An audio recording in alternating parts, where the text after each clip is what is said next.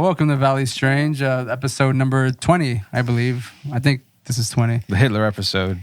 If not, this is it's quite embarrassing. 21. It's 20. This is 20. It's 20, yeah.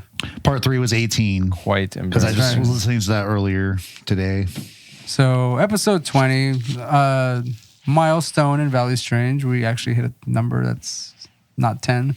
Right, we hit 15. double tens. We hit double tens, yeah. Right. And it just so happens that we're recording episode 20 on April 20th. Very coincidental. Wasn't intended that way, but No, but just so coincides, as everybody knows, with the weed holiday. Has absolutely nothing to do with what we're talking about at all. So nope. There's no talk of drugs in this episode Ignore at that. all. Well, Ever. actually, no, there's going to be a lot of drugs in this episode, actually, because we are talking about Hitler today and other crap that involves. And fucking little known people's brain fact, but chemistry. like that guy was fucking high as balls all the time. Just wait till we get to that chapter. You'll All right, so understand. let's introduce everyone who is present. My name is Ray, and we're also in Nowhere Man Studios. Yes, and this is Nowhere Man Studio Land, Liver, Roland. Hi. Yes, he lives in his own studio, which is weird, but I mean, like, Right. it's just a modern thing that people do. Yeah, struggling. In fact, It's just the economy, man. The economy. in this economy, yes. And we also have representing the Pacific Northwest division of MoQuest Studios. Also living in his own studio. This is Daniel. But, I just think this is going back to the old like cottage industries, before everyone got pushed into the factories, we got pushed out of the factories because of COVID. And now so it's like We're getting a pushed reverse back into industrial the factories age, because of but the it's in the states. tech era. Yes.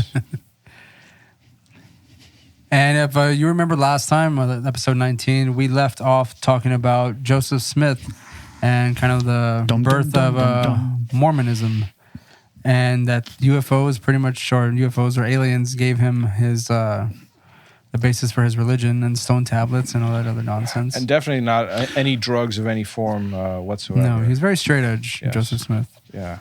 But it also, also reinforced kind of the other custodial religions where it was apocalyptic and so on and so forth. And, That's right. And also worked to Right. push man further or humankind further into a truly like materialist view of reality. Right, one 'cause- based in materialism, to be precise. Yeah, because apparently when you die as a Mormon, you can inherit your own planet, and like in the actual known universe, it's not any kind of spiritual realm or anything. You're just literally taking over a planet. It's your own place. It's a fucking planet. And it is yours. The size of the planet varies, I guess, depending on the. It's not the size that matters, Ray. It's a planet, right? That's right. It can orbit anything. Anything. The motion of the gravitational pull. I guess. Yes. The size of It the orbits planet. the Holy Spirit, okay? The size of the planet is immaterial to the material gains that you get for getting a planet. So. Right. So before the yes, go ahead. LDS, sews us into oblivion. Unless it's a blue planet, maybe a we should pair get of on them. to Boom, boom, pissing ha, off some ha. commies. Right. Oh, yeah, sure. Right. So basically, the last chapter left off with saying that since we talked about that Mormonism was basically promoting a materialistic type of worldview or even a spiritual worldview. So it led us off, or is leading us into communism with Karl Marx, and it's chapter 31, Apocalypse of Marx. Well, we get a little bit before Marx because there's some crap going on in France after the revolution. So there were a bunch of uprisings. And back again, hero of the American Revolution and French Revolution and other uprisings after the fact. You have the Marquis de Lafayette, so another known Mason and revolution helper, starter, perpetuator dude is hanging out. And he's helping out this guy called Louis Philippe, who became the figurehead in a revolt in 1830. And another important guy that was a backer of this, I guess, temporary king or monarch or whatever that he was Louis Auguste Blanqui. I'm probably butchering that. But this guy's been credited with basically inspiring, directly or indirectly, every major uprising in France from like 1830-ish to the 1870s. But of course, Blanqui was a member of a series of secret societies. So then we go back into kind of brotherhood influence into these, major, geopolitical affairs. And well, the name of one of them was the League of Just. Yeah. Yeah. The Society of the Seasons as well. That sounds like a 60s band.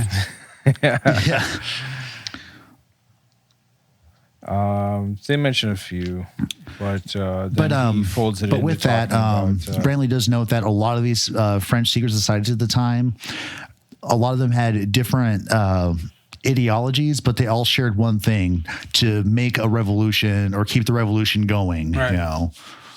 Keep partying on with throwing bricks at cops and shit, I guess. Cans of food, Daniel. No. There was no food in France at that time, dude. Oh, you're right. You're bread right. riots and shit. No, the rocks were the food. Cans of rocks. Loads of rocks. Yeah. Oh, that's half a dinner. Yeah. Shit. Go get it back, eh? How are we going to get through the winter? We need that for boiling. Stone soup. And Bramley mentions that one of the spokespersons, their most famous revolutionary spokesperson was Karl Marx. Yeah. And he was. I didn't know Karl Marx was a German. For some reason, I thought he was Russian. For some reason, but I think it's because association with communism and Russia. Russia, yeah. Sure. But yeah, so when Bramley goes in to bring up, yes, Marx, that guy who wrote the Communist Manifesto, co-wrote it with Frederick Engels, who was a wealthy, I think a German industrialist. I believe Something he was like that. Believe he was German. We get back to him later in another chapter, but very briefly. But Marx goes in and he's hanging out with I think it was the League of the Just, and he didn't really like kind of the cloak and dagger kind of feel to the way the organization was going, so he reorganized them as the Germans Workers' Party. Yeah, right. Mm-hmm. Educational Society. Oh no, sorry, he changed that one to the Communist League. Right. And then they associated were various workers' organizations like the German Workers' Educational Society. And for some reason, he drops off the thought from there, but Bramley fends that paragraph saying Marx founded a branch of the GWS in Brussels, Belgium. And then it's like, well, then what? Well, then he jumps on to the next thing. And that's it. Talking about... but it's like, okay, but what's this Belgium connection? Like... Yeah, so he talks about the creation of the ideology of communism, and he says here that the same network of brotherhood organizations which had given us the United States and other capitalist countries the revolution were now actively creating, again, communism. So basically, again, playing those two sides, the brotherhood is constantly encouraging each opposing communism versus capitalism idea, as opposed to what opposed to what Bramley actually describes it as communism as like an evolved form of capitalism, or the evolved idealized form of capitalism. It's like a ultra form of capitalism, I believe is how he calls it. Okay, it's almost like it's considered like extreme capitalism, right? Yes. Yeah. So he says ultra. I didn't see that, but that's cool. So Bramley continues on talking about how. The fact that we've got capitalism, Karl Marx and the Brotherhood, network, being hanging out together. It should become no surprise that Marxist philosophy follows the same basic pattern of custodial religion. So, apocalyptic kind of teachings, battle between good and evil. But then constant Bramley struggle says. The primary difference is that Marx molded those beliefs into a non-religious framework and tried to make them sound like a social science rather than a religion. So I was like, was that a barb at social science there? Like, Could you put science in quotation marks there? And I'm kind of offended. I mean, you make it sound more like how I feel attacked. I think he's being more dismissive of their work outside of that. Like he's like, oh yeah, we're gonna get away with this being billed as a soft science a subject or whatever instead of this other bullshit. I don't know. But it once sounds again, funny. kind of tying in, because as Ray had introed this episode, talking about the previous chapter, how Mormonism inspired Marxism. Well, you also have Calvinism playing a factor in there, and how all of these. And so, what's nice is that although in these last chapters, Bramley doesn't spend as much time talking about or spend it with each subject that he invokes, because there's a whole bunch of them we're going to just try to cover as best we can, because there's a bunch of shit. But he constantly does remind us, hey, here's how all of this earlier stuff does relate to the stuff now. Like he just keeps, showing how these patterns of, custodial and brotherhood activity is just the same kind of, framework or skeleton of sequences. They just have different little dressings on them, and that's kind of cool. Right. There's like subtle different, or like there's just minor differences within all these like different types of religions and ideologies, to where it's enough to keep people at constant conflict with each other. So he basically by says, design. That's how says that works. They're supposed to. What do you consider the inevitable conflict? So basically, it's going to happen. Yes, dialectical materialism. Yeah. Which he, adapted from Hegel. Hegel's idea of the dialectic, so where you have a thesis and an antithesis. Yeah. The interaction between the two will create a synthesis, which is either something entirely new or something of both. Some blending, but it's a new product. And so the whole idea with Marxism is that, it's kind of like, in a world civ class in college, it was kind of broken down very loosely, but they kind of broke it into kind of also the main ages. So like feudalism, modern capitalist society, yada, yada, yada. But it was just kind of the class you had, it creates a tiered, the lords. tiered caste system. The modern bourgeoisie medieval times. and the proletariat, and so on and so forth. But, you can go through time. And so it's kind of you constantly have this battle throughout time. And this is what Marx has argued about, throughout, the manifesto. Have you all read the Communist Manifesto? No. Daniel, have you read it? Read what? Yeah. Actually, shortly after I was started university, I was a poli-sci major and had to take a intro to political science course, and Marx's Commune Manifesto was one of the required books. I had to write a paper on it and shit. It's all right. There's a cool little thing in there where I think he just kind of plays off of a former French writer, Rousseau, René Rousseau, I believe. I think his first name was René. But Rousseau, in one of his books, he wrote about, man is born free, but is everywhere in chains.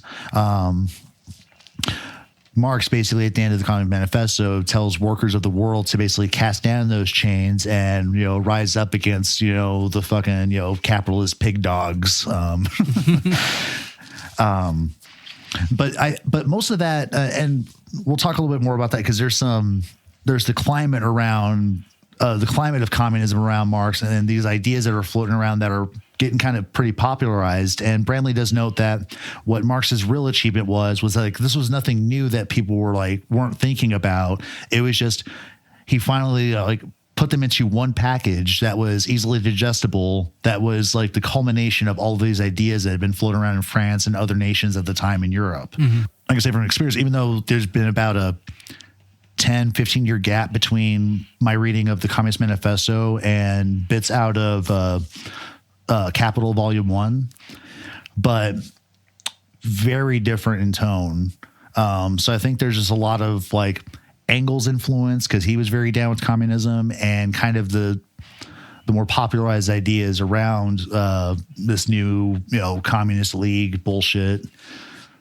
That was kind of more of a hoorah rah thing, because Das Kapital is just like a tome that's, there's like 4 volumes of it. There's, a couple thousand pages, I believe, of just text where Marx is just investigating and problematizing what capitalism is.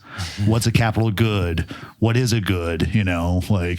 How do we figure out what exchange versus, whatever, labor is? Blah, blah, blah. It gets really messy and it's really dry. Marx, right? Crazy guy. So, cool hair. Well, the one part of that this ideology is that there's also a sense of utopia that he is talking about. After the proletariat's able to overthrow the bourgeoisie and we get the means of production into the hands of the workers, which Bramley doesn't, I don't think, ever explicitly state. No, he doesn't. That was, that was part of that's a Marxist goal or whatever. You're supposed to basically, means of production, redistributing the means of production. Because that's the whole thing is it's who has the power to produce.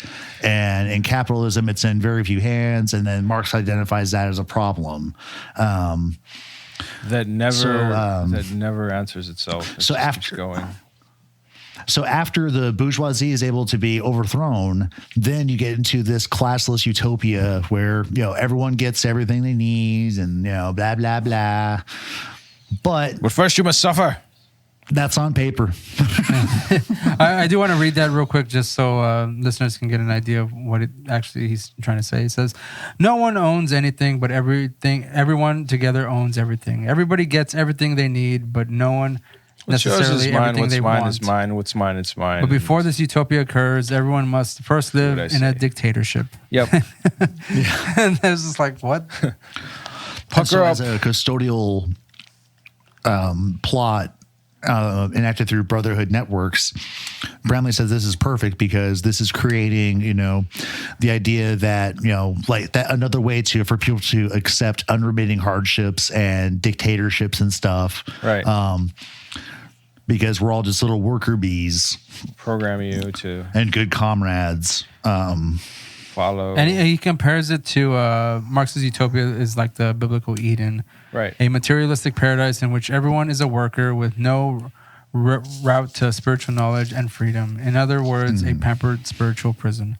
I mean, I like that pampered sound, but that's the Eden. Prison. I guess in Genesis, criminals are they working and actually suffering for that technically, or just because they're ignorant? No, they're not. They were just kept in ignorance or whatever. Yeah, that's it. Blissful ignorance. Because it was supposed to be just paradise, basically. Everything grew there, everything flourished there. Right. But they were kept in ignorance. But yeah, because after, original sin occurred, that's when it's okay, now you're going to have to, get your bread by the sweat of your brow or whatever the fuck. So that's really not a fair comparison because, in Eden, there really isn't any hardship. You're just kind of ignorant of the fact. So you don't really know. But you're still locked away from. Yeah, you're in a cage, self but you're in a cage, but you don't even know that you're in a cage, or you don't even know that there's a spiritual self, or you're not even self-aware technically. So right. God, which early person talked about? Could be worse, but also it's still a prison, Ray. Still a prison. Concept called the Gilded Cage. Break free from your bonds, Ray. How do banks play a role in communism? I don't really think he goes too deep into that or at all. He does in a proceeding or in a chapter coming up. Right. In a following chapter. Are you talking about when I think it is under. Are you talking about when he allows governments to nationalize the production of their own money? It's totally in chapter 33 where he starts talking about the role of the Soviet bank. Okay. Oh. And the form that how communist central banks work. So yeah, I guess we're going to get there quickly. Yeah. So it's what really sucks about some of these latter chapters, and Bramley's guilty of this shit in some of the earlier chapters, but there's really stuff where he should have just not separated up these chapters, maybe taken, these chapters and actually combined them. They'd be longer than, be like 40, 50 pages on average. But this book is so weirdly broken up. Chapter 32, Funny Money Goes International. Now, there was a chapter earlier in the past episode called Funny Money, and that was basically talking about inflatable paper money. Right, and, the establishment of the currency. How it works within the system. The society. Yeah. And so at this point, where Funny Money Goes International, this is where all of these banks that have the kind of the same, structure of the inflatable paper money that we keep, repeating over and over and over the last couple episodes. But now it's getting them all organized, like from one institution or one body to the world of bankers. Yeah, conspiring against all us of these world banks to control all the wealth. There's some crap that actually it's unfortunate. It's going to. We have to read a couple block things. I wrote a little note in the margin today. It's like, these two things should probably be read in full to set the stage for what's going on with the development of these groups we're about to talk about. Okay. And also some of these later groups, like when we talk about what goes on in Cambodia later on. And so this is all shit directly from this guy, Dr. Quigley, from the book Tragedy and Hope, but where he's discussing capitalism and the discussion goes as follows. This third stage of capitalism is of such overwhelming significance in the history of the 20th century, and its ramifications and influences have been so subterranean and even occult that we may be excused if we devote considerable attention to its organizations and methods. Essentially, what it did was to take the old disorganized and localized methods of handling money and credit and organize them into an integrated system on an international basis, which worked with incredible and well-oiled facility for many decades. Then I'm going to make one of the rest of you guys read this next blog quote because it's fucking long as fuck. I'll read it. Apparently I'm winded. Is it the top of 329 or? Yes, the top of 329. In which Dr. Quigley describes overall intent of the new and integrated system. The powers of financial capitalism had another far-reaching aim, nothing less than to create a world system of financial control in private hands, able to dominate the political system of each country and the economy of the world as a whole. This system was to be controlled in a feudalist fashion by the central banks of the world, acting in concert by secret agreements arrived at frequent private meetings and conferences. The apex of this system was. I think we'll get to Bramley on that. The apex of this system was to be the bank for international settlements in Basel, Switzerland. A private bank owned were themselves private corporations. Private bank owned. Excuse me. Fuck. I skipped a line. You want me to read it? No, I was pretty much done with it. But no, you're not. No, a private bank owned and controlled by the world's central banks, which were themselves private corporations. Each central bank sought to manipulate foreign exchanges to influence the level of economic activity in the country and to influence cooperative politicians by subsequent economic rewards in the business world. Ray, you bitch, you interrupted me. Oh, get the fuck out of here. You ruined Switzerland. Yeah, and then I just came to save the day, as usual. You know what? It's acceptable, Daniel. I blame Ray. Okay. Yeah. But so the group that ends up, becoming this kind of organizing body becomes known as the Round Table. Right. And it's got a couple offshoots that... you only get one easy, slow, stupid guess as to what the name of the organization was based after. And we don't need to talk about it. Yeah. But here, then we're going to go into a brief history of Cecil Rhodes, who is of Rhodes Scholarship, fame or infamy, however you want to look at it or whatever. Yeah. But this guy made a metric fuckload of money in diamond and gold mining in Africa. Yep. He controlled the the methods of production and the means of transportation, right? And that's sort of how he was supposedly able to control apparently a huge diamond mining operation in the area, and made a shitload of money. So 2 countries that are now renamed used to be named after him. Oh, yeah. Like Rhodesia was one, which I believe is Zimbabwe today. Yeah, and what was the other one? Zambia, I think. Importantly, though, like Rhodes wasn't an asshole. He seems to be like one of these like genuine guys, and Bramley kind of like builds him up to be as such because apparently he was kind of really afraid that one day mankind was going to develop weaponry that could just like annihilate, entire populations, and he wanted to prevent that. So yeah, which is really odd in how like it turned out that his organization ended up sort of paving the way for the Manhattan Project to come about. And well, yeah, because once again, this is Bramley once again going like, hey, here's another example where, someone was disillusioned, where they thought that they could achieve their goals by going through the channels of Brotherhood networks. Was Einstein a big round table boy? I forgot, dude. Like, there's someone. There was something that like I was asking if Einstein was part of like a round table. Wasn't.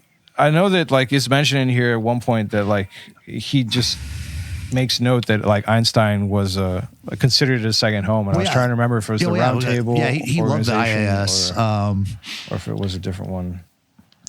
Which it was just. But there were a lot of these other scientists too. I mean, not just like no, absolutely, but like former German scientists like Oppenheimer and Einstein, but you also had like Enrico Fermi, who I believe was.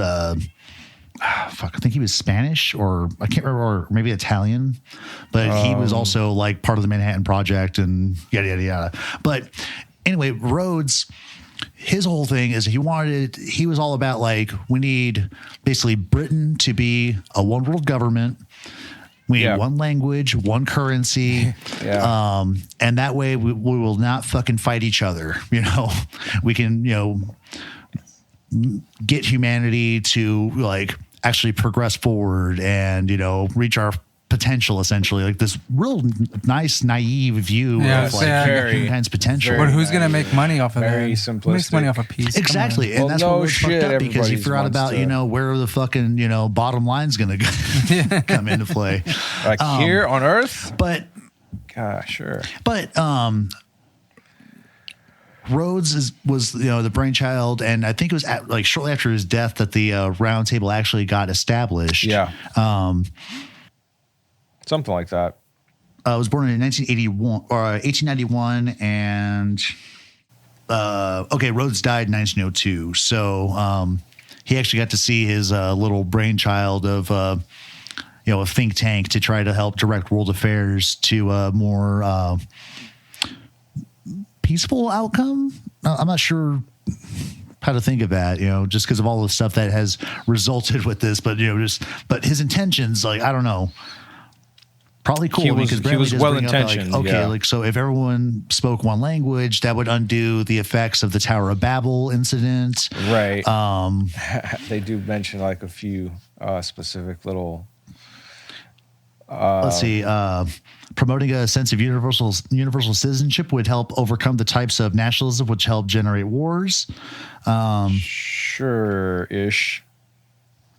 As long as you take out the whole financial ultimately gain the round table, because once again, Brotherhood influence, so it's going to go fucky. But two things that came about from round table members and activities were the atomic bomb and the concentration camp. Oh, yeah, that's right. So popularized by the Germans. Most popularized by. Well, it's not only we find created by the English. We find out that it's not just the Germans that have those kind of camps. Like, there's a lot of people, but like you don't really hear about it from most. Oh no, we only just said popularized by the Germans. Popularized, okay. Yeah, but also, even Bramley does. He doesn't, He doesn't cast shade unfairly because he also brought up the fact that hey, here in America we had Japanese internment camps from World War II. Yep. But the first modern concentration camp, as we know them, was established by the English. Yep. And where did that fucking conflict occur? Oh, wasn't it in the Philippines or something? Shit. No, I think it was in Africa, but it was during the Boer War. Yeah, it was South Africa. It was between Dutch settlers and the English. And the English put these fucking settlers, the Boers, into fucking concentration camps and extracted labor out of them.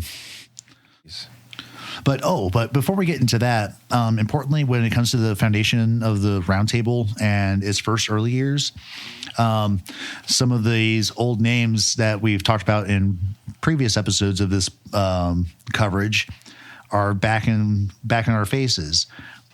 We see the Rothschilds. Yep. We see Milner, the fucking English banker.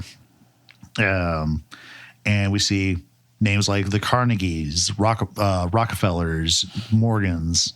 Those start cropping up too around this time. The Whitney families. I was like, who are they specifically? I'm not too familiar with them. I don't know. About to find out. It's an American family notable for their business enterprises, social prominence, wealth, and philanthropy. Dude was of English descent that started it.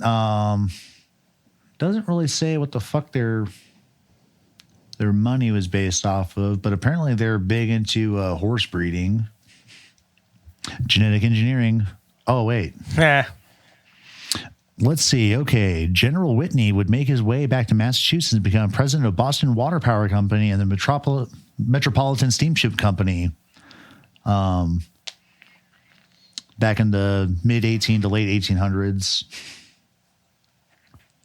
Fuck the Whitneys, whoever they are. Just like the Rockefellers and Morgans and all those little fucking dickheads. Yeah. Chapter 33. The workers' paradise. Been spending most our lives living in a workers' paradise. Go, Ray.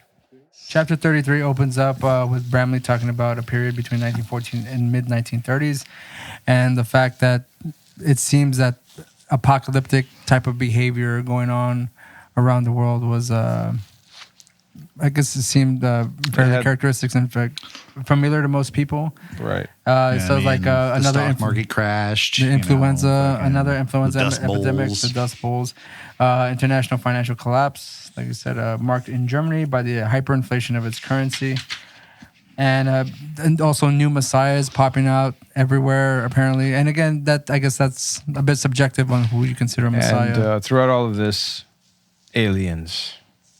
Well, not just yet. And at this time, and very important to the thrust of this, is you have the unification of Germany, and then the seeds of Aryanism that are thrown in with healthy dashes of mysticism thrown in. You see this guy fucking Is it Houston Stewart Chamberlain? Houston Chamberlain talking about like Germanism and how basically this is like a lot of the stuff where we are the super Germans race, are the master race come about. He said that Germany was like best suited to be like to bring out the new order. You hear this voice? This is the voice of the Superman. Yes, German. Superman. Excuse me. He believed and also, said he believed in eugenics, right? He was anti-Semitic, and said that the Jews are basically a plague, to every culture that they interact with, and he says he brought. He was interested in eugenics, which to persons who don't know is improving the human race by carefully choosing natural parents, and he proclaimed that all Aryan Germans had a duty to breed the proclaimed. That all Aryan Germans had duty to breed the super race of the Aryan seed. Sorry, but on the subject of eugenics, like that was such an underwhelming way to describe eugenics, because it's also like forced sterilization of undesirables in the population, so they don't fucking breed. It makes more people you consider dunderheads or whatever. You could say that, like, considering the 12th planet, the Anunnaki were trying to kind of doing some sort of eugenics, right? Trying to create not a superhuman, but a super slave race. The ideal perfect slave. Does not too does smart, not question. not too stupid. You know. Able to get the job done, able to be productive. Yep. Do you think that's where the story of Goldilocks and the Three Bears comes from? It's from the Anunnaki. It's just like, this one's too stupid. This one's too smart. This one's just right. Killed the others. Maybe they this one will grinded survive. those stupid people into like porridge and shit. Yes. And Chamberlain, again, we said that he was anti-Semitic, that he stated that the Jews introduced an alien influence to Europe and that they debased all cultures into which they became assimilated. And Kaiser Wilhelm I of Germany, who was the guy who basically, threw Germany into World War I by invading France. He was inspired. Chamberlain shit, and is even quoted as saying, "It was God who sent your book to the German people fuck. and to you personally to me, and you personally to me." Sexy. Which is fucking wild. Like, he was just like you are the bee's knees, bro. Like, I'm down to fuck now. Jeez. so Wilhelm throws fucking Germany into World War I, and Bramley brings up the Christmas truce. I think it's like referred to as. Yeah, I where, think a lot of people have Christmas heard of Eve, that one. haven't 1914. I would like to read Okay. that part where they talk about the holiday ceasefire. because, I mean, I think you should, Ray, because your voice is quite soothing. all right, I'll try and make I everyone can use fall some ASMR right now. I can make You know, everyone fall asleep right now, right? Okay, Yeah. so regarding it says this particular story that I'm about to talk about. It says there was another story from World War I worth sharing, and it is the tale of an unusual piece.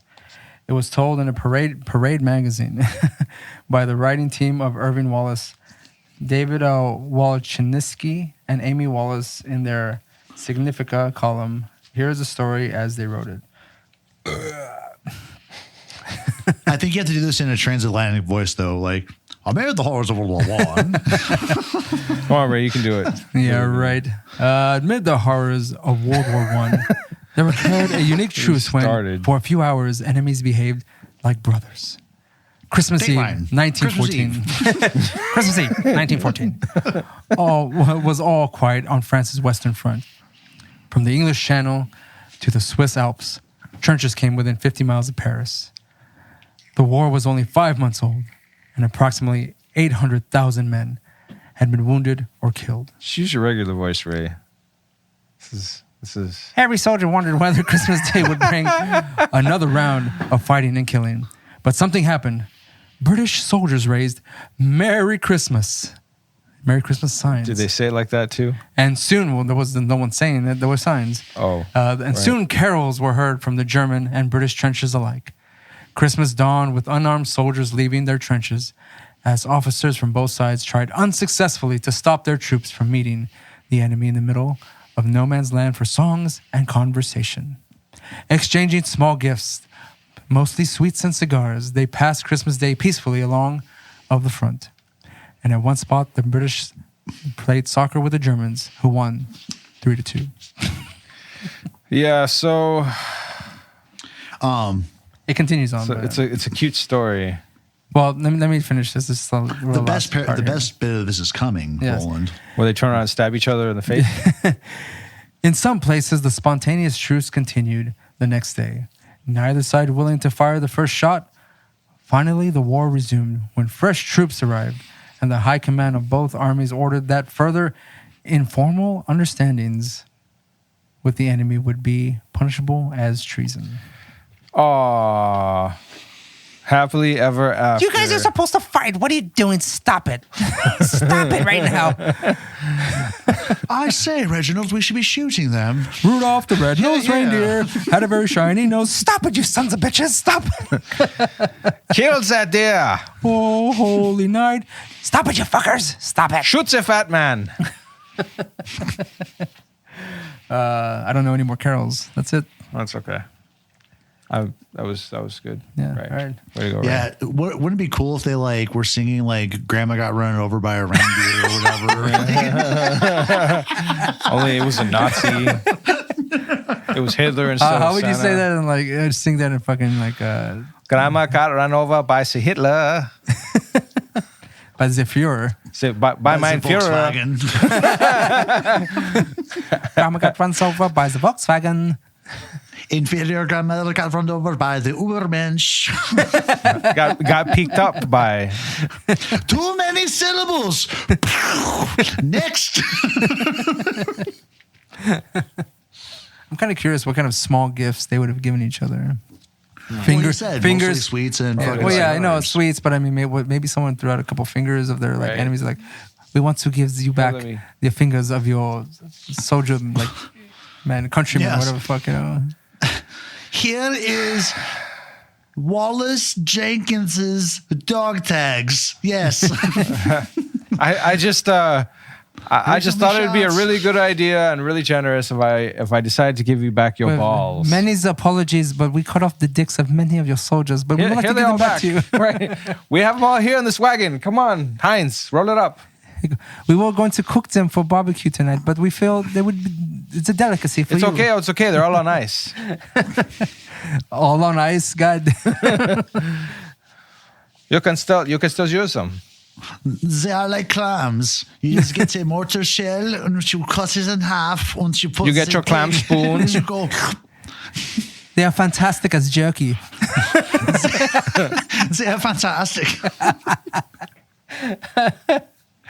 Okay. Back to the book. Oh. So that was the last 4 pages of Bramley. Episode's over. But during World War I, you also have the Bolshevik Revolution kick off in 1917. And, you know, it's kind of popularizes, you know, Lenin shows up and just like, you know, let's have the revolution, brothers. And they, you know, kick the shit out of the Mensheviks and the other factions in the country that are vying for control over the provisional government after I think the Tsar got kicked out or he abdicated or he was out. But you have Lenin, who apparently had a lot of backing from capitalist nations. So you had English money and German money going towards the Bolshevik cause.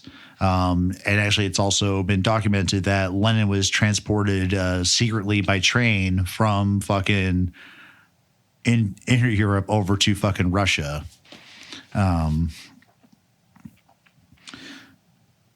So the idea that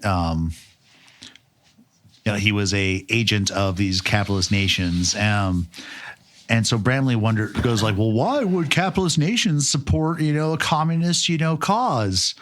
Importantly for some of the Germans that were throwing cash at them, they wanted the Bolsheviks to win because they wanted to get fucking Russia out of World War I because Germans started to get their ass kicked and they couldn't fight war on 2 fronts very well. Yeah. So that was a question raised. This is why did Germany aid communist revolutionaries?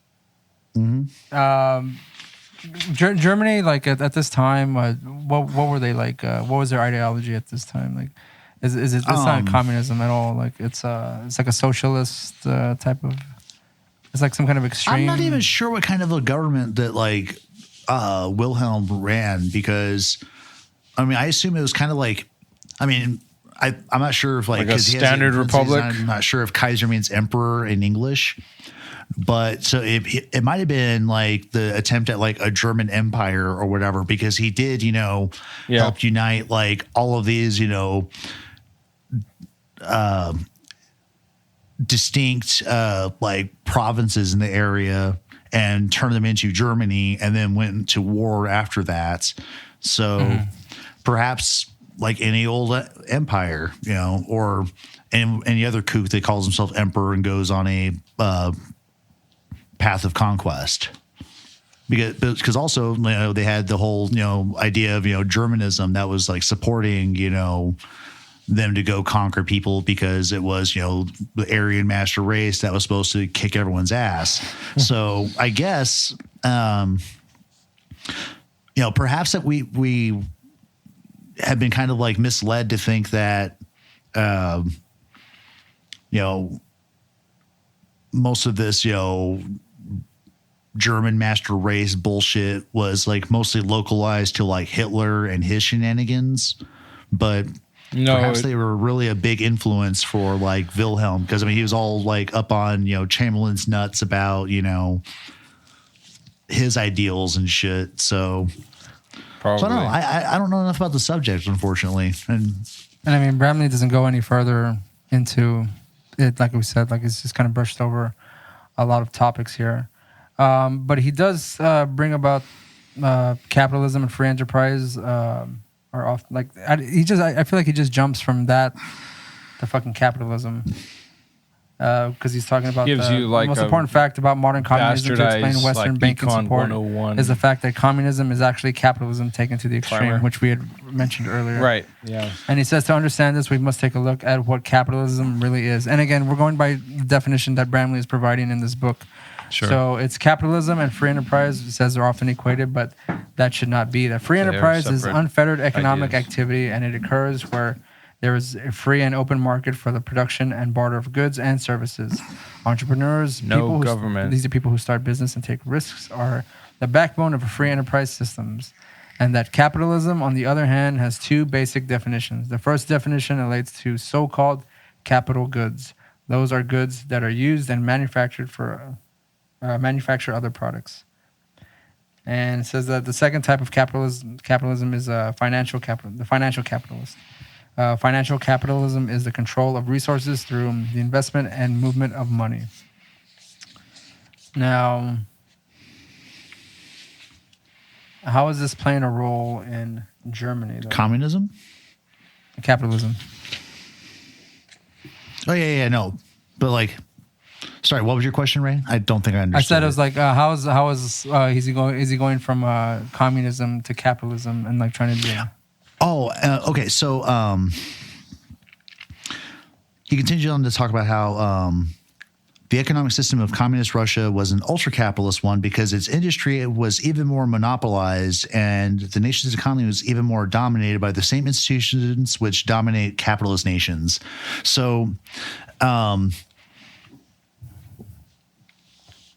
So was Russia like a capitalist country at some point, and then it kind of just moved on to like communism? well, it's I'm not sure how they. Yeah, like I also am one of those like poor students of like European history when it comes to like Tsarist Russia and their systems of banking or whatever. And Bramley also didn't do us a solid by talking about how their How they banking system developed. was set up before the communist regime took over. I think it just happened, But- and there we go. But yeah, There but was a instead Bank of of like, Russia. a bunch of various private corporations owning, the means of production and stuff in like most capitalist societies, communism takes it a step further where all of that shit is in the hands and controlled by the state. Right. And this is when we get into, as you brought up earlier, Ray, about how like the bank worked. And he gets onto the next page on 343, talking about the Goss Bank. All right. So he says the Goss Bank was even more dominant in Soviet financial affairs than our central banks in Western nations because all transactions between Soviet enterprises had to go through the Goss Bank. This allowed the Goss Bank to oversee the day-to-day financial transactions involving Soviet enterprises. But also, people's pay was doled out through the Goss Bank. Mm-hmm. There was no Bank of Russia and Russia Bank and, United Communist Russia, financial services. It was all through the Goss Bank. It was incredibly centralized. And since it was so centralized, it eschewed competition, which also capitalism is not a huge fan of. Even though it kind of doesn't capitalism kind of or is that just free enterprise or the free market? Free enterprise is where you want, where all the entrepreneurs, all of the competition is incredibly healthy. But you can have free enterprise in capitalist systems, but it's not required. Right. But like in a capitalist society, like ideally, if someone's just kind of like overtaking all these. Yeah. You're just kind of like the way it is now. You know, you have a few companies that own most media and all that kind of stuff. But whereas in communist systems, it's the government. Right. You have the bank of the government. Right. The state. And everything gets channeled through there. And the government owns all the lands, all the means of production. But in reality, how it works in communist systems is that a handful of people get access to all of the fucking power. And Bramley even notes how in Russian society during the communist years, there were special privileges afforded to the elites, different shops they can go to that had different kinds of goods that weren't available to,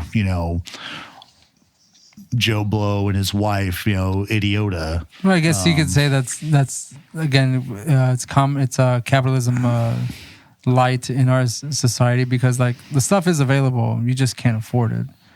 Like a lot of certain types of foods or just like how like celebrities or goods like or services governmental services, healthcare, all that kind of stuff is a lot of to people who have money. But if you don't have money, you're fucked. So. Yeah, so you can sort of cherry pick between both there, your communist thematic and your democratic bullshit, right? Yeah. Well, I mean, you want communist, which is a capitalist, extreme capitalism, or capitalism light, right? Which is you have a little bit of wiggle room. And Bramley, once again, going back to tying in how this is just another reiteration of an old system. He ties in the new Russian regime to ancient feudalism, because of the caste or whatever. Well, they were tied to the land because, and he brings up like in feudal times there was a castle for all of the serfs to run to when an invasion happened or whatever, and that like the lords would protect them. Right. Well, that happened in Russia by way of propaganda, where it was like, oh, the German menace, the fucking French menace, whatever, all of the terrors of the outside world, Mother Russia will protect you. Right. So through propaganda or xenophobic propaganda, they had people that were like scared of the world outside, and also they restricted immigration outside of the USSR.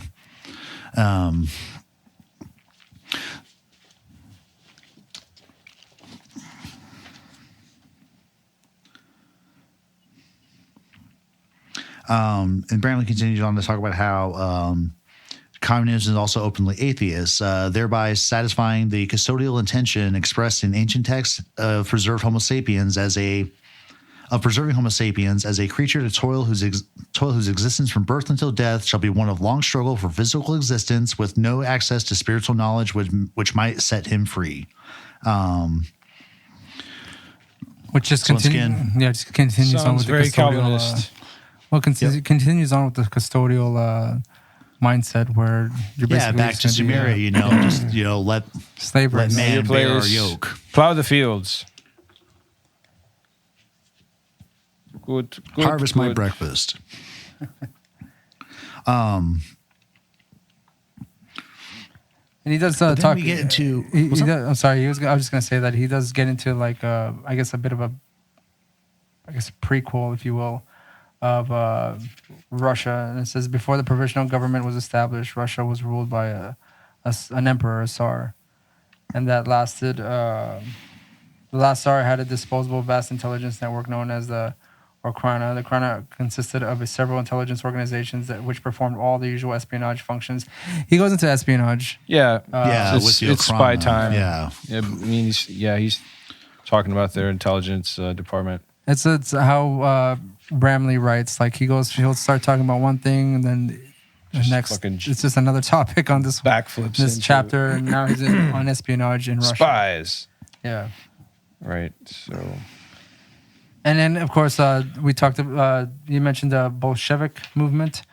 Daniel, the and then Bolsheviks, yeah. that was it says that the Okrana was heavily infiltrated and assisted in that movement as well, and that agent provocateur. He talks about agent provocateurs, and those are like pretty much spies.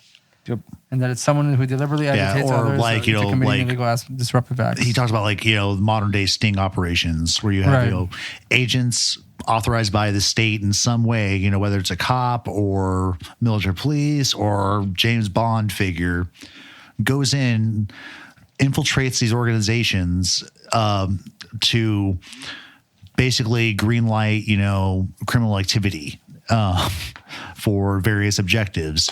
In the case of the Okrana, it was helping the Bolsheviks take control of the Russian state.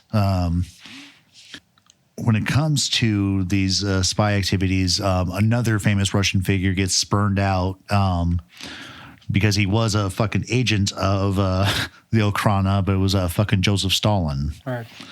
Yeah, it basically says here he was a revolutionary who later rose to the top position of the Soviet government and may have entered the communist movement as an agent provocateur. And historians have pointed out that Stalin was the main contact between the Bolsheviks and the Tsarist police, and he was able to get many badly needed items from the Okrana.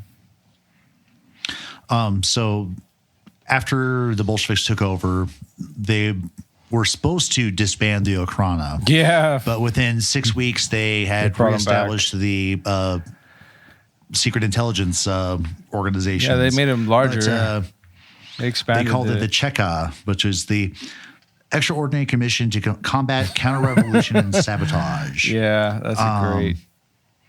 But then it became the People's Commission of Internal Affairs, the NKVD, and then finally the KGB, which was still in operation today. The Kremlin. Yeah, I was familiar with the KGB. I didn't realize they went through many of these iterations to get to that point. And that's pretty much from like Unsolved Mysteries. That's where I got that information from. But also during this time, you've got other espionage units that are fucking around in Russia, because evidently you had a bunch of English secret agents that were there, and some financial support for Lenin came from, once again, Alfred Milner of the fucking Round Table. And turns out that the NKVD at the time set up massive concentration camps to exploit the shit out of some labor, right? And so Bramley suggests that the Russians got the idea from the English. Because not 30 years prior, the first concentration camps by the English were being set up in fucking Africa. And they mentioned that like 3 to 4 million people had perished in the camps from the time of the camp's inception. Yeah. That is and this was for, you know, economic production, you know, just people as expendable cogs in the wheel, which is funny that, you know, Marx talked about how under capitalism, you know, workers are seen simply as cogs in the machine. But once the Russian system takes over and the NKVD sets up their concentration camps, millions of people die, but also about half of the, chrome production and... Yeah, half the chrome and 2/3 of Russia's gold production was carried out by camp inmates in these concentration camps. Just to clarify real quick, it says that the Soviet concentration camps were decidedly capitalist institutions in that they were designed to callously exploit human labor to an ultimate degree. And the downtrodden working class had become even more downtrodden under their communist liberators. Yeah, because at this same time, they're trying to launch the 5-year plan, which involves the collectivization of all the lands in Russia. And you had some people that were not too keen on that. And so what the Russian government decided to do is basically throw these people into internment camps or murder them outright to take their land. So he calls it their version of the French Reign of Terror, right? Where Yep. they're just going around and be like, "Oh, I don't like your boots. Get in the wagon." You know, anybody that Is that German or Russian? I don't know, one of those. And you were talking about the French too, so I'm not sure. Get in the back. You know, this is the point in time where Brian's Russian accent would come into. I thought about that too earlier. I was like, well, if we ever had a time for it, If only. it's upon us, boys. But Yeah. Have we reached The that? time where we need Brian. Should ask. Yeah, Brian. Finally, your time has come. All right. And it says that millions of people were murdered for no crime other than that they happened to own land. Right. Yeah. So basically, I mean, like I said, that was the whole collectivism thing. It says, in response, a rebellion broke out between 1932 and 1934 in which defiant peasants destroyed half of Russia's livestock. And this Making rebellious it act, worse. coupled with the communist regime attempt to bring the outside money by over-exporting wheat, 3.5 million tons within 2 years, resulted in another famine that claimed an additional 5 million Russian lives. So basically, they pretty much fucked themselves also. Yeah. yeah. And so then Bramley continues on the next page. So due to like direct and indirect results of the communist regime in Russia, roughly 35 to 40 million people died. Yep. That's no tragedy. It's like, Well, I mean, better dead than red, right? yeah. You shot me in the foot. Fine. I'm going to shoot myself in the dick. Let's go.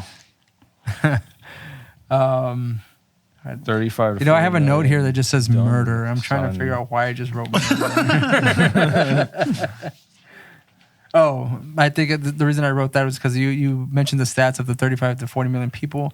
And Yeah. that says, to this figure, we should add the deaths associated with the establishment of communism in other countries, Oh, right. such as 2 million landowners murdered in China during Mao Zedong's crash industrial program in the 1950s, and millions of butchered in Cambodia in the early 1970s under the Khmer Republic. In terms of the sheer number of lives lost, communism was one of the single most catastrophic events in human history. Boom. And it says communism is little more than a rehash of a worn-out theme which has been repeated over and over again with the same tragic consequences. And over and over. It says communism is but another in a long line of destructive artificialities arising out of the mystical brotherhood network that has helped keep people fighting, suffering, and dying for absolutely no purpose whatsoever. You know, have you guys ever seen that one Monty Python sketch where, you know, I think Eric Idle opens up and he's about to like read a story to kids on TV, but then he like starts like fucking up, like he can't read the word. And then someone else comes in and tells him what the word is, and then they just like continue the story, and then they have a fuck up, and then someone else comes in, and yeah. Well, it's not like little bunnies playing in the forest or whatever, not even anything hard. to those listening, we have trouble reading it aloud, right? With us. Yeah, to those listening, you have to realize that a lot of times we're not reading aloud, we're just reading to ourselves. So reading out loud is usually not rehearsed in any way. No. So you're getting the first take of everything we're saying. So you're going to get all the fuck ups and Straight shit from like the that. brain. You know, that's totally fine. Just the last bit here about communism. Communism was not an alternative to the enemies it claimed to fight, namely monopolistic capitalism and end-of-the-world religions. Modern communism was their natural outgrowth. And then, of course, here, going into the next chapter, we have the severe ethnic and nationalistic strife in several former communist nations reveals that other warring factions have been regenerated and created to mar the peace that should have come from the end of the Cold War. Chapter 34. ROBOSAPIENS. Perfect.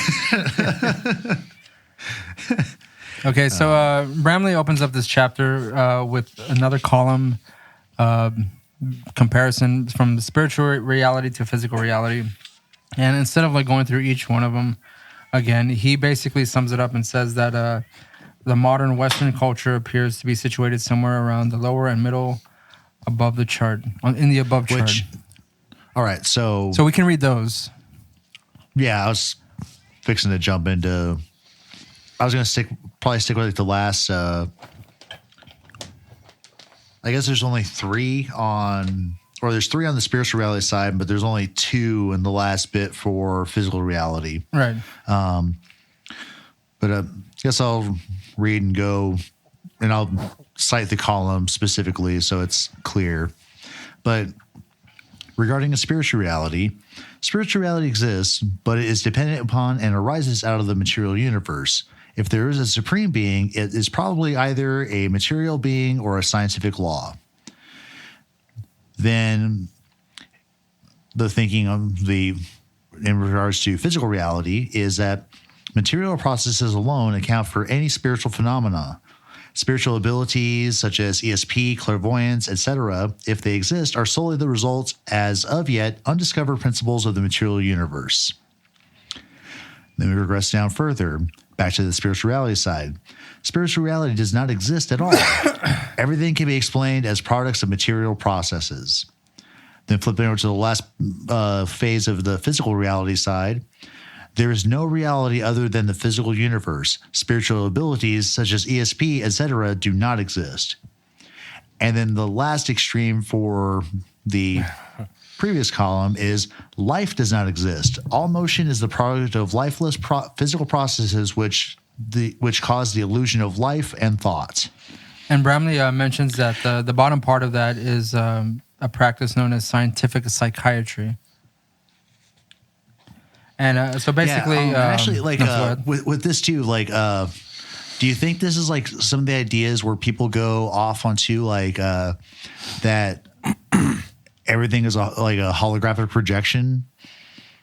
I mean, yeah, it's like as Matrix a springboard, like from from the the easy material bridge. side, like material reality side, but like taking that idea of like, okay, it's all just like, it's a simulation. matter that is, kind of like giving the idea that there's thought in life or whatever. Right. What it really is just atoms being bounced around at like Right, high, but it's just high a speeds. fucking hologram or projection, yeah, like or simulation, yeah, all those things. An illusion.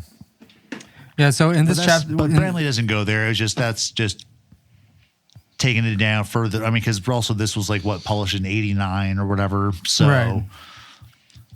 we're like 30 years later. We've investigated some more stuff and had some other developments of thought. So right, they're going to come up. So in this chapter, we're pretty much going to get into psychiatry and the use of like drugs again, it's called the chapter is called ROBOSAPIENS for a reason.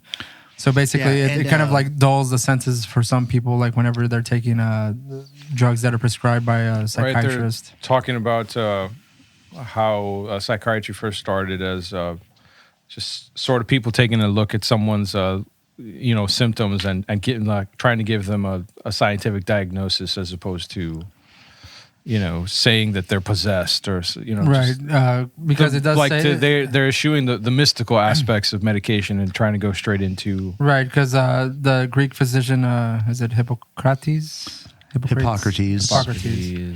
Yeah, so Hippocrates, yeah, like, the guy, like, who's still like whom the Hippocratic Oath is named after right, exactly. in modern medicine. Yeah, he fucking was like, he talked about like he classified different kinds of fucking, mental illnesses and said, bullshit, this isn't about like demons and those sort of things. Like these people are just, there's an imbalance of the humors. Then it was continued by Galen, who was a Roman, who he was one of the first to theorize a connection between the brain and mental functioning. And then, funnily enough, after Galen did his bullshit, people in Western civilization just went back to thinking, oh, demons and witches cause people to be goofy in the brain. And you would probably think that's like the Puritans that in early like, Americas and stuff like that. Yeah, it's a witch, burn the witch. That's why little Jimmy Jenkins only talks about bunnies. And it goes on to say that between 1880 and 1882, is it VNS? Venus physician Joseph Brenner discovered that he was Viennese. able to cure a girl. He was able to cure a girl of severe hysteria by having her remember and relive under hypnosis and traumatic incidents from her past. And if anyone out there is listening remembers, we did talk about this briefly whenever we went over our book, Michelle Remembers, because that's basically how the book itself is. Communion. Yes, communion. Yes, they do that as well, and that was pretty much our first stint. So like the regressing and like remembering the past in the psychology is kind of like seems like it's a theme now. Like we've already gone through 3 books that pretty much go through that. A theme that ties everything back to aliens. Well, in hell, in a few chapters, another alien abduction incident gets brought up, but it helps reinforce this. Is it like is it regressive therapy? Yeah, Like regressive therapy. hypnotic therapy. Yeah. But anyways, we continue on again. He's going through like a list of psychiatrists here. So he talks about Sigmund Freud briefly, and he says that Dr. Brenner had stumbled onto something extraordinarily significant, and yet his discovery, though utilized to some extent in psychoanalysis developed by Sigmund Freud, was never fully explored in psychiatry. Even Freud's psychoanalysis failed to take the next step, which was ways to develop precision methods for helping people accurately pinpoint aberrational incidents from the past and discharge the mental, physical, and emotional pain contained within those incidents. Okay, so now I want to take a moment where Bramley should have done his where in other parts of the book where he goes, okay, here's the tie-in.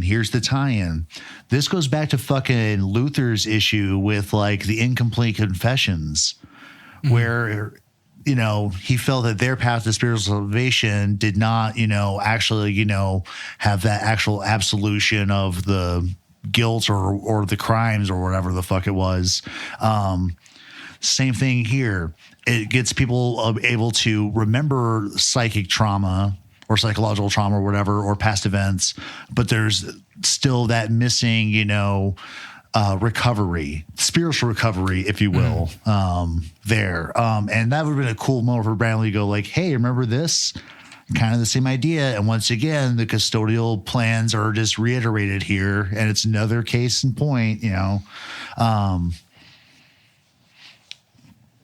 So that actually be something if the address that Bramley leaves at the end of the book to write him with comments or questions, that could have been one. That's a suggestion. I'll make a note of it whenever I'm doing the editing on this one. Bitchin'. And we talked about that Brewer's, I think I was saying Brenner's earlier, was the Brewer's vital breakthrough was dealt an even mightier blow by what was happening in neighboring Germany during his day, and that was scientific psychiatry. And that is considered, actually, it says that the one of the earliest centers of scientific psychiatry was Leipzig, Germany. Leipzig. There was a man named William Wundt, 1832. Wilhelm Wundt. Wundt, yes. And Debbie's get the V. And he established the world's first psychological laboratory in 1879. Until his time, universities usually placed the study of psychology in their own philosophy departments because of a lingering belief that there exists a spiritual side to man. And it was Wundt's contention, however, that psychology belonged in a biological laboratory, and to Wundt, human beings were only biological organisms to which there were no spiritual realities attached. Yeah, so to the robot, just kind of sum this up a little bit as far as the perspective.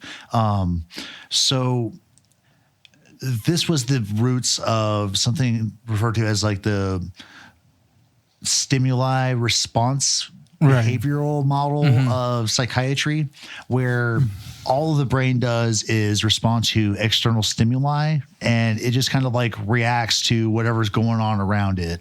But there's no free will, there's no spirit. It's just matter reacting with matter and interacting with chemical matter. Interaction. And so once again, it's that whole materialist bent that the custodial and brotherhood networks try to enforce on the populace.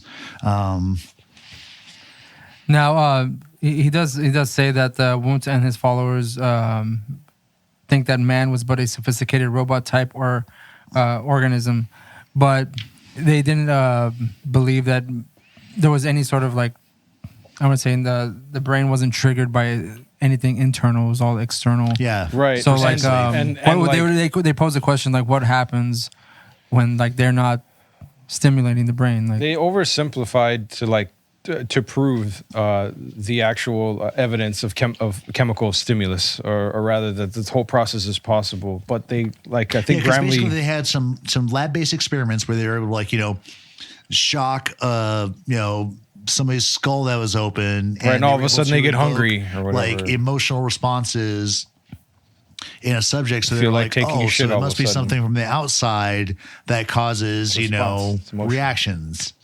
Right, but So they had this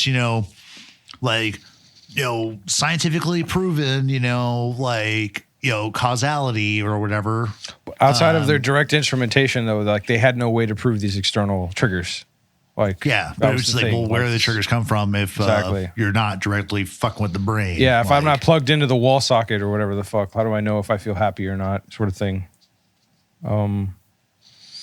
Yeah, Bramley kind of like dismissed it pretty quickly there, I think, with that like one or two statements on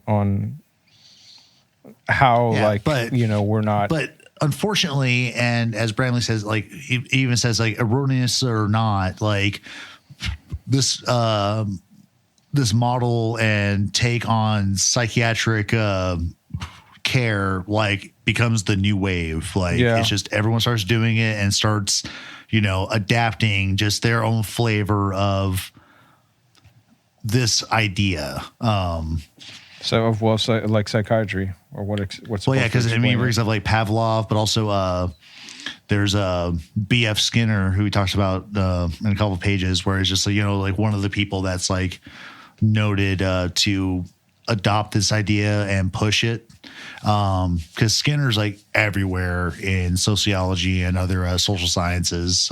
He's big dude. A lot of people buy into his shit. Maybe not so much anymore, but it did hit like anthropology and shit as well during the day. So like this new wave of psychiatric inquiry or conceptualization of how the brain works hit a widespread amount of sciences, not just within like psychology and psychiatry and like neurological sciences or whatever. Right. It's just kind of wild. Like just he mentions here that the missing elements that appears to be a spiritual entity that outputs its own energy when there's no like external like electrodes being applied to the brain. And so there's Bramley being tricky because he was like, okay, well, so what is that stimulus? Oh, you can call it maybe a spiritual being, And we get a lot of that from Bramley even later on when he talks about the supreme being. It's just kind of funny how he just kind of like softballs that in right here when he's just so usually just candid about it in most regards in this book. Seems to just poke fun at everything here and there at some point. And he says that there were methods to bypass human free will and intellect.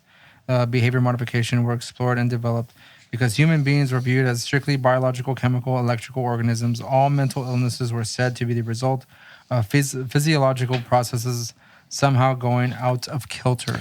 They don't have enough electrons. That's what it is. It says that mental illness could be cured strictly through physiological means, such as with drugs, shock treatment, and brain surgery. Mostly drugs. So they pretty much limited themselves as far as like what they could do to treat this mental illness. You pretty much got three options: drugs, shock treatment, and brain surgery. Yeah, they had to start somewhere. And I mean, they still kind of. I feel like that term has been used. Chemical imbalances when someone talks about like depression or like any sort of emotional kind of response to things. Imbalance. Yeah. They just say it's just a chemical imbalance in your brain. And on the next page at 356 is when we start talking about a lot of the drugs. And if anyone has been to a therapist or psychiatrist at some point, I'm pretty sure someone has taken some drugs to kind of alter their mood in some form or fashion. These include all the popular ones that you may not have any particular experience about with, what you've heard of, like Valium or what else did they mention? Well, I like how Thorazine. Bramley seems like he's just having fun with this one here. Whenever he talks about the types of drugs that are available for particular situations, he says these drugs are designed I'd like to bring up the money real quick. All right, go ahead. So, psychotropic drugs are a mammoth industry, writes Bramley. Huge. They comprise a large portion of the total prescription drug trade, which in 1978 amounted to an estimated $16.7 billion wholesale value in global sales by U.S. manufacturers alone. $16.7 million in fucking 70s money. That's got to be a fucking... like a I trillion. don't know what that is in today money, but They're rolling in. That's gazillions of money. cheese. that's all the dollars. But fuck, man, but Bramley, writes, these drugs are designed to relieve every mental ill from can't get to sleep at night to violent psychosis. He says the most frequently prescribed drug was Valium back in I think sometime in the 70s. Oh yes. I mean, it's still used today. Oh, yeah, for sure. It says in 1977, again, mentioned like the amount of money. It says this epidemic drug use is not an accident. Powerful psychotropic medications are energetically promoted to medical community in a glossy Madison Avenue advertisements in such publications as American Journal of Psychiatry and through workshops and seminars sponsored by drug companies. That's the pharmaceutical companies for... you folks. Says justified criticism has been leveled against the drug-oriented psychiatry because of the number of patients who actually deteriorate as a result of their psychiatric treatment. And it says for surprisingly a large number of people who commit apparently senseless acts of violence, such as shooting sprees and other grisly headline-grabbing acts, are people who were previously treated with psychotropic drugs. And it's like... oh my gosh, is that today? Yeah. Like, did this come out last month? Like, what are you talking? This came out like last week. Nothing's changed. yeah, this Good is to know. And he goes on to mention for fuck's like, sake, though, really, dude. yeah, it's still happening. Yeah, that's still fucking happening. Yeah, just so. it's just mind-boggling, dude. 30 fucking years later, this is the same shit happening, dude. And he says one of the, it feels like him being somewhat comical in some ways. Says one of the great feathers in the cap of the U.S. Food and Drug Administration is its requirement that all drug manufacturers must list the side effects or the adverse reactions that their drugs have been known to cause. And we all know, like, seeing any kind of a commercial on any sort of new drug or even... Yeah, they spit out all 300 side effects in like half a second. yeah, like... And Bramley talks about that. He was like, hey... and death.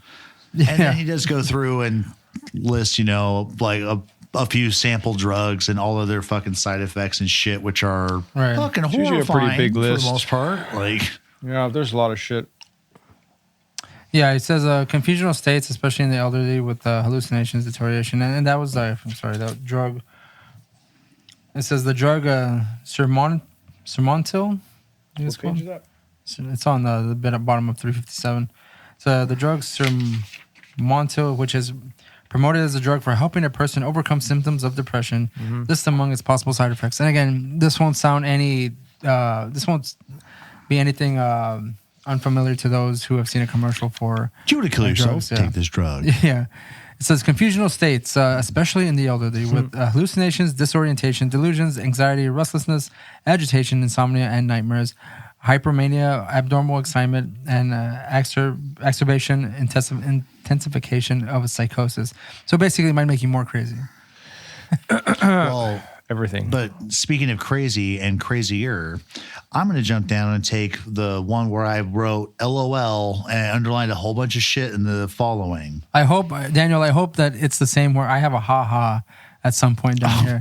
So Perfect. please go ahead. We're going to see, bud. And we're going to have a good chuckle because I'm pretty sure we're on the same wavelength here. All right. So, Thorazine, which is promoted as a medication for handling psychotic adults and children, belongs to a class of drug which has been known to cause the following: psychotic symptoms, catatonic-like states, cerebral edema, convulsive seizures, abnormality of the cerebrospinal fluid systems. Note: sudden death in patients taking phenothiazines, and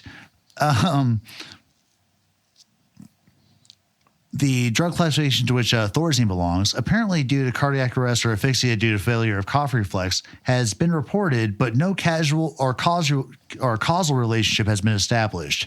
So Bramley breaks it down because that's a lot of journalistic, ninja-ese. But Bramley brings up the last sentence in the above quote is a remarkable bit of doublespeak. It states that giving someone this class of drug has coincided with their suddenly dying, but the manufacturer denies that there is any evidence that the drugs were responsible for the deaths. It's just what the fuck? Well, that my ha-ha was at the end of that. Where it says no casual relationship has been established. I was like, that's very convenient. No, causal. So causal, sorry. No doubt it was just an extraordinary coincidence. Yeah. No. They're like, well, yeah, people took this and died, but we don't think that they took it. But no one died because they took it. What the fuck, man? This is absurd. Yeah. Fate must indeed work in mysterious ways. Yeah, he's got. I like how he says, it says, no doubt it was just an extraordinary coincidence that some people have had cardiac arrest or cough reflex failures at the time of taking this drug.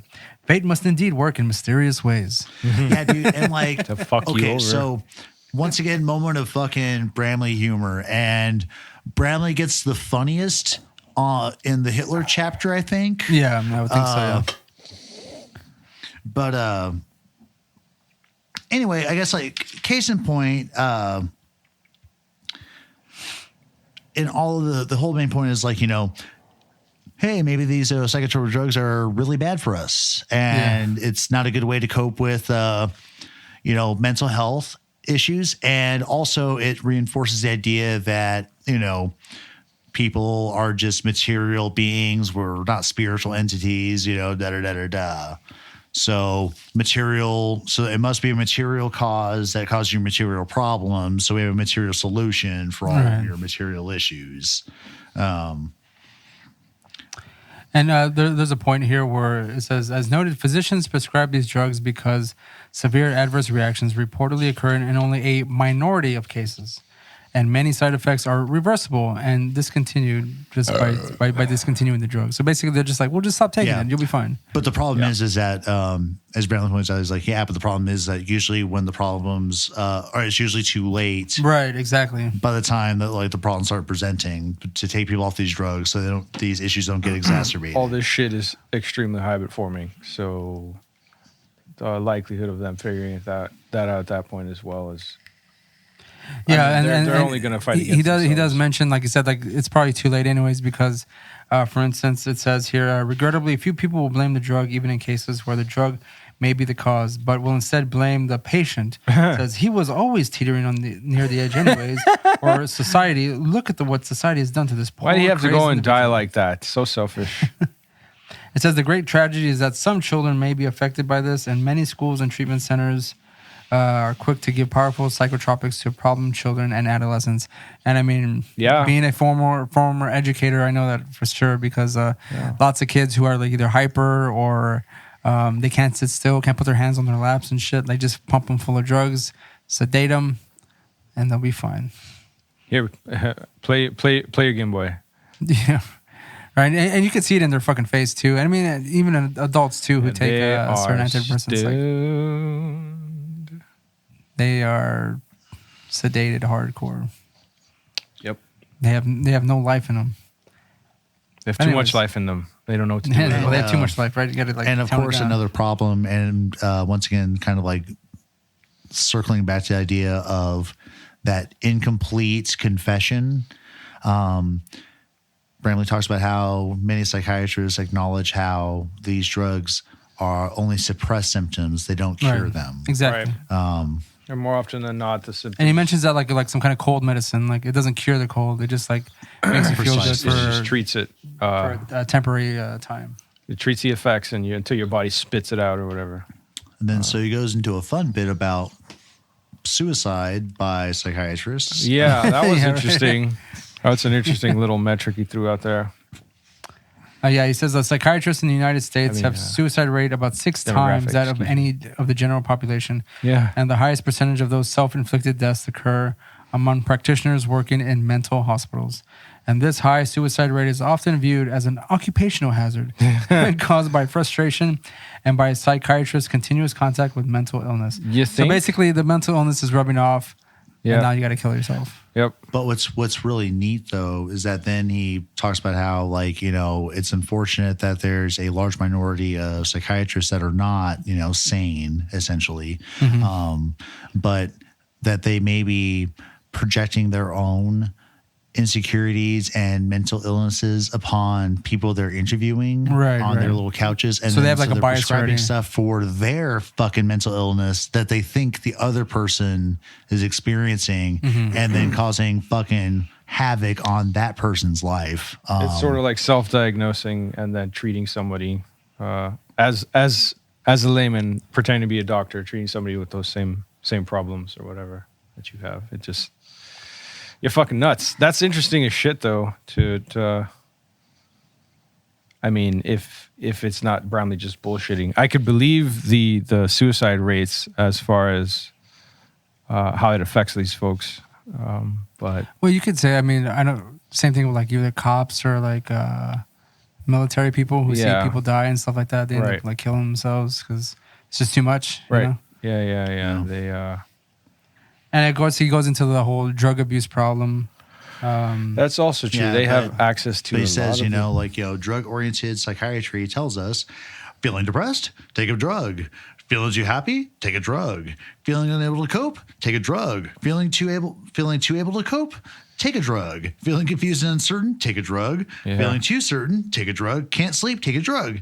Too All sleepy, the take a above. drug. Take Seeing things that aren't two. there, take a drug. Not seeing things that are there, take a drug. Maintenance-oriented psychiatry promotes the very attitude upon which the illegal drug trade flourishes. Want to feel better mentally and emotionally? Take a drug. Or just smoke weed. So- I mean, God's sakes. Oh, wait. Was Bramley also kind of like foretelling the opiate issue that's ravaging our country and many other countries? Well, I mean, during that time, he was in the midst of that the drug war with the whole DARE Well, yeah, campaign. but that was just like just say most no like- and all this like shit. You know? crack cocaine and stuff. Like, Well, yeah, I mean, like that was. he lived through a few. I don't like- think it was necessary to even like. I mean, you get to kind of tell any kind of drug, especially if like you said like the opiates and stuff like that. If they're getting prescribed fairly regularly to people like Valium and stuff like that, people are gonna get hooked on it, and they probably were hooked on it by that point in time. They- But Oh, it yeah, wasn't for an sure. issue because they were still functioning. You know. To a certain extent, yeah. A lot of these drugs were like, I mean, not even habit form. They're highly addictive, and so once you started taking your prescription or whatever, like you had to stick to it, or you'd see like real. Well, it would have a really shitty effect. Like I've read stories about people having like, like shakes and shivers and like seizures and shit, in the middle of work for stopping their treatment or whatever and trying to go cold turkey on something that was just like very concentrated. Like what was it? I think it was Valium that I was thinking about. I'll say heroin. I mean, it becomes that. It can 'Cause, become that, it yeah. stops. Yeah, you got to keep topping yourself or whatever, Ray. I don't know. And Bramley does go on to mention that some of these people who are counselors and I think psychiatrists or necessarily or Yeah. just assistants don't have any sort of medical training. So actually, that's inaccurate. He said that there's a lot of positive. He said, like most psychiatrists, there's a lot of great ones out there. Yes. There's a lot of great results from talk-based therapies. Right. And for context, an important thing to remember about psychiatrists is that most of them have scientific degrees, and thus they have like the scientific method, material. So, but like, no medical they're not training. trained to be therapists. They're trained to be fucking curers. You mean physical and therapists? Healers. Right. Because I underlined that bit because it's like Bramley, like although he because he's like it's not to impugn the medical psychiatric field or whatever entirely, but he said these people with medical degrees. It is perhaps wise to remember that psychiatrists are people with medical degrees. Doctors are trained in medical schools to cure physical problems by physical means, bombard an infection with antibiotics, or fix a broken leg with a cast. Where many doctors stray is their belief that a mental problem is the same as a broken leg or viral infection, so they bombarded the mental illness with a drug or they shock it with electricity. Yeah, I think that was my confusion there, but yes. Word. So he was just like, hey, these people are trained to treat, what is conceptualized as a material problem with material means. And not to think that, there's some sort of, past trauma, perhaps that could be like brought about by perhaps talking or like regressive hypnosis or whatever, Yeah, but any of those like methods aren't exactly proven entirely.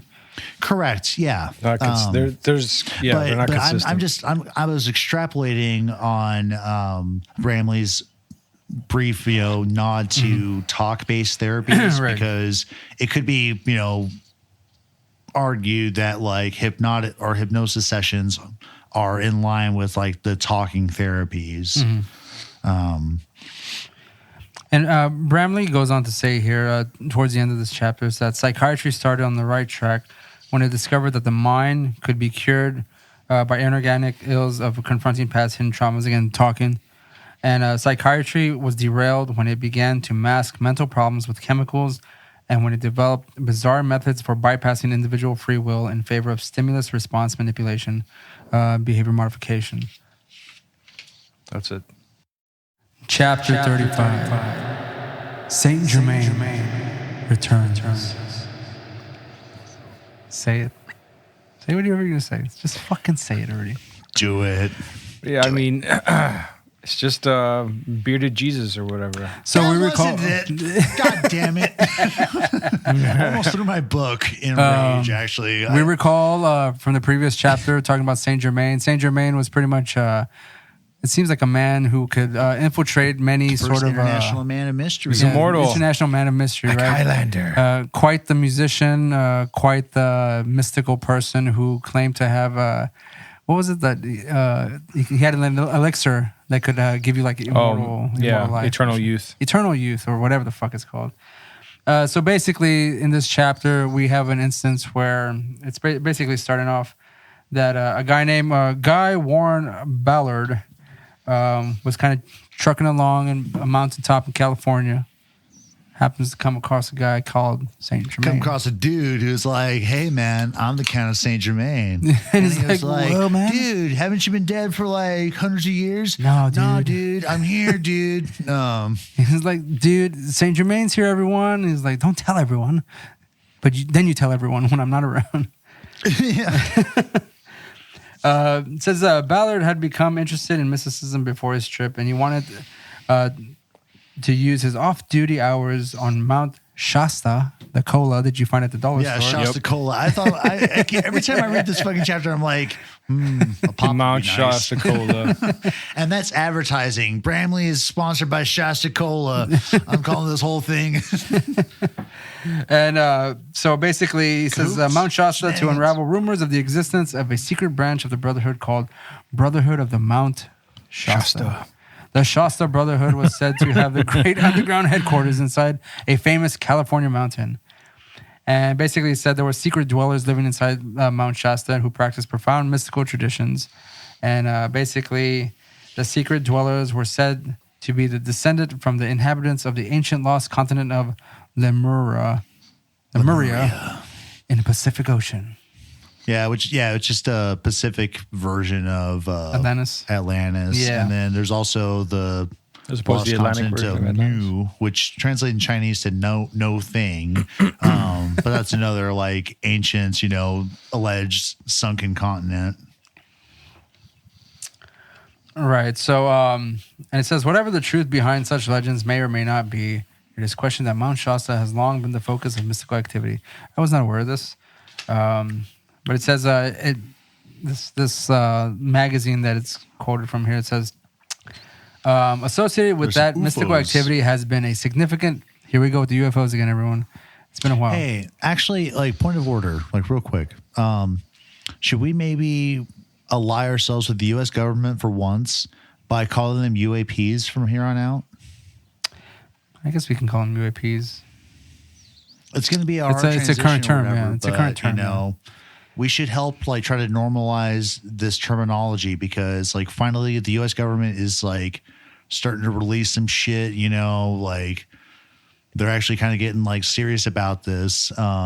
And so maybe we should, help support that, like. Okay, well, we can go on and say UAPs from now on. Every time we mention the word UFO or the term or the abbreviation UFO. So it says mystical activity has been significant, and from here on I will refer to UFOs as UAPs, unidentified aerial phenomenon. For example, in May 1931 issue of the Rosicrucian Digest, published in the year following Mr. Ballard's trip to Shasta and a decade and a half before the UAPs were popularized in the media, we read the following description of a flying boat in the article about the Shasta mystics. Roland, do you want to read that little? Many testify to having seen these strange boats which sail the Pacific Ocean and then rise at its shores and sail through the air to drop again in the vicinity of Shasta. The same boat was seen several times by the officials employed by the cable station located near Vancouver, and the boat has been sighted as far north as the Aleutian Islands. Whoa, amazing. Yes. And says the stranger later introduced himself as the guy that he came across was the Count of Saint Germain. Did anyone else pick up on the name of the publication though? The Rosicrucian Digest. I mean, come on, dude. Yeah, but that's what I'm saying. That's what I'm saying. Like, I don't know how serious you can take it. Yeah. The fact that it's called the Rosicrucian It's already Digest. invoking a secret Yeah. society. Yeah, exactly. Society, and like you read their magazine on the shitter. Or This is something not like that. Reader's Digest, No, we're not Let's talking just about some high of our, class. like critical nature for a second and be critical another way. Like, say this was a Rosicrucianism inspired publication, and they are affirming a story or reporting a story on a UAP. So then again, are they kind of like going out in the open and saying that like the Custodial Society is out there without saying the Custodial Society is out there?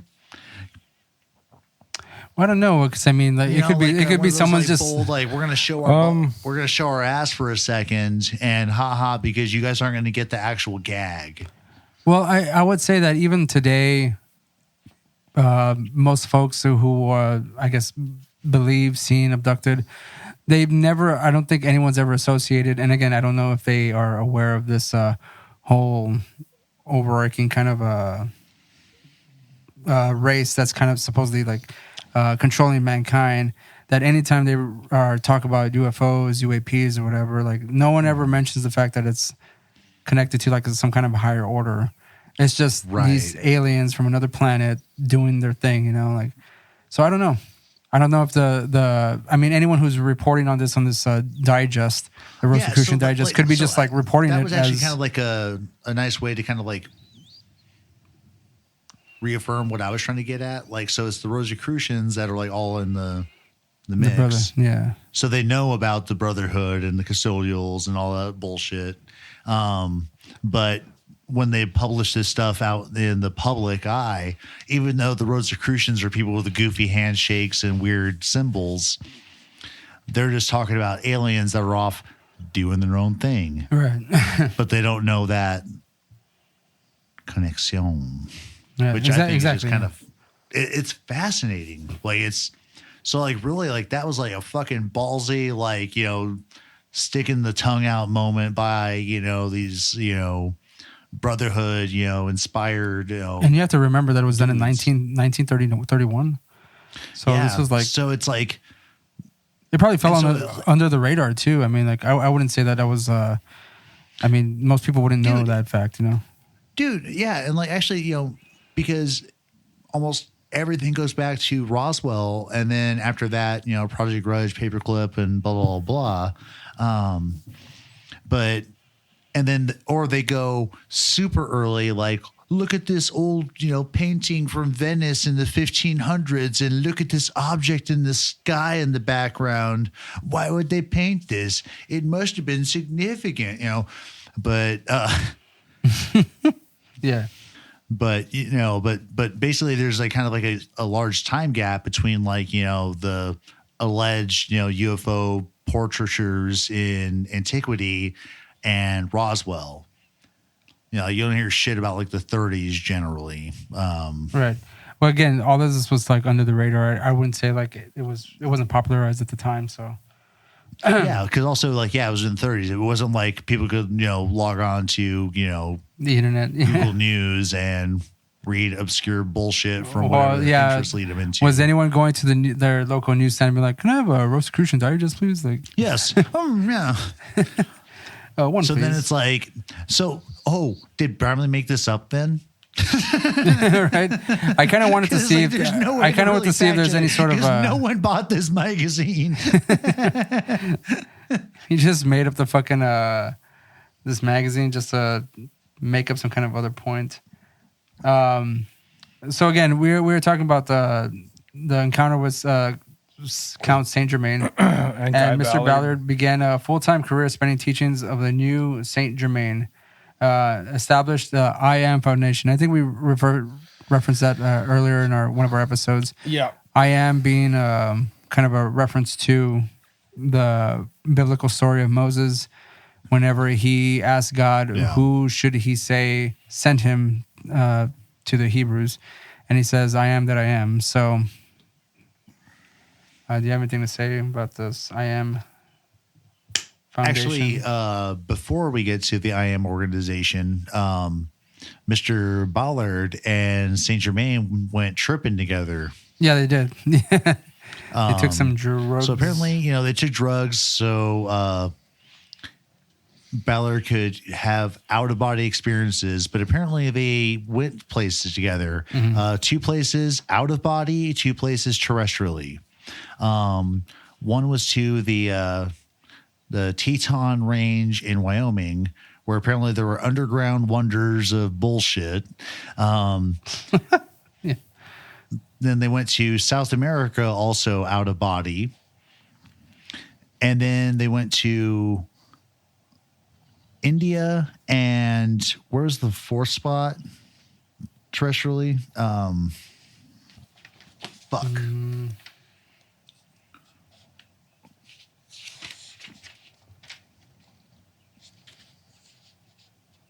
Wyoming, underground rooms.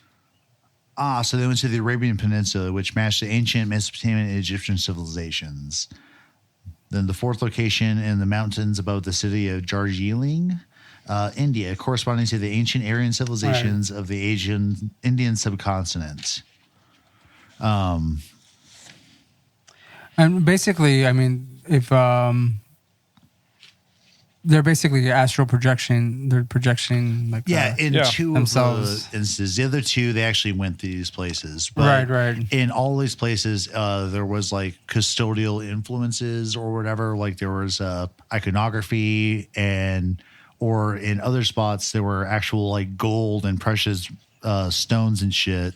And Ballard learned from what he called the ascended masters that.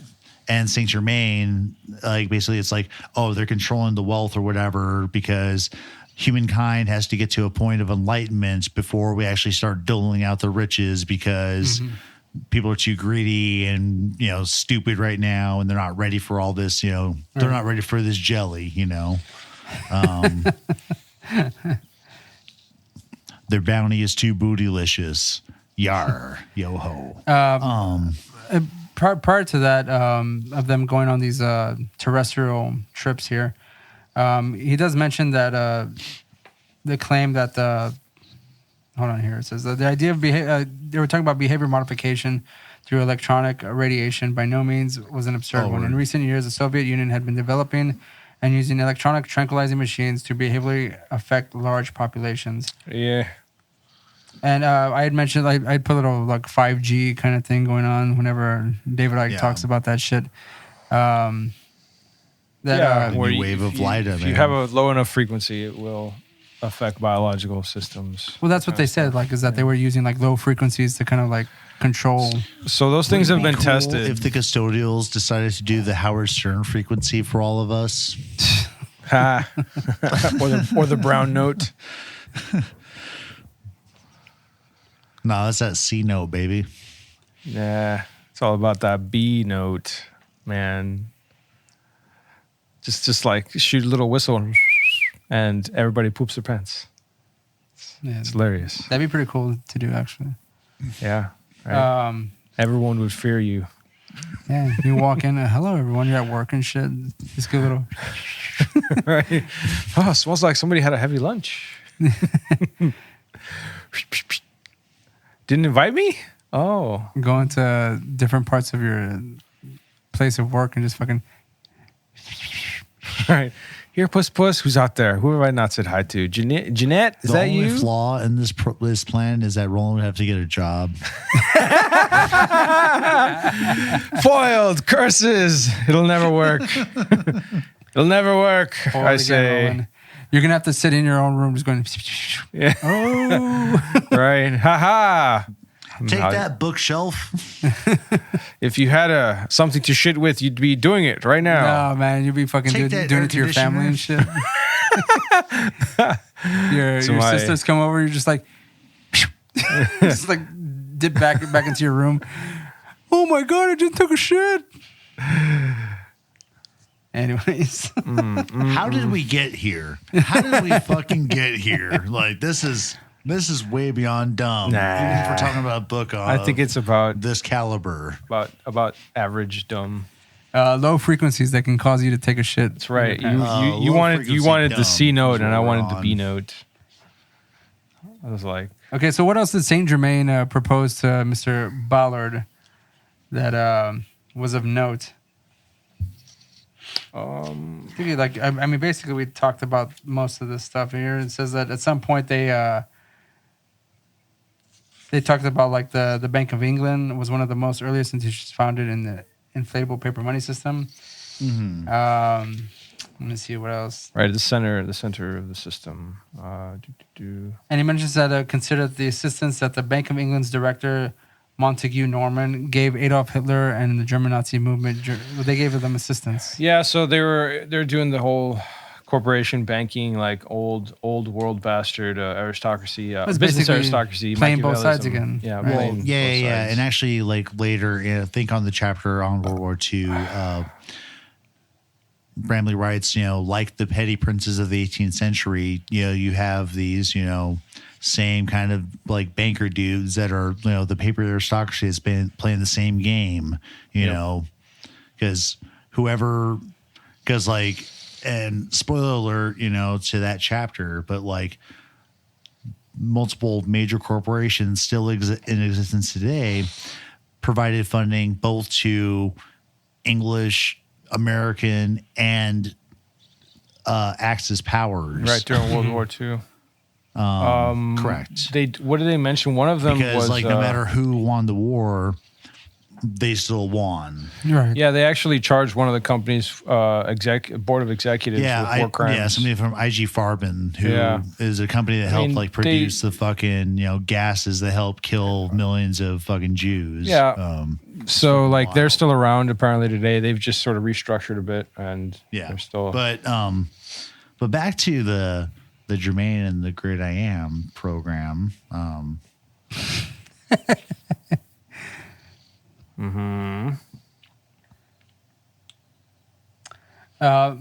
Basically, the I Am taught that communism was evil. Oh, and then right, it would soon be right. destroyed by the Ascended Masters. But then Bramley notes how like they didn't like shit on Nazism, which was already No, they like, didn't, right. in the works. But one of the things you want to like mention in all this is that like there was a it says one of the paragraphs he goes into is this, as if the reappearance of Saint Germain in 1930 wasn't I was enough. just about to go there. Yeah, So the great I Am job, movement Sean. hosted another most distinguished speaker, This Jesus Christ. Jesus Christ. He's back, baby.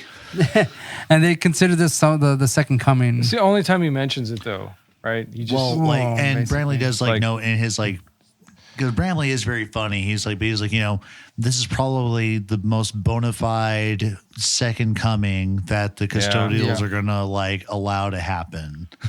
Yeah.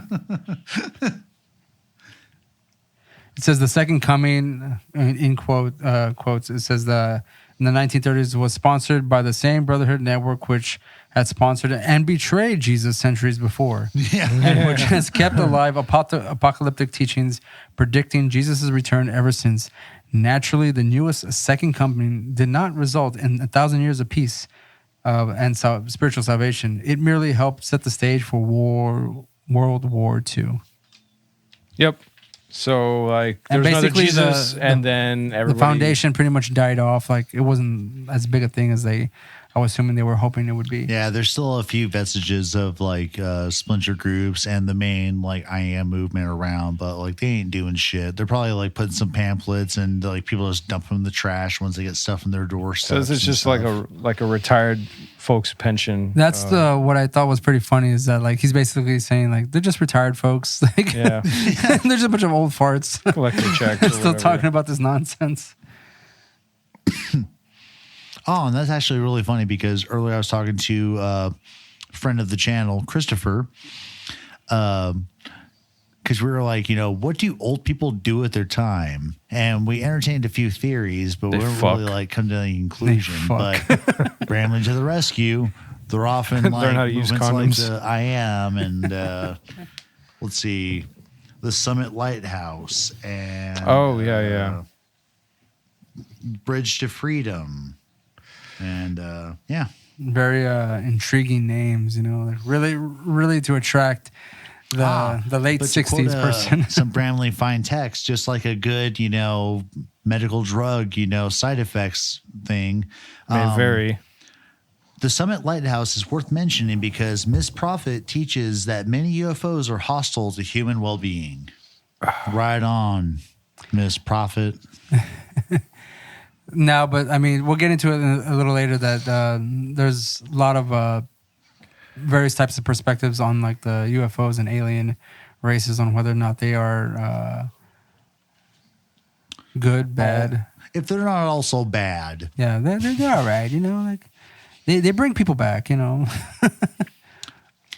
But do they? but do they? And you know what? Technically, we do have at least one instance, or even a few. Betty Barney Hill, Travis Walton. They brought them all back, allegedly. Wheatley Strieber, who got But raped. I want to make it fair- absolutely clear that Wheatley Strieber claims, and I mean, he's saying now that it wasn't just a probe. He was assaulted. He was raped. Yeah. So we need to make sure that we bring that to light. It's no But laughing also, matter. Bramley does problematize the whole like, do aliens necessarily bring everyone back? In a Yeah, few he does, yeah. chapters? Exactly. And he does bring up some very startling statistics, which we'll get into. But before that, we get into kind of the main event. Chapter 36. The like one of the wildest and one of the longer chapters of this fucking book, man. Yeah. Oh, yes. It's chapter 36, the Hitler chapter. The It's not called universe. Dude, okay. So guys, I want to show you this. Like, is this showing up right on your screen? Yeah.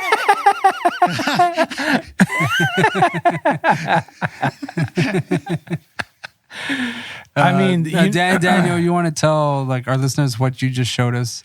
Yeah, the camera. So, in my copy of the book, underneath the actual title of this book or chapter, Universe of Stone. wrote what Roland just said, the Hitler chapter. Because actually, that's something I've done with a lot of the chapters in this book. Just to kind of give myself a shorthand reminder of what the chapters are like. Sometimes the titles are like misleading or whatever, or they're short enough to where I can just kind of get to brass tacks. Like, so for like chapter 34, I just wrote like development, which was the ROBOSAPIENS, so the modern or scientific psychiatry bullshit. I wrote development psychiatry, Hippocrates, Galen, Wundt, Freud, scientific psychiatry, drugs, shooters, and drugs. Quaaludes. So once again, yes. with 36, got the Hitler chapter. And I do want to reiterate that we are recording this episode on. Can I go ahead and read 20th, the first few sentences? So happy Yes. birthday in hell, Hitler. Yeah. You son of a bitch. I hope you're nice and Fuck that warm. asshole. Saint Germain and Jesus were not the only messiahs to appear in the 1930s bearing promises of an imminent utopia. Another messiah was gaining a large following in Germany. His coming was said to be the beginning of the millennium. Using one of the Brotherhood's most important symbols, the swastika. That German messiah's name was Adolf Hitler. You know, Nostradamus actually considered him one of the antichrists, Yeah. Oh, not the Messiah. But Well, I mean, it's a messiah of his sorts. perspective, Just the for German evil. Messiah. Right? For everyone else, he's not a Messiah. No. He's a short little shit. Angry, Was, angry huge little complex. little guy. What's this wrong? Nobody wants your paintings. Okay, then I guess it's time to kill all Jews. wow. It says during his like painting of German shepherds. The German shepherds are the best. They are the super dogs. It says during his young adulthood, before rising to power, Hitler lived in Vienna, and one of Hitler's friends, surprisingly, he has a friend. Shitty hipster. During that period was Walter Johannes Stein. Johann. Johann. Oh, sorry, Walter Johannes Tis I, Stein. Johann. During World War II, Dr. Stein became an advisor to England's Prime Minister Stein, Mr. Winston Churchill. Much of what Dr. Stein had to say about Hitler's early life found its way into a book entitled Or The is it Spear of Steen? Destiny. It's Steen, right? Is it Steen or Stein? Taste my steel. Stein.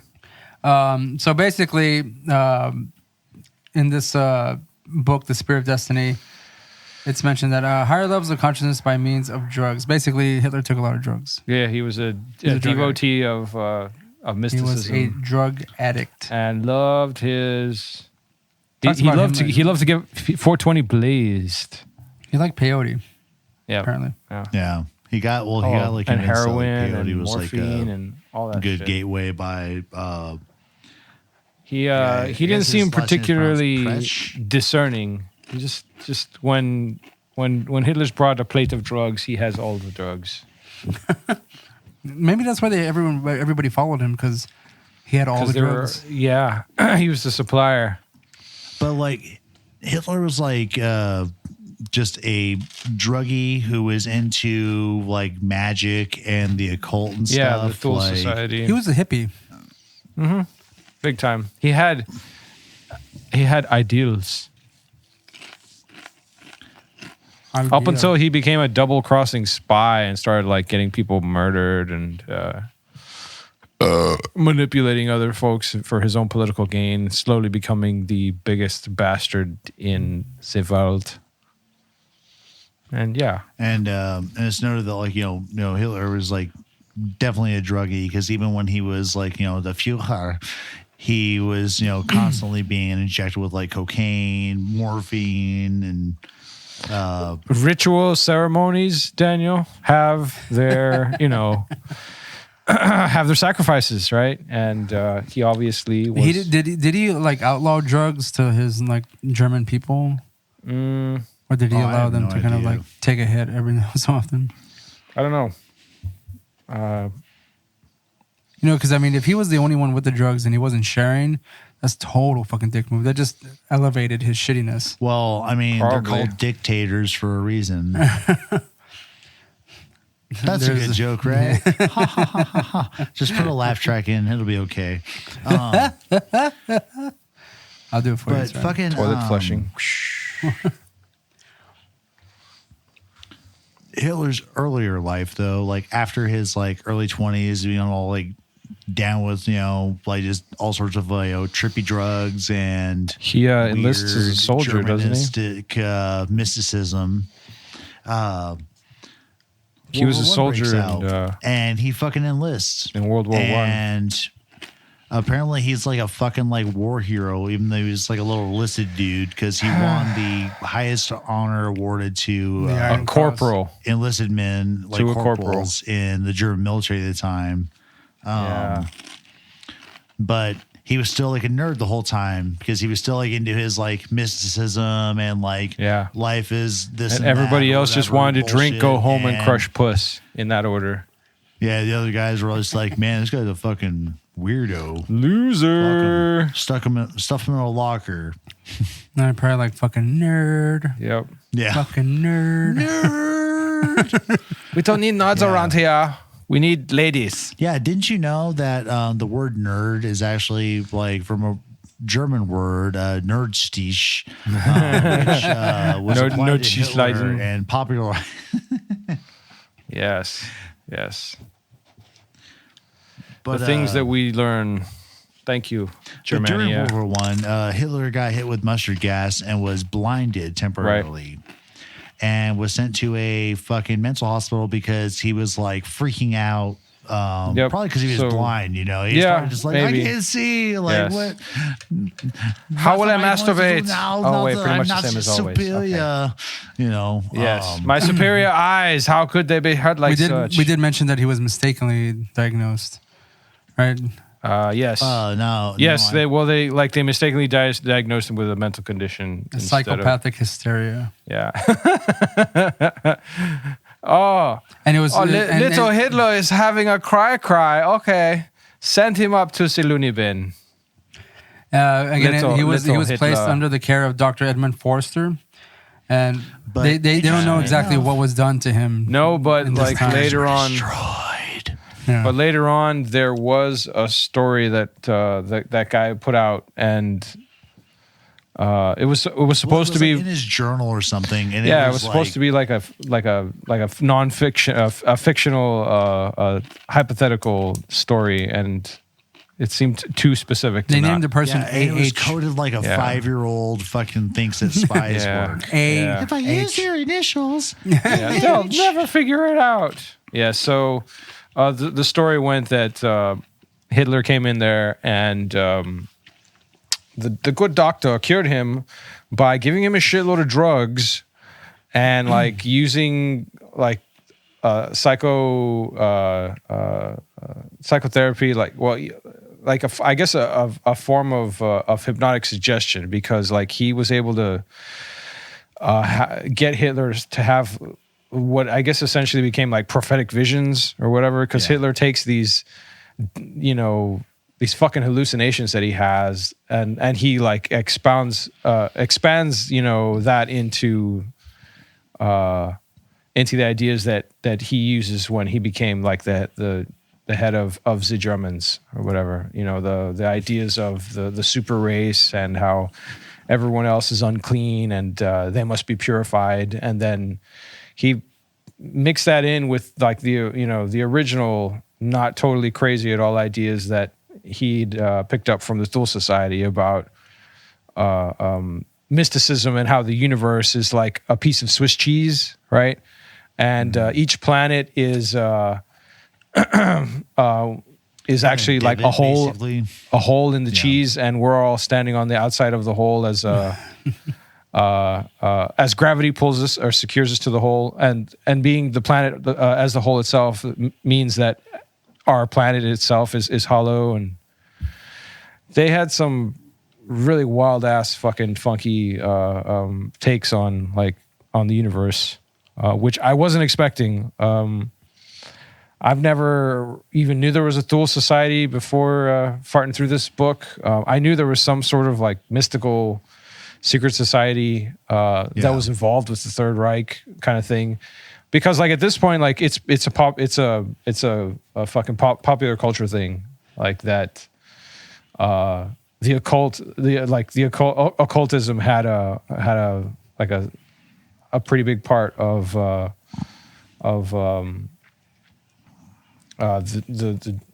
the German executives or whatever, the people in charge. Yeah, there's entire books on like Nazism and the occult, or Hitler and the occult. Yeah, This and the supposedly occult. they had the Spirit Destiny at some point. Forget Bullshit. what else. And All sorts of stuff. But so And then there was the documentary Indiana Jones and man, I knew you were gonna. I knew you were gonna say. I was about to say Hellboy, but that's fair. I knew you were gonna say fucking Indiana Jones. You mean and the Kingdom of the Crystal Skull? No, the real one. I No, did asshole. not say that. Nor imply it, you bitch. So There were actually two documentaries. One was called Raiders of the Lost Ark, and the other one was called I forgot, what was it called again? Temple of Doom, No, not that one. That was actually a fictional movie. Back to the Future 2, Also a fictional movie. Lethal Weapon 3. Is that with the racist guy, right? Yes. The guy who made that Jesus movie? Yeah, I think so. Wait. What Jesus movie? You mean Are you talking about the Jesus movie? You're not talking about wait, no, I was thinking of Mel Gibson, you. yes. But sorry, I was thinking of something. I'm just fucking with you. Right? Like, Yes, yeah. you are, but I was about to go somewhere else that was like 3 steps further stupid, so just never mind. Oh, 3 steps ahead, huh? Yeah. Let's Only call three? it that. I'm getting soft. Ha. Wrong. Okay, so I'm barely starting to get hard. we know that Hitler was basically on drugs, Yeah. getting visions, Right. basically giving him the idea that he was going to be Because after the this top dog in the German politics or whatever. Yeah. But following a little Hitler further,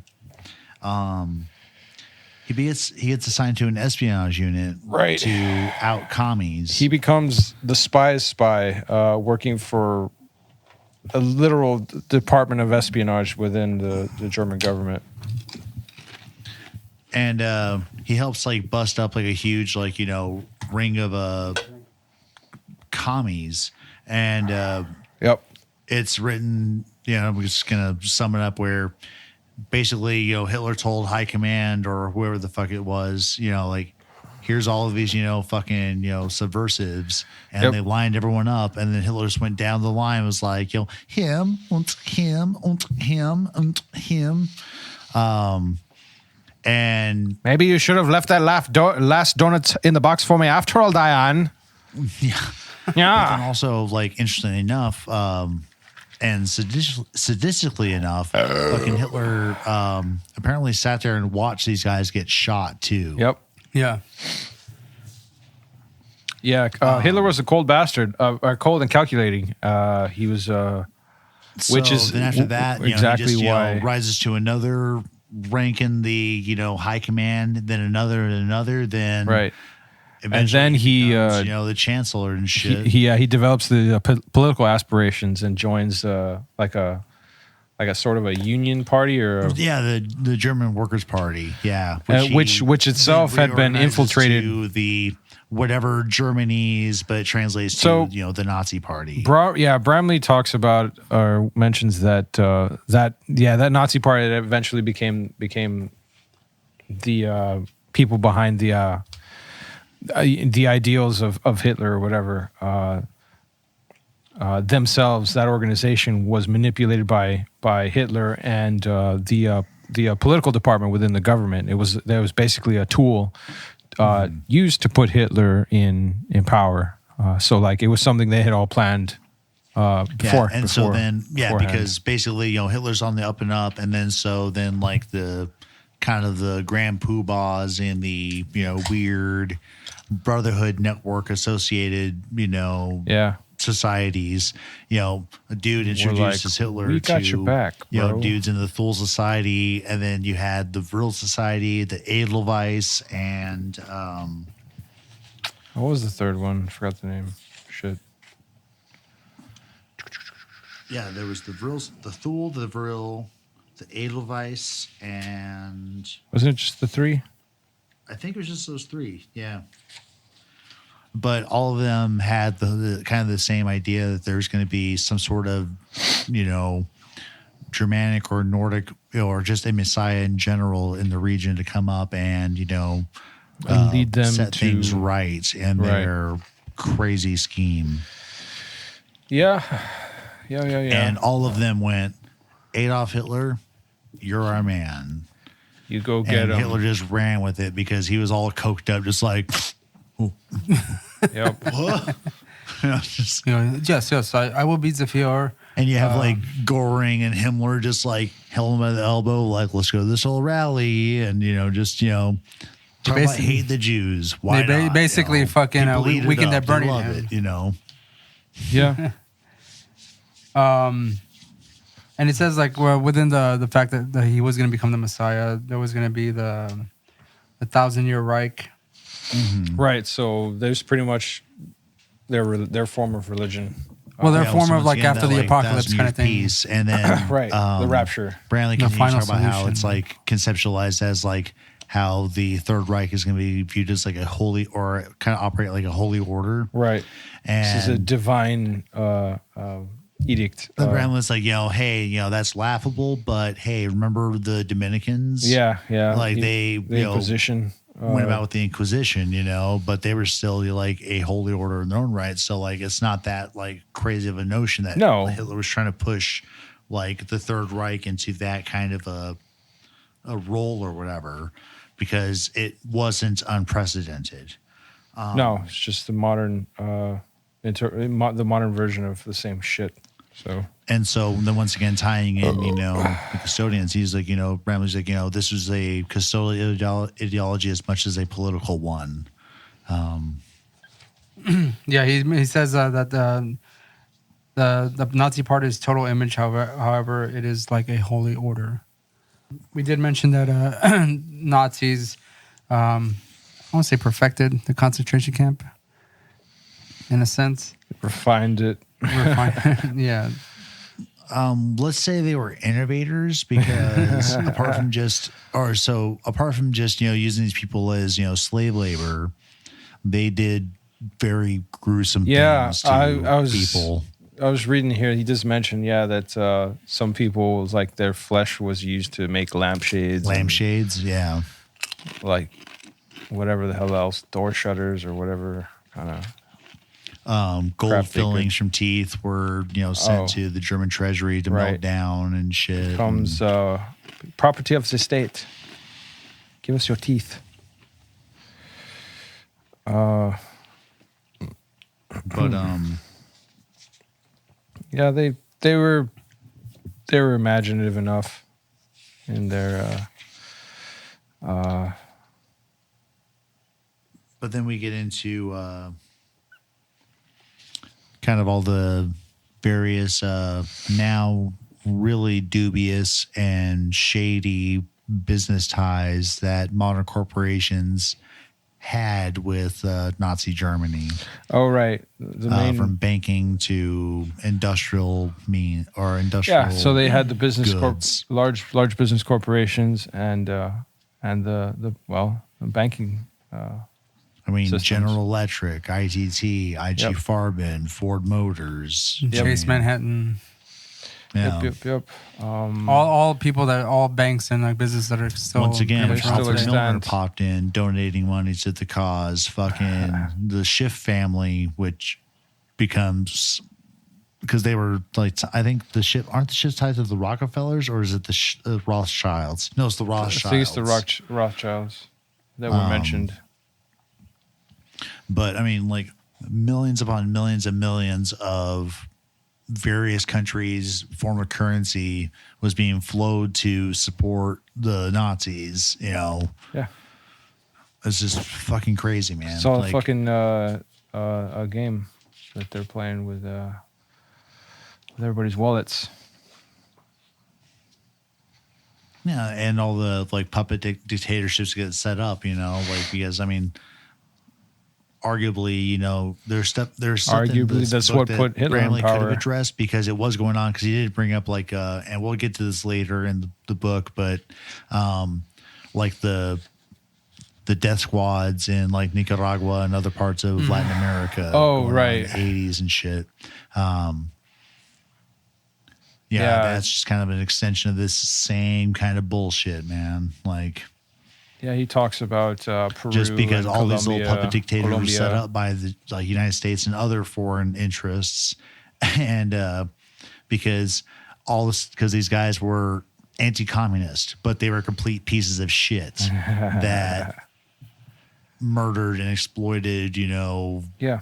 millions of fucking people. There's this just another, this is like an ending example where I don't know if you want to keep talking about it, but specifically here, like it says the Bank of New England continues to support Hitler even after the Nazi dictator embarked in his program of conquest after he invaded Czechoslovakia in violation of the aggression pact between then Prime Minister Chamberlain of England and Hitler. The Bank of England gave Nazi Germany £6 million of Czech gold reserves held by the bank.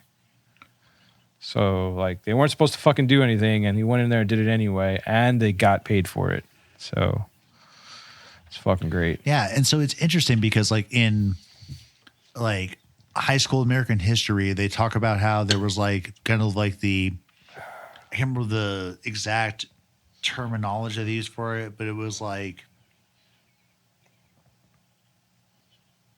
the policy of appeasement, I think it was, where Hitler kept like breaking rules, but all these world governments were just like, it's okay. It's okay. Oh, he only took over the Rhineland. I was Oh, just he only did angry this. He little, only did that. angry little German boy. But- He's so cute. There, little German boy. It's interesting to think about like the financial and commercial like interests that were at play to support, you know, fucking, you know, various, you know, crazy, you know, worldviews of how things should be. Yeah. You know, These are things that are very rarely, if at all, mentioned in any modern history setting. I It was just didn't. like that. Because I always wonder about that, like, because, like, you know, because it felt incomplete. Because it's like, oh, Hitler conquered another area, he invaded Poland Yeah. or whatever, and then you know, What the fuck happened? The United Nations was just like, It's okay. Yeah. Don't worry about it. Plebs. It's fine. but then you get into stuff like Bramley and other crap, and Czechoslovakia you know, isn't a deeper country Like, I'm anyway. sure, like, you know, I just never took any courses on like, you know, more modern history or whatever, which I'm sure would investigate the economic, you know, considerations behind it and ulterior motives and. Maybe a good class, but I don't think like your common one would go into Oh no, I'm those saying sources like a specifics graduate at all. level course. Like, Oh yeah, absolutely. Because like, Absolutely. World because the way that economics. like history works is like high school, you get kind of like the broad sketch. Right, your geography, Undergraduate, world you things. figure out you got lied to, right. and start getting like your mind blown in some regards.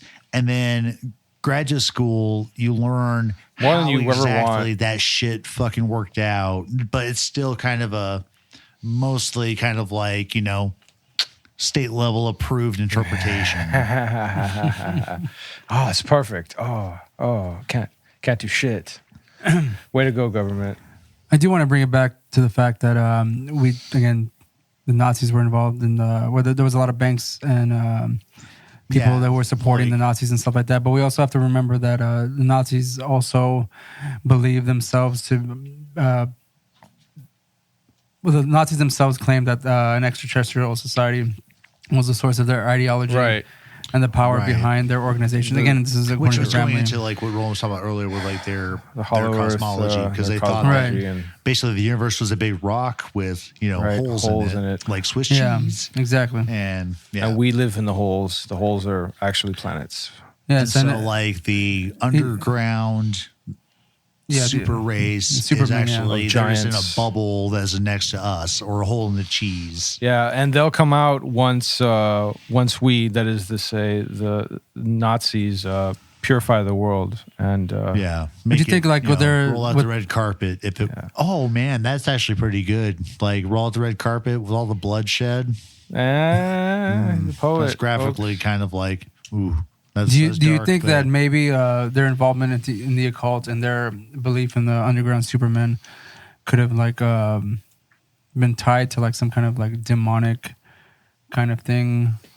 You mean Not necessarily extraterrestrials, but maybe some kind of like evil force that.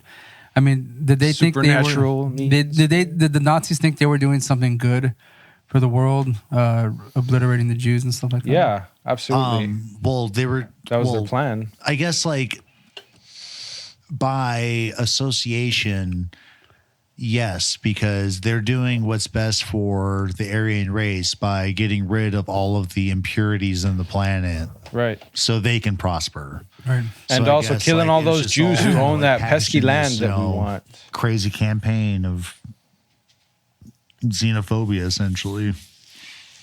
Right, and Roland, you did bring up the whole Swiss cheese Yeah. thing, a and bit- that's on bit page earlier. 389. It's pretty fucking wacky. It's an interesting perspective, but like Bramley doesn't preface anything to this. He's just like, oh yeah, by the way, like their beliefs and shit were weird. Look, Swiss cheese. Yeah, and so Bramley, like to get past all this, we get to like the funniest joke that Bramley made in this book, I think. Oh, which one? So to preface it, lest it be assumed that the Nazi Swiss cheese model of the universe was one of Hitler's big lies, there's evidence that Nazi leadership took that idea quite seriously. For example, an attempt was made to locate the British fleet during World War II with infrared rays pointed towards the sky because they thought it was all in a bubble, so it was going to bounce off the something to like hit the fucking ships in the ocean. Yeah. so the air in the hole is also blue, by the way. I forgot to mention that. So the Nazis believe that the rays would hit the opposite side of the concave Earth. If for no other reason, we glad the Nazis lost the war so that we were spared their astronomy lessons. Yeah. Just That was pretty funny. I thought that was a pretty good dig. Bramley does mention that Nazism was kind of a culmination of like all the ideas that he's mentioned Yes. put together towards the end of this book. And just to quote him directly, in Nazism, we see all the elements we have looked at in this book come together. The Brotherhood Network, apocalypticism, Yep. the paper money banking elite, genocide, and an extraterrestrial race worshipped as gods and owners of the earth. And Nazism should have happened 2,000 years ago, but it occurred only decades ago. All in the history we have looked at in this book may still be happening today. Oh, So that's and the also, answer, right? But Nazis before that lead us section, to and before we move on from UAPs. this chapter, it is important to bring up how, once again, secret espionage groups are tied into the Brotherhood plans because former Nazis become like head of the CIA. Yeah. Right, Fucking yeah. head of various intelligence organizations. These people don't disappear. They're Interpol adopted you by know, various governments. It's crazy because I mean the CEO of Shell Oil. the government, Right. the U.S. government pretty much knew that they were like smart and they were useful, so they pretty much just They give them a pardon. yeah. They And go then I fast. mean like Oh yeah, and those that's how, those like- ideals don't just go away. You know, they just kind of like and that's how like fucking like Einstein and Oppenheimer got to the United States, Right, and shit, exactly. through these like hey, you're a Nazi scientist, whatever, come over here, give us your fucking knowledge, and We won't kill we'll you. pardon you and give you a free pass, Yeah. because We'll play nice. Would be a shame if something happened to that freedom. Yeah, they were very opportunistic. They didn't really have any particular qualms about the acquisition of knowledge. Yeah. all right. Was there anything else to add to this chapter? before we move on to the next? Nothing but to transition it, which I'll just quote Bramley directly. Go ahead. If we hypothesize that human society is still being manipulated by a custodial society in the same manner that it was thousands of years ago, then we must determine that UAPs continue to behave now as they did in the distant past. Two questions we might pose to make this determination are UFOs still spreading the same corrupted brotherhood mysticisms today that they did earlier in history? Are they still implanting the false idea that they are God? If we were to believe the testimony of recent UFO abductees, the answer to both queries is yes. Chapter 37, Modern EZEKIELS. And another chapter where I've written a little thing about what it's about. I can't see. What does it say? Abductees and discussion of the Andreessen case. Yeah. So Ezekiel, for those who don't remember, was a character in the Bible who was taken up to heaven. You mean a real man? A real man. Who's talked about. Yeah. And he's taken up to heaven by God in his entire human form, and shown all these things and stuff. So I mean, this basically talks about being taken up into the heavens, aka the skies, UAP ships, whatever you want to call them. But I do want to give this quote from it is UFO magazine, but remember we refer to them as UAPs now. I have known some people who claim that they've had UAP experiences and have said they are very pleasant, very dreamlike, and wonderful. But invaders don't always come armed to the teeth and threatening. Sometimes they come with happy smiles, waving flags, bearing Bibles and crosses. What the fuck is he talking about? It was basically like there's like a he's threat. alluding to So the he's Space alluding Brothers, man. to You can't like assume that the abductees or the abductors the Templars. aren't coming in a threatening manner. Right. So like Yeah. they could be or they couldn't be. You don't really know. So It could get you really stoned, and you won't remember shit. oh Jesus Christ. Well, I mean, you've got like the three kinds of like alien classes. You've got the Space Brothers. You've got the more like messengery dudes who are trying to like correct humankind's path with, you know, like, oh, you guys are on the pathway to doom. And then the third are just like the assholes that like want to subjugate us. That's right. And these aren't all inclusive. Like they can filter, Our custodial overlords. each class can appear in the other in various shades. But what we're talking about are the more like friendly versions. Yes, if such exist. There's really not a whole lot to say about this chapter, just like things that Bramley's talked a lot about before, but like in relating to the ideas of like Ezekiel, that is to say, these certain people are quote unquote abducted or whisked away and shown these wonderful sights, or they have these prophetic visions, and are told to like either remember it and speak to others of these, you know, of the things they saw, or they're given like a small figment of truth and like told to prepare kind of things. Like, look, this is what was going to happen to you in the future. Yeah, you are the chosen one. Right. The one who will deliver the message. Yeah. The one who will provide the way. The Right. one Oh. who will herald our message. And by the way, we're God. See ya. And, could you Thanks. just take your pants off? Right. It's easier that way. Yeah, just bend over here and And yes, Relax. he does bring up the case of Betty and Andreessen, and who's a well-documented and extremely exhaustively researched experience, was subject of an intriguing book called The Andreessen Affair. sure. Book that I own. Yeah. So basically, it says it occurred January 25th, 1967, and later, while under hypnosis, again, this is using hypnosis to bring back these memories. That hypnotic suggestion, baby. It shows that she was on an alien craft, flown to unknown locations, went into red and green underground passages to some sort of city. Right. And then her experiences, she said the story was so unbelievable to many people, but to us, it is experience which may give her story the most credence. It says, according to Miss Andreessen, her abductors took her to the special room.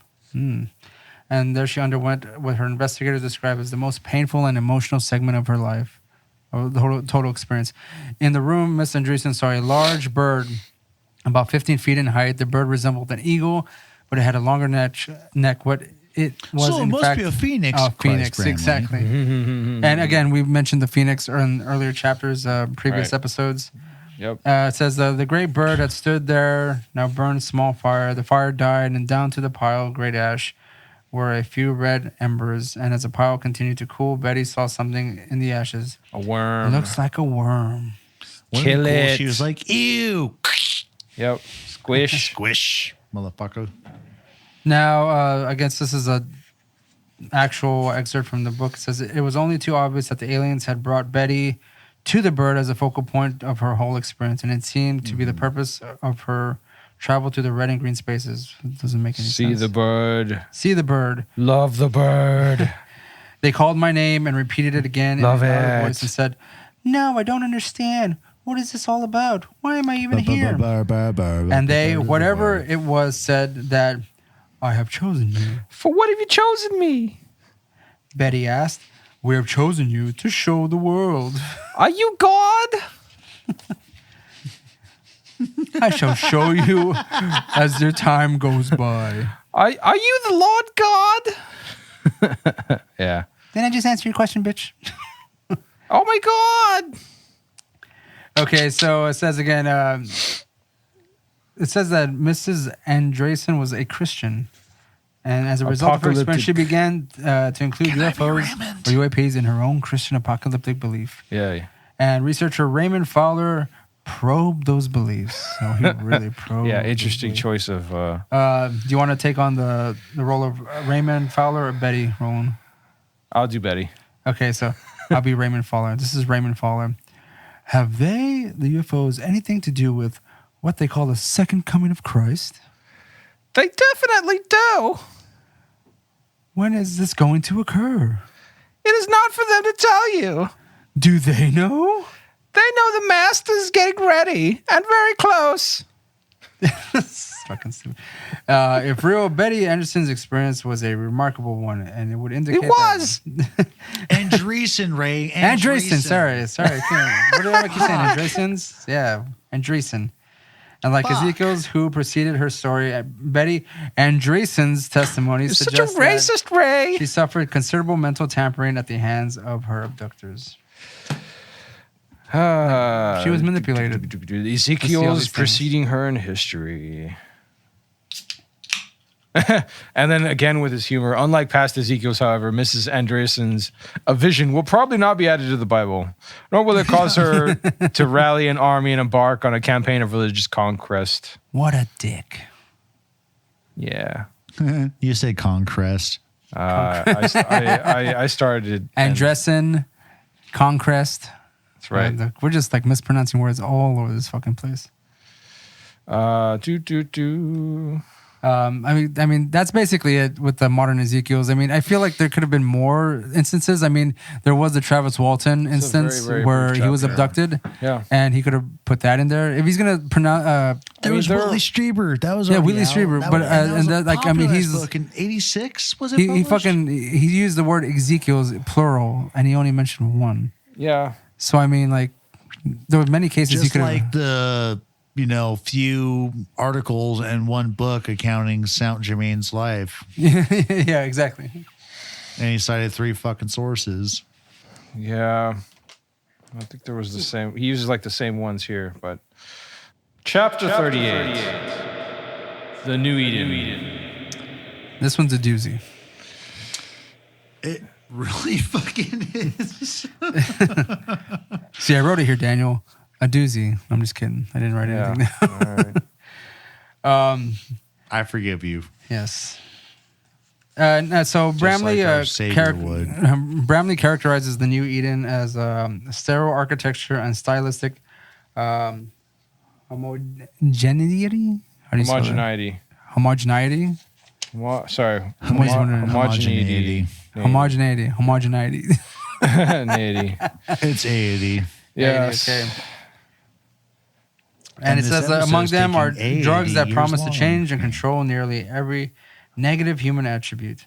and the new Edenites are taught philosophies which promise materialistic utopia within a spiritual That's wasteland. Edenites.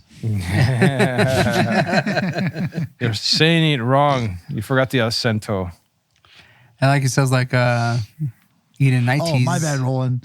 The Edenitos. Edenites. There you go, Ray. Edenitos. Edenites to commit suicide Ha. at a surprisingly high rate. Wow, then you went just super racist with it, Ray. Yeah, you Well, did. I went like straight up. Indigenous. Is it indigenous? Well, yeah, I mean, for us. Shut up, Ray. So be it. I mean, you do Americans? fucking Asian voices or whatever. I do. And it's amazing. The New Eden. What are the things that Bramley's proposing for this New Eden? Saying that it's the world that we're living in currently, or going to live It's in. still just that, gilded cage, man.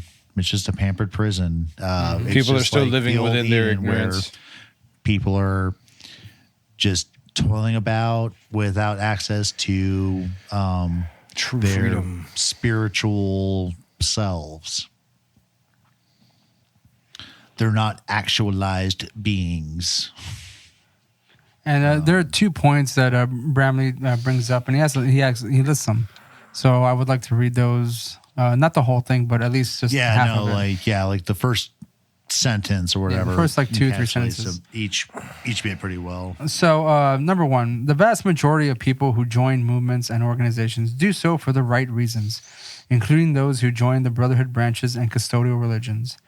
They have heard a bit of truth, and they have seen a solution to the genuine problem. And they work in those organizations to disseminate that truth or to solve that problem. And it goes on to say, like, throughout history, like, most of their top leaders are knowingly engaged in Machiavellian activities. So Right. basically, Just going back to it's just an opportunist. But the rank and file folks don't know that. Like, Exactly, they think yeah. they're just doing good stuff. Like, It's just top, the cream of the crop, the top of the top. The officers. They know what they're doing. And it says, lords. number 2, my purpose is correction, not condemnation. There are no saints on earth, and probably nowhere else for that matter. Yes, there are many very fine people who deserve to be helped, but there is probably no being on earth who has not at some time, in some way, contributed to what we have discussed in this book. To engage in blame, punishment, recrimination at this stage of the game can only make affairs worse. I hope to encourage the idea that no matter what we have done in the past, it is the present and the future that truly count.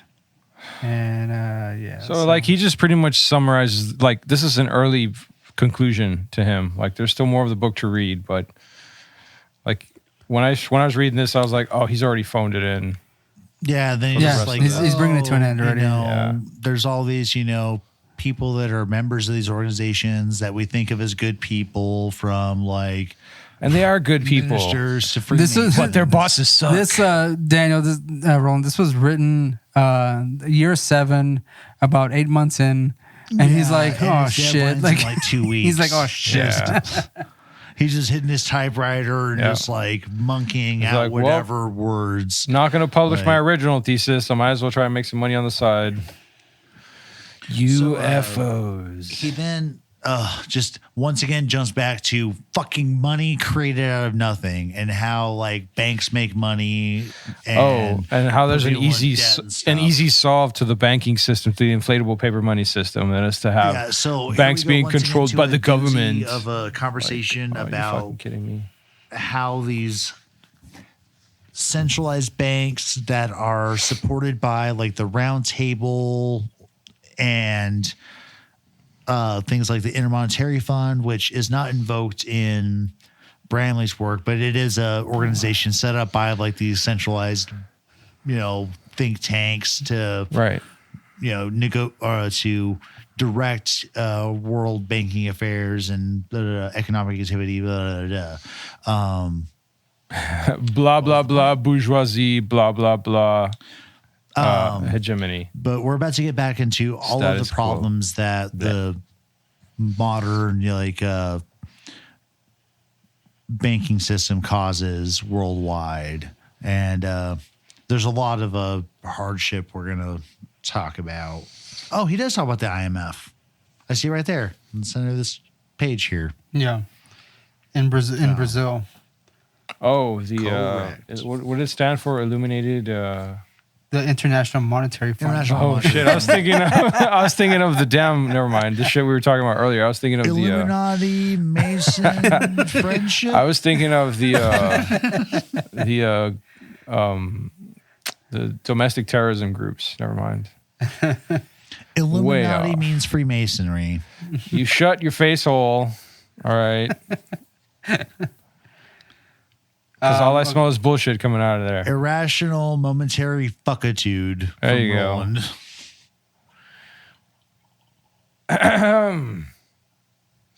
What are you saying, Ray? No, I'm just. Oh no, waiting that for it was to go that through was. the IMF.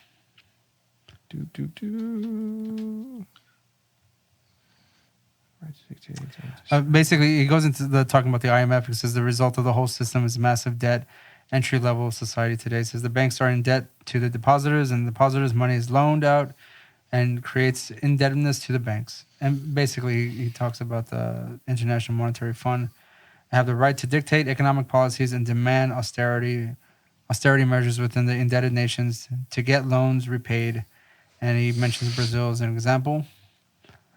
Yeah, was it during the 80s? They had them drive down the salaries for the workers and drive up the price in products. Exports, and also start slashing down the rainforest. And then also in the 80s, under the Reagan administration, social services were cut to pay back debts to the banks. But it was to spend on the military, though. Sorry? It was just to spend on the military. Word. Yeah, it was always reallocated. And also, like, let's not forget, Reagan's, like, war on drugs, which he really, like, ramped up, which is something that, like, interestingly enough, like, with drugs and shit, like, Bramley could have been talk about the whole, like, crack cocaine crackdown, which was going on at the time. And just talk about how, like, isn't it interesting how they promote all of these, psychotropic things with terrible detriments, but they're not, doing anything about it versus this other thing, which is also a drug that is causing problems. Because it's not regulated. It's not a part of the industry. But it's just another, Bramley soapbox moment that could have been, like, a page and a half of text. Bramley does also bring up taxation, and I don't know why. I don't know if this is how true this was at the time. It said that most Americans believe that the U.S. government creates its own money. Maybe that was true, but not aware that the Federal Reserve was the one creating money. Yeah. And it was still this, money out of nothing, approach. So, again, he does refer to taxation. And he talks about Ethiopia. The monarchy in Ethiopia was overthrown by the military coup 6 months later. I don't remember. Yeah, Marxist state took over. And importantly, to tie it into the Brotherhood network influences, their primarily emblem was the all-seeing eye.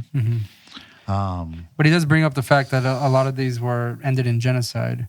So the amounts to an act of genocide.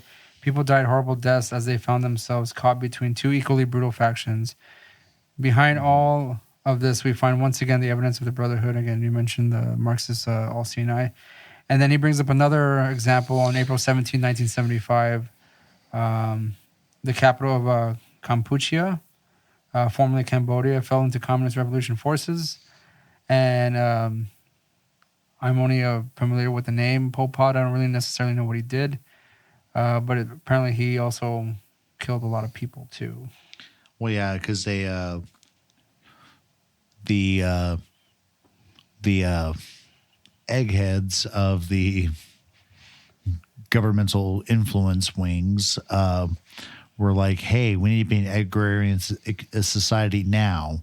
So they basically just turned people into fucking peons to farm. And in this campaign, millions of people fucking died. in the name of like economic activity. And Bramley talks about, also people that like try to oppose got murdered. And this is when you start seeing the rise of like child soldiers, because the government recruited children to carry out these executions. So, but he does bring up the fact that the United States did back Pol Pot to get into power. Yes, with most of these regimes, once again, you have these, Western capitalist, democratic free nations supporting people like Fidel Castro, which comes up later, Ho Chi Minh in Vietnam, Pol Pot in this chapter. It's just crazy, man. So I'm kind of curious. I mean, I don't know if you guys know the answer to this at all, but I mean, like, is the United States trying to just make sure that other countries don't have that kind of like democratic leadership, and they're just trying to like, because it benefits them financially? It depends on the country. Like, you look at like kind of like long term, like just the United States, sponsoring of despots. It flexes from Marxist groups to complete tyrants that claim that they're democratic or Republican in nature, but it's just the fact that they oppose communism, why the United States supports them openly. And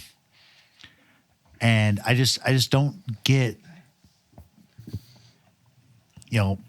maybe they took the advantage of the fact that, most people wouldn't pick up on the fact that they're doling out millions of dollars to support fucking guerrillas in, Asia or whatever to make terrible systems. The CIA also I wonder what used kind those, of backdoor dealings, those as far kinds as like of deals to like kickback, make their own. Didn't the CIA do that kind of shit as well to like be able to keep their own budget off the record?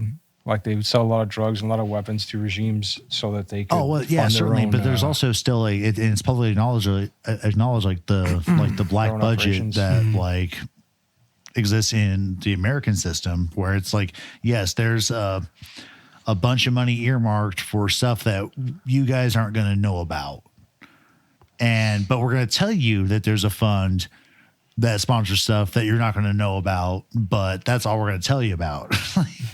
It's just this fun circular little, merry-go-round of go fuck yourself. Give us the money. And it is also mentioned here. We did mention it briefly earlier in this episode that the Mormons had high ranks in the CIA. And again, the CIA is kind of like backing a lot of these people like Pol Pot and stuff like that who commit genocide on their people, and for some reason that's okay. Again, we have Mormons who are high rank in the CIA. It says the American CIA is also influenced by Mormonism, Freemasonry, and other lesser-known brotherhood organizations. Yeah, a lot of the secret societies make it into. Yeah, the Mormons are often sought by the government. CIA recruiters due to their overseas experience many Mormons receive in their missionary work, and a few have reached very high positions within the American intelligence community. And some Masonic groups provide special scholarship for young members to attend foreign service schools in Washington, D.C. And immediately after this, we go into... Yeah, so I'm actually going to just ask our listeners to bear with us, because this is Bramley's fault. All the jumping around we've done in this chapter alone is about to get even crazier, but it's not us. It's this fucking book. Like, pick it up, guys. It's like $8 on Amazon, and you can see for yourselves that, like... Good fucking luck. Why we to have a stay hard on time track. with this shit, because it just goes everywhere. Because now we get back into the idea of the lone assassin. Yes. Like, fuck. Earlier in the book, we looked at the origin of the lone assassin phenomenon as a political tool. The substantial conspiracy evidence surrounding modern-day assassinations indicates that such killings continue to be crude political weapons. The primary difference today is that some lone assassins appear to be a cover for a second hidden assassin, and a pretense is made that the lone assassin really did act alone. And he does give examples, starting off with probably like the most famous quote unquote lone assassin, which is Lee Harvey Oswald, who allegedly shot and killed John F. Kennedy. Right. And that's like a whole like a fucking thing that I don't know if you want to get into. My brain just wants to jump to something real quick. Okay, so the kickoff of World War I was because of the assassination, or partly because of the assassination of Ferdinand. Archduke Franz Ferdinand and his boo by those Serbian assassins from the Black Hand, but there were two of them. So is that like potentially precedence for like to help acknowledge what Bramley's about to talk about, was like the idea of, you know, second gunman? It's possible because I mean, much credit. Was that considered? Was that considered a lone assassin? I'm just like saying, like, you know, perhaps like, you know, because of this, like it's acknowledged that like two known assassins were involved in that assassination attempt. That perhaps it was a common practice of assassins to have at least a couple people, a partner at work, because also it's a failsafe. You know, if one guy fucks up, maybe the other one can take care of it. Like that one assassination attempt that happened, that it's later in Bramley's list the of woman walking cool up to history, the dude. But the one chick that had the knife, right? She was sort of the stage by a security guard. So maybe if she failed, that guy was there to finish the job. Like, oh, I missed her and I shot the fucking I dude. mean, like, there were other instances that he mentions here where the gunman is a patsy. Was that guy? Yeah, I mean, he does mention, like, are you talking about John F. Kennedy or? Well, John F. Kennedy. Yeah, like Lee Harvey Oswald, you know, said he was a patsy, and then Jack Ruby offed him. You know, and then Jack Ruby died in prison like a couple years later, a month after that, something like that. I don't know. Well, I mean, there's a lot of research that's gone on into that particular assassination, but I mean, like. We talked about Daniel. You mentioned the last podcast on the left does a pretty good job about the Mormonism, but they do have like a 6-part series on just the JFK assassination alone. Well, like they mentioned his brother. They mentioned Martin Luther King. Robert Kennedy Jr. Right. I mean, you can go into a lot of the conspiracy theories on this, and like Bramley literally just touches them very quickly.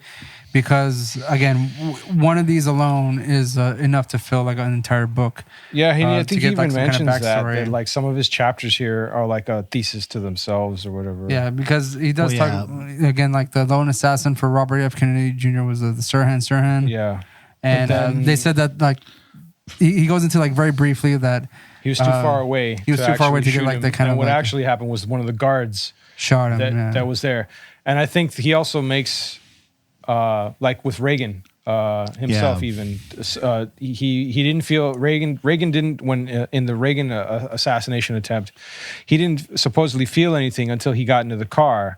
And he thought it was just like an accident that one of his agents shot him because they originally reported the bullet ricocheted off the inside of the door and hit him, but it was the type of bullet that would explode. Yeah, because Hinckley used a 22 round, which is basically like when it touches paper, it's gonna fucking shatter. It shatters into like it turns into a fucking landmine. The goddamn thing turns into just metal shards everywhere. And so, if a 22 caliber round had hit the door.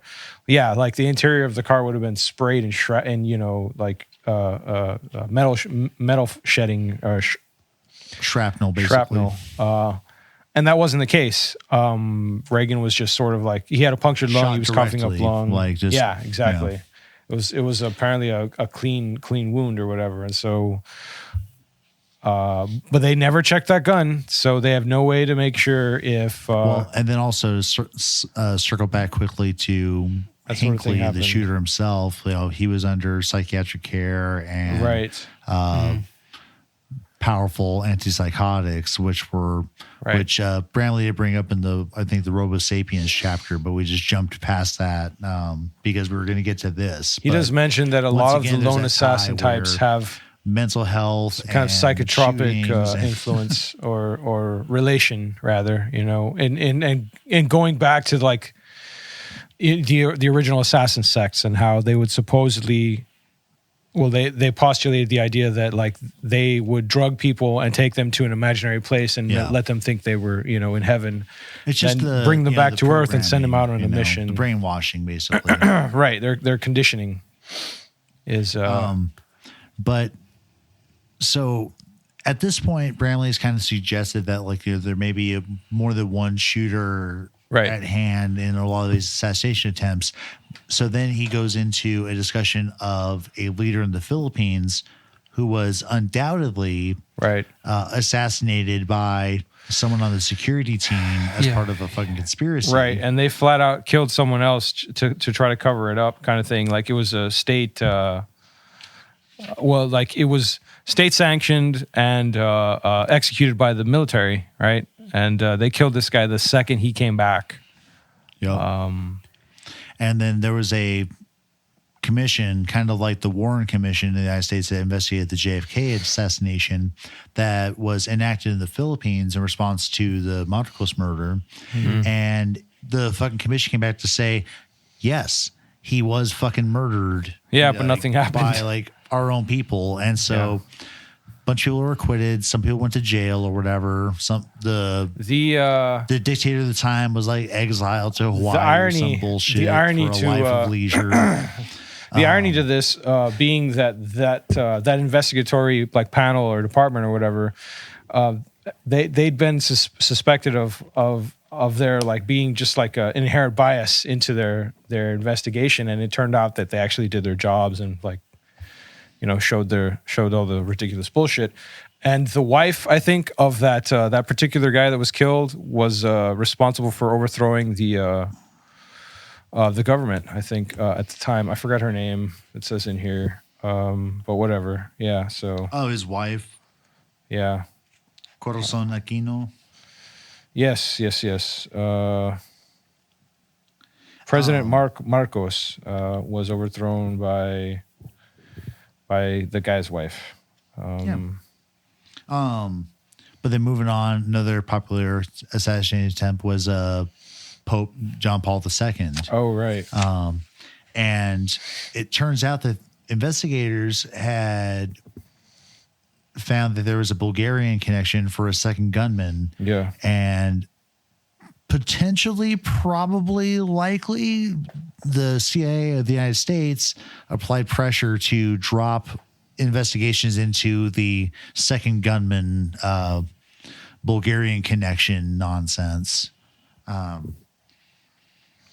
The Italian police accused the Bulgarian intelligence agents of being involved, and that's where they got the ideas of the second gunman. Russian accused the American, because Bulgaria was still a communist nation at the time, Russia accused the American CIA of manufacturing so-called Bulgarian connection for propaganda purposes. And then that's when they put the pressure on the Italian police to drop the second gun case. And yeah, that was pretty much it. The witness in that particular instance basically fucked himself, and I guess it was just inconclusive at that point.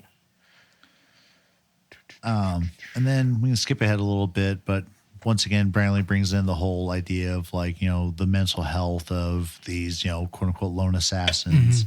It makes them more suggestible. And, goes on to say, in light of the above, it's perhaps not surprising to discover evidence of the Brotherhood network directly or indirectly linked to the modern assassinations. John Hinckley Jr., for example, belonged for a while to an American Nazi organization. Yep. And then he goes on to talk about Squeaky Fromm, who was a follower. She was part of the family of Charles Manson. Yep. Who preached a bizarre apocalyptic mysticism himself. But interestingly enough, as Bramley points out, Manson himself was once a police informer. Yeah, I didn't know that. I thought it was kind of funny. Like, he was a narc.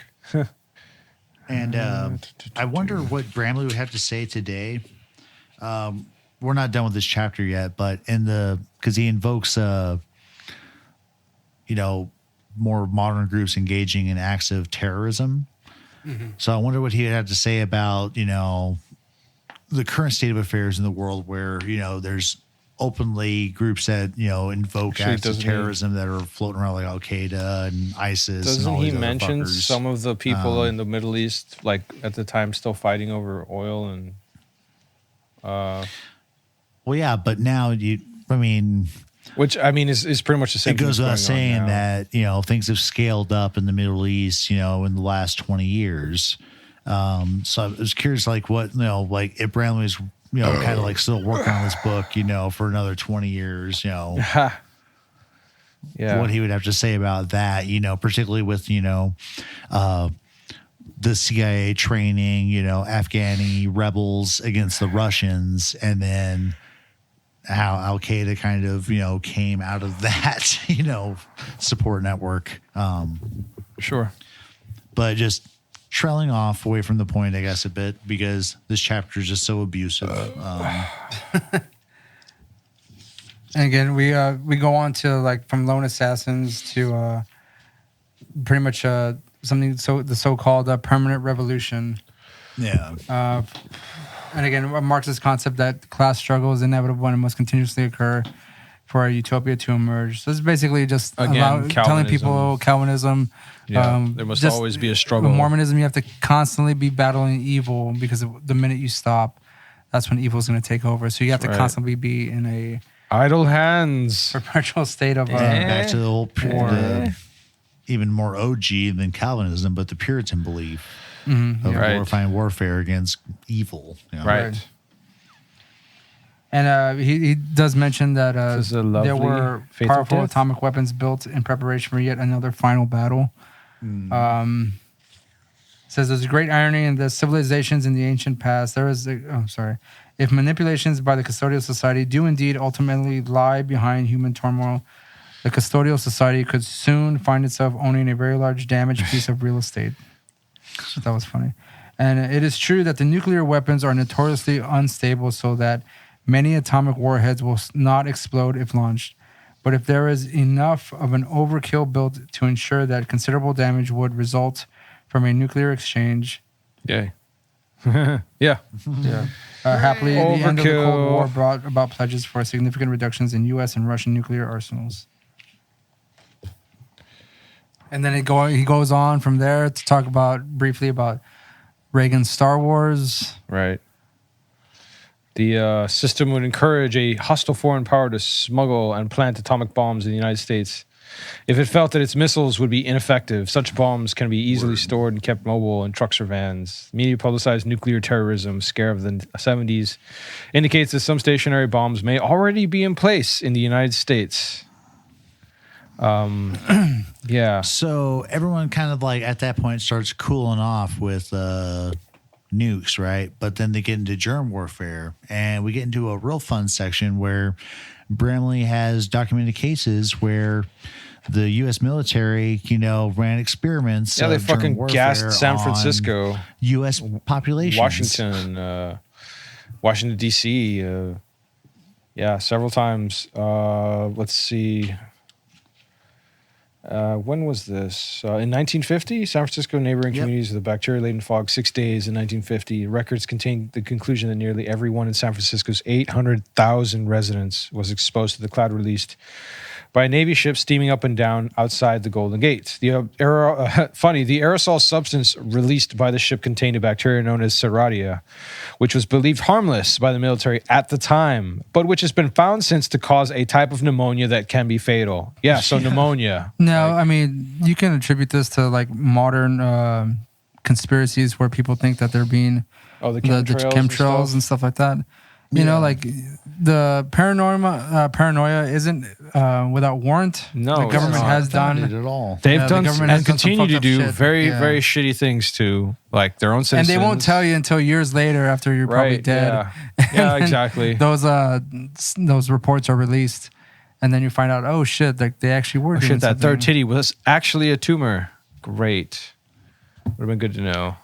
Again, Bramley goes from this topic to experiments as like talking about AIDS. Yeah. Yeah. And he says here that after the AIDS epidemic broke, the Soviet Union published charges in its official newspapers that AIDS was a biological weapon developed by the United States military. Yeah, that's pretty fucked. And the charges have been generally dismissed as false propaganda, and the Soviet Union later publicly retracted the statements after pressure from the United States. So we flexed that up, and Use they those nukes, motherfuckers. they finally shut the fuck up. Keep talking that shit, Bomb your ass off the fucking face of the earth. What you gonna do? Nothing. Now- Then we get into the fun bit with the LIDA system. Yeah. Apparently, for quite a while there, how many years was it? Oh, you're talking about when they used radar, Apparently, parts of the northwestern United States were continually frequency. bombarded with low frequency radar waves. from fucking Russia to try to like control our behavior or whatever.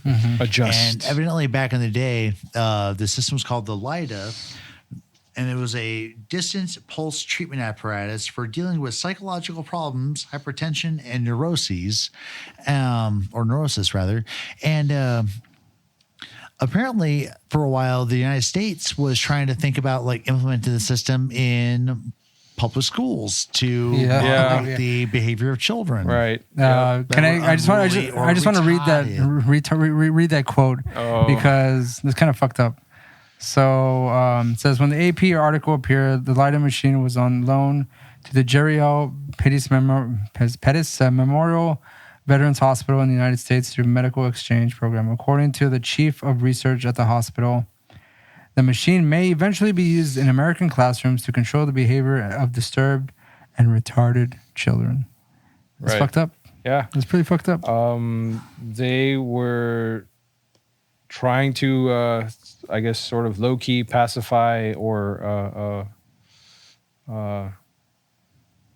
fucking just chill everybody out, basically. But it's funny here because Bramley turns around that apparently like the opposite happened. It's like, ironically, but not surprisingly, again, what?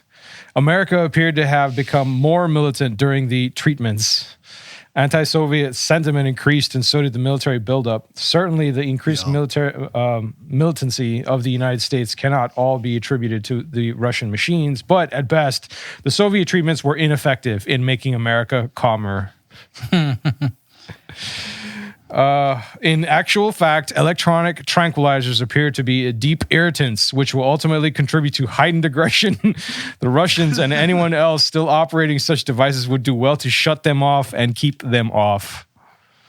Yeah, I thought it was pretty funny. And he goes on just after that to say that the evidence has shown that major military and intelligence organizations have taken over doing to human populations precisely what UFOs or UAPs and some ascended masters reportedly did earlier. They have inherited. They have spread dangerous germs and have bombarded human population with behavior-altering electronic radiation.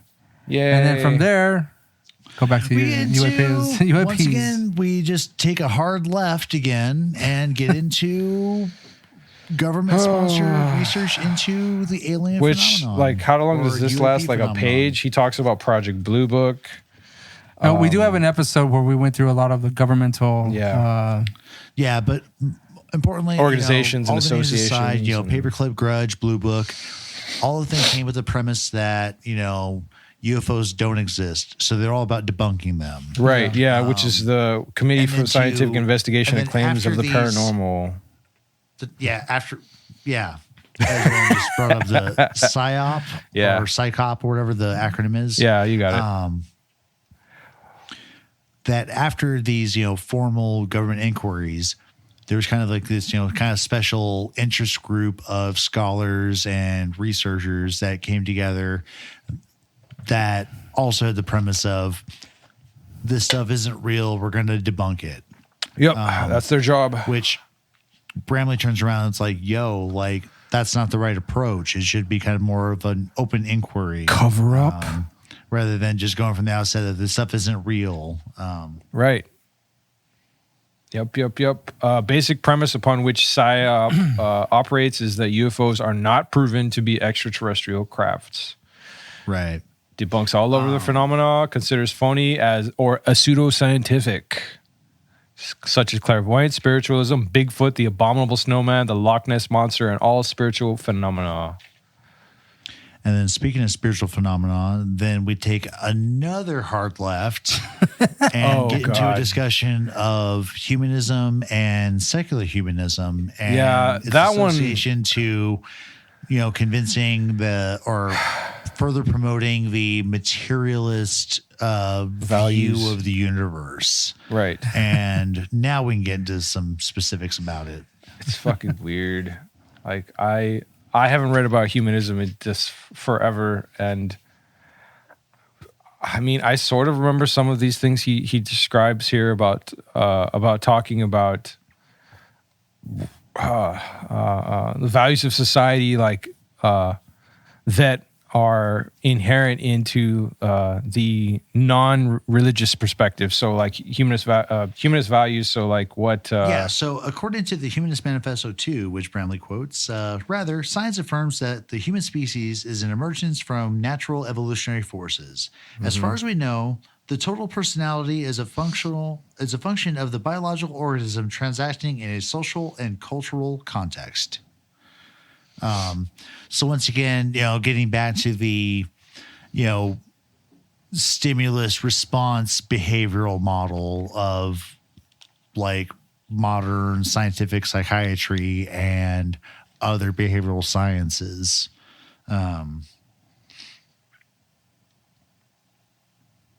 Yes. Thanks for taking that up right away, boys. Nope. No, You got it. As far as we know, the total personality is a function of the biological organism transacting in a social and cultural context. By this point, by this point in the chapter, I guess, importantly to carry it forward, organizations like PsyCop and so on and so forth, and secular humanists by extension, they represent a materialist extreme, and they often do battle with modern Christian fundamentalists who represent the religious extreme. So once again, secular humanists were a brotherhood scheme to fight fucking religious nutfucks, which is just strange. To keep people distracted and at odds and shit, man. It's just another conquer and divide and conquer. It's another pretend conflict. Yeah. And he does mention that even though they tried, that was kind of one of their motives was to fight the religious nut jobs. Religion continued to be a powerful force in human society. Yeah, so once again, the extreme right slight and the extreme detour off left. the point, but we're going into those religious dudes. Yeah. And it says most theologies do have something of value to enrich a person's life. So he's not entirely discounting religion in general, but I think he has like a bit of a caution in his tone. So as we go further down, so as not to fall for the propaganda. As we go further down, he goes into cults, right? As opposed to sects, which makes a distinction. So the word cult is tossed around quite a bit today to label new religions, even though a great many of the religions are not cults. In the true sense of the word, properly used, cult refers to a subgroup of a larger religion, such as a Christian cult or a Muslim cult. So they're in independent belief systems. So as opposed like to a sect, which is like a Baptists, branch. Catholics, Presbyterians, they're all cults of Christianity. Yes. But like broadly, like Zoroastrianism and Jainism, those are sects. Now, continuing on with the cult discussion, it says the type of social climate is easily generated today because most educated people fancy themselves knowledgeable about human psychology. By appealing to that vanity, it is easy to breed animosity against new religions in otherwise tolerant people by couching religious intolerance in psychological terms. Ironically, most of the anti-cult activism today comes from the so-called Christian right wing in its effort to stamp out the works of Satan, which includes all religions not adhering to the fundamentalist Christian beliefs. And it says Christian bookstores are the primary outlets for anti-cult books in the United States today. And Christian music, contemporary Christian music. Yeah. But then he goes on to start talking about the New Age movement. Yep, So we're going into another slight- topic. Slight detour before the next hard left. Yeah, it's kind of like a fork in the road. We're gonna go take a minor left here. It says there is one recent religious movement and mentioning it is the loosely knit New Age movement. The New Age movement is called that because it seeks the dawn of a new age on earth in which the spiritual freedom, physical health, and world peace will prevail. Of course it will. But once Yes. again, these assholes fall in the same pitfalls of trying to like drop in heavy doses of mysticism, which is steeped in brotherhood nut juice. It's just another damn Ponzi scheme money grab to me. I mean, like Well, just right here when he talks about it, Before you get into it, Roland, I just want to say, bring up this quote here, and that I think he secretly likes some of the little like flute. I think so. And that's exactly what I he was gonna. says. New Age movement is quite. Some of the yeah. unique music. Yeah, go ahead. That was what I was The gonna New read. Age emphasis on eating natural. I'm sorry, we're like jumping ahead. It's Says fine. this, You got it. Do it again. Some of the unique music associated with the New Age movement is quite nice. Yes. And that the New Age Yeah. emphasis on eating natural, healthy foods foods. is a very positive element of the movement. Yes. So positive.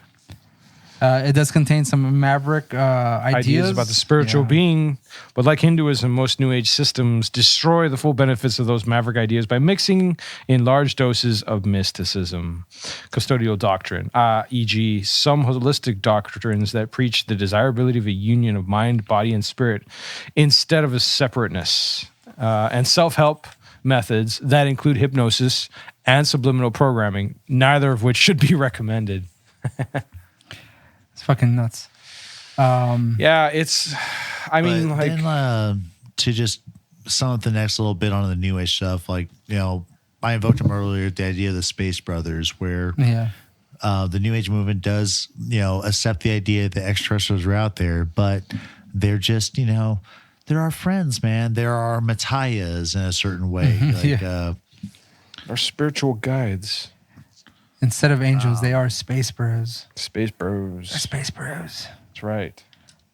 and then we hard turn to go back to the world of now, back then, where he Now back he then. invokes Right other there. Marxist groups that have been fucking around with the Philippines and Peru, and Oh yeah, so that's where I was getting back asswards or whatever with the Sendero Luminosos and yep, the Shining Path or Illuminated Path. Yeah, dude, like those guys are fucking nuts. those guys were fucking a huge problem in the Andes, the late 80s, early 90s.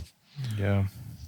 And they're actually still in operation today, man. Like, Yeah. seen like news, I like watch news reports where it's like, yep, a Shining Path compound got like broken into because they've mostly gotten into a primary focus on like slave labor for coca production. Yeah. And so yeah, even today, you know, early 2000s and shit, you know, you've still got fucking, you know, these Marxist revolutionary crazy groups, you know, running rampant in parts of, you know, South America. Oh yeah. I mean, yeah, you're talking about Peru. He also mentions Colombia. Yeah. More of the same. And Philippines or whatever. Yep. Let's see. So I think the last part of this chapter, he goes into the new AIDS-like immune-destroying viral diseases Yeah. are being predicted by the World Bank and a group of doctors I've got from the something United here. States. So importantly, he quotes a doctor and says, this is the problem what we're beginning to recognize as emerging viral diseases. And there may well be other animal viruses waiting in the wings to move into humans and ultimately to cause new diseases. COVID, bat soup. Like, Roland and I have called it, experienced bro. it, you know? yay. He helped. Yeah, he helped we're me COVID herald bros, this in, Ray. man. We're COVID bros, Roland. You gave it to me, you fucking dick. You're welcome. So, But hey, I've never felt closer to you, Roland. yeah. All right, I take it back. I wish I'd never You just ruined it, Ray. No, we're closer than ever now. Yuck. So yeah, like foreshadowing much, like he's fucking talking. Foreshadowing enough. It says the last paragraph here. It says, by the time you read this, many new events will have occurred. Yeah. Leaders, political personalities, and institutions will come and go from the world scene. Warring factions will continue to arise and disappear. And I hope that the long-term historical patterns described in this book will provide an interesting and perhaps useful tool for investigating the cause of future conflicts as they occur. Better yet, we can hope that this book will one day become nothing more than a reminder of a bad dream from which we all managed to awaken ourselves. Nope. Yeah. We're still living in it. Yep. Way to go, buddy. Chapter 39. Escape from Eden. So in this chapter, it says basically Bramley is going on to say that the truth is one can successfully take responsibility for oneself and one's fellow humans from exactly where one is without greatly disrupting one's life and livelihood. Now, basically, that too, Ray. What was that? I underlined that too. Well, there you go, on the same page. This chapter is like so short, but like Bramley asserts that the custodial existence promotes. Well, I'm saying that there's a point here where Bramley kind of he's been asserting the fact that there's a custodial race in control of the pulling the strings behind everybody, humanity. but he also like gives a bit of doubt for that. And there's a sentence here that I got that from. So it says if Earth is indeed owned by an oppressive extraterrestrial society, he's already saying if, right? Yeah, there you go. Says then there must be somewhere exist communication lines between human beings and the custodial society, and he has to make mention that it's better to be face to face with these custodians as opposed to communicating with them telepathically. And so he said part of the solution would be to find those communication channels and use them to begin negotiating an end to the pain and suffering on Earth. This proposal may sound utterly wild, as it would mean trying to start a process of diplomacy with a extraterrestrial society, which most governments don't even admit is in existence. But he also problem is that he's like, dude, it's like, people in a fucking internment camp trying to negotiate with their captors for a release. But Bramley's still optimistic about it because he's like, but still we have to try. Yeah. Because through the security of friendship is a phrase he uses later. Yeah. Which I thought that was pretty funny. The fact that the way we as a society and the custodians can kind of he kind of brings that up whenever we talked about the Christmas Eve of peace between the British soldiers and the Germans, how they kind of just hung out together, shared some gifts, some cigars, and just hung out, good times. But to be fair, with the custodians, it's like, well, what could y'all give us? Because we already made everything. Yeah, you bitches are under our control. We just need you to serve. Maybe we can give them cool music. We don't like music. We like podcasts. Well, actually, we got the one just for you, custodians. Yeah.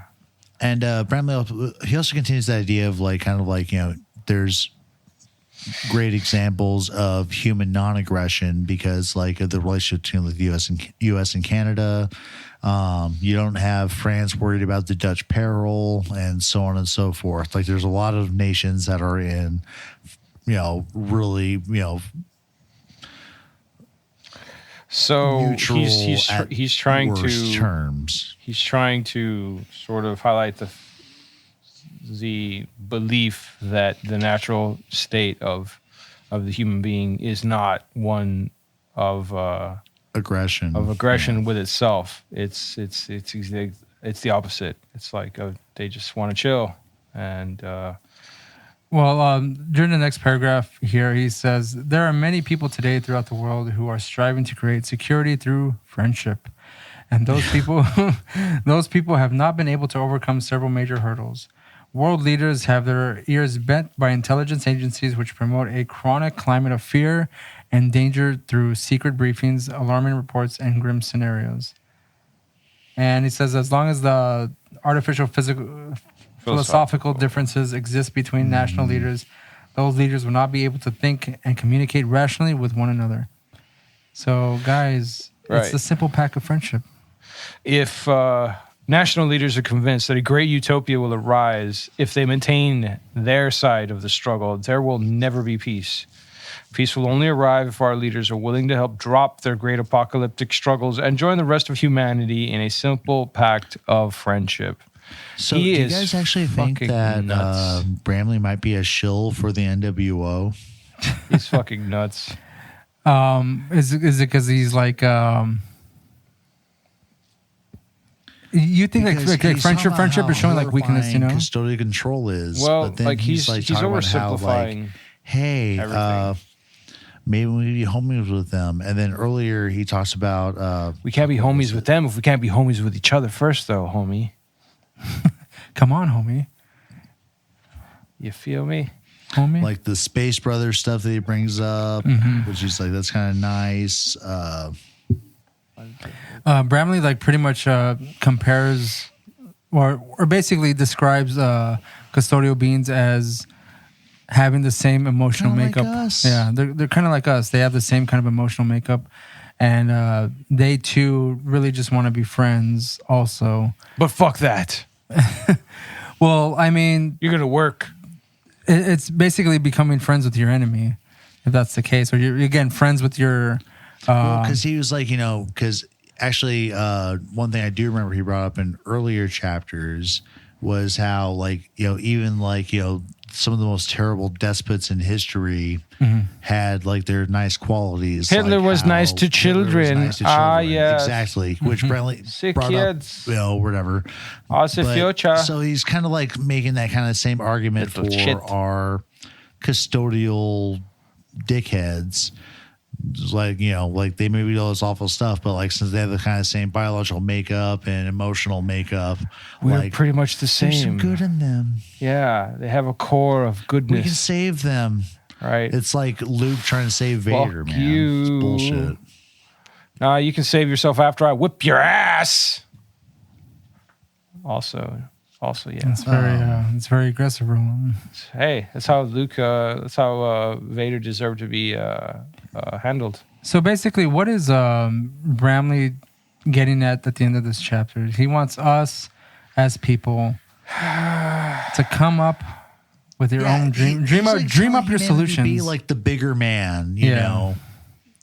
Go shake their hand. Go say what you have to say. Discover what you want to discover and pursue those humanitarian goals within you. It could help us all. What? Roland, I mean, I feel like it could work. That's fucking dumb. I know you don't like friendship and stuff, Not like that. What is this? He was telling us in this book that all you need is love. This podcast is the right thing, man. Yeah. So Bramley's giving us he's condoning this. Yeah, we got the green light, baby. Yeah, Thank you, there Bramley. it is. Thanks, Bramley. Like we're promoting his book, basically, is what we're doing, and we each bought a copy of this book. This was not given to us for free.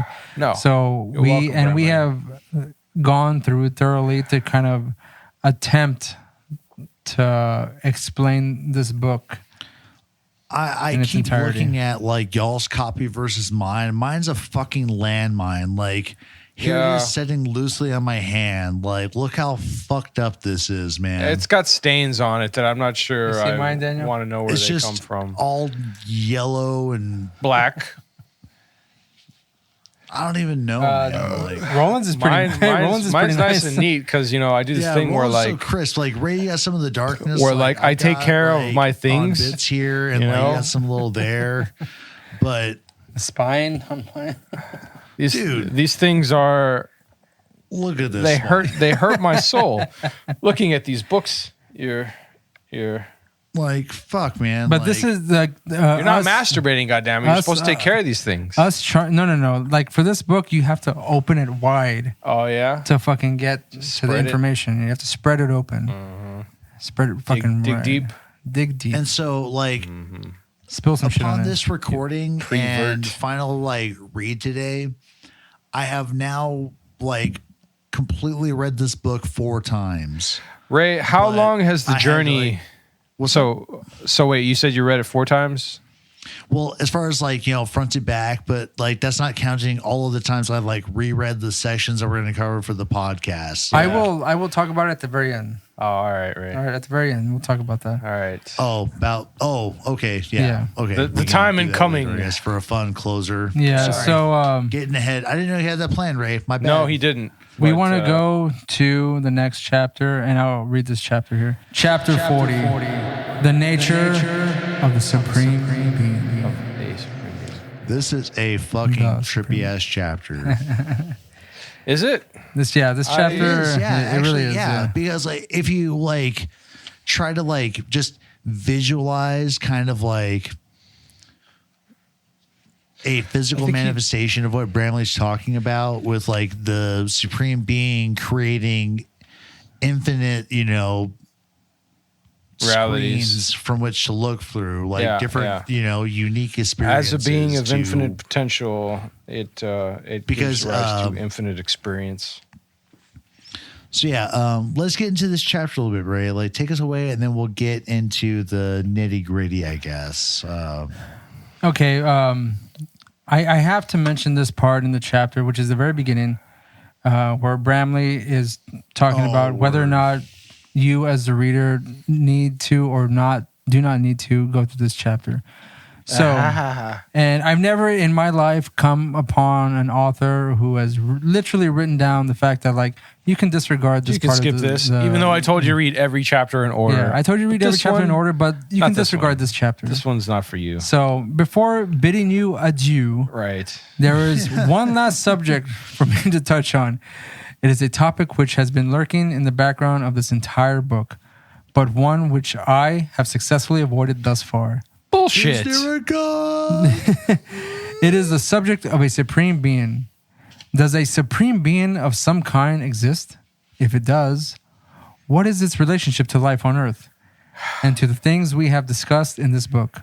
I will try to tackle these questions, but be forewarned that this chapter is the most speculative and philosophical in the book. I'm going to blow a lot of smoke up your ass. Get ready. My discussion will be a simplified one. It is not intended to be definitive. I advise the reader to consult other sources for more information. Yeah. If this is not to your liking, then please feel free to proceed to the next chapter, the final chapter. Okay, so I would like to take note of something that would probably be skipped over otherwise, but his discussion of the scientific method. What about it? And I found it really interesting. I read this section like 3 times today and just kind of like resonated on it, where he said that it's unfortunate how the scientific method has been become only synonymous with equated materialism. like, the material universe. Yeah, okay. Because he actually kind of like unlocks, and it's something I like, even after reading this book a few times, like until today, it just didn't really hit me where he was like, yo, like we can still use the scientific method to explore the unexplained because all it is a set of tools to investigate things that we don't know about. And I was like, well, fuck, you can still, run through the process if you really want to, study ghosts if you really wanted to, like. Yeah, that's what he's saying is applied to the realm of the spirit.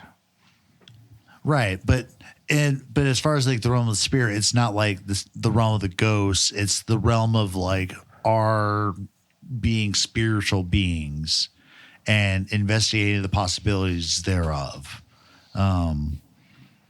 Right. Yeah, he goes to mention the major religions already have their word of God writings, and so they rarely undertake scientific studies into this area either. Yeah, and then he does an Ancient Aliens moment where he basically calls out the mainstream scholars, where he says, the great universities and foundations are too busy with their man-is brain studies to do more than superficial studies into the mounting evidence of spiritual existence. Yeah. So I felt just like modern scholars think that this isn't possible, but The existence of a supreme super being. snotty about it.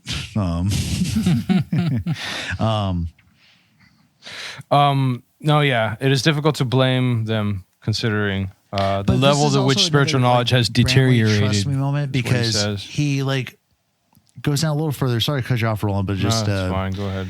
he says, however, the overwhelming evidence of individual spiritual existence was gonna and the read many that, so. characteristics which all spiritual beings seem to share a common world suggests that a supreme being would of some kind probably exist as some common source of all spiritual existence. But then he doesn't quote any of this mounting scientific evidence that supports the idea of a spiritual existence. No, he just goes in to talk about it in a He's just like, more about like what God could be like. Like if people actually see it, they're not gonna believe it. You know, they're just gonna make something up. It's a giant man with a flowing beard who rants, raves, and kills people. Others will think it's a bright light that exudes love and warmth. But then after like all of that, he gets like pretty like he's like, oh, maybe the Samkhya, I think is the pronunciation definition of like God, where on like page 104, 105, which I did go back and read, but then I was like, I see those words, Bramley, but I'm not really sure how you're trying to tie them in necessarily right now. Mm-hmm. And Ray's reviewing them now, so we'll see how he thinks about it. Because it's kind of like a, did you really say this, bud? Moment. Yeah, so I mean, he says that samkha means reason. Doctrines usually attribute to a man as kapla. I really don't know. I mean, like I'm not sure like how. I'm not sure how he's making. Yeah, because I think it was one of those moments where he was like, "You're at the end of this fucking book.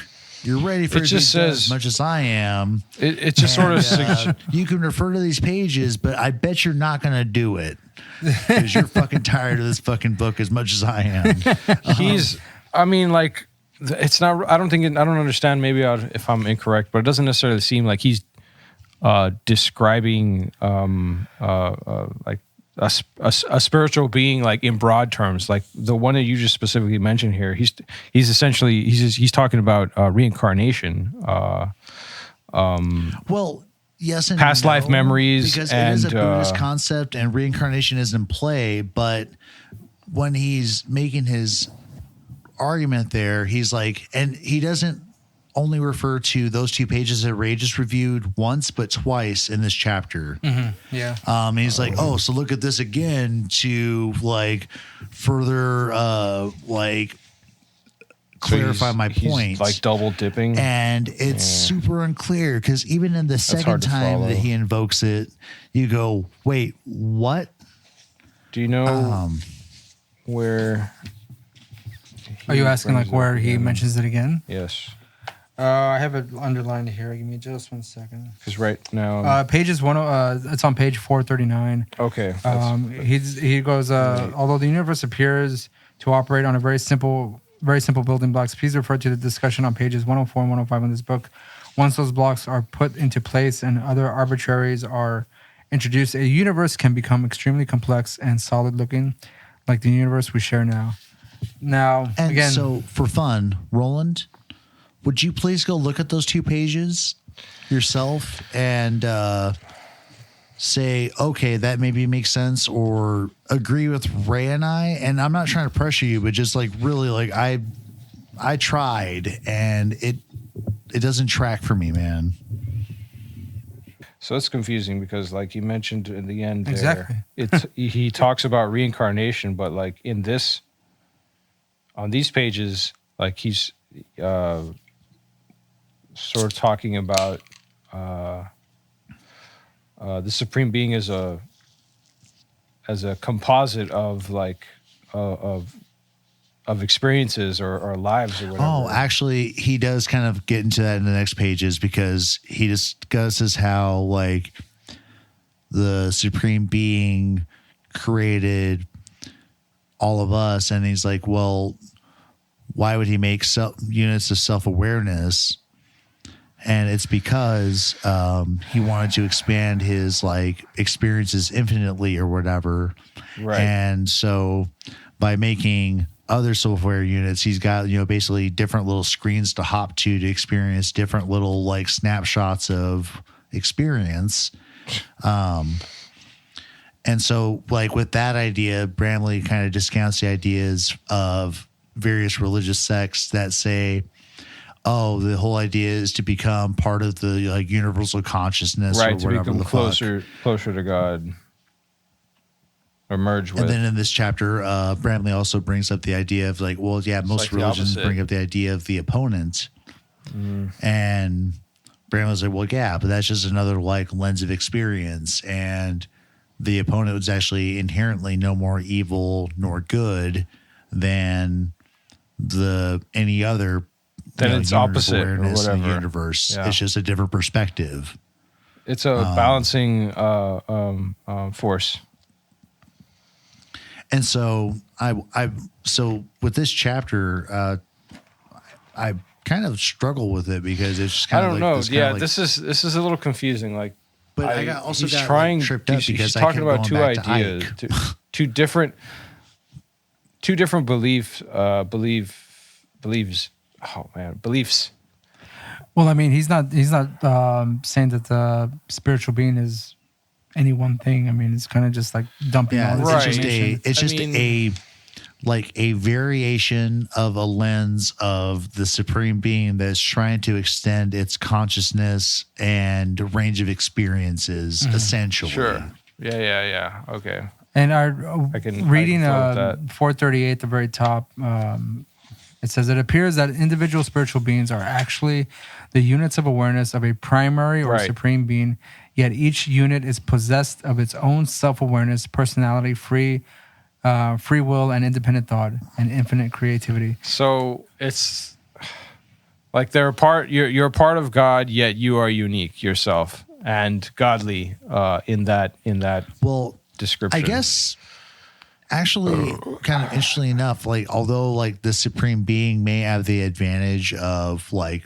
viewing these various other viewpoints, I think in a way that like apart from that, the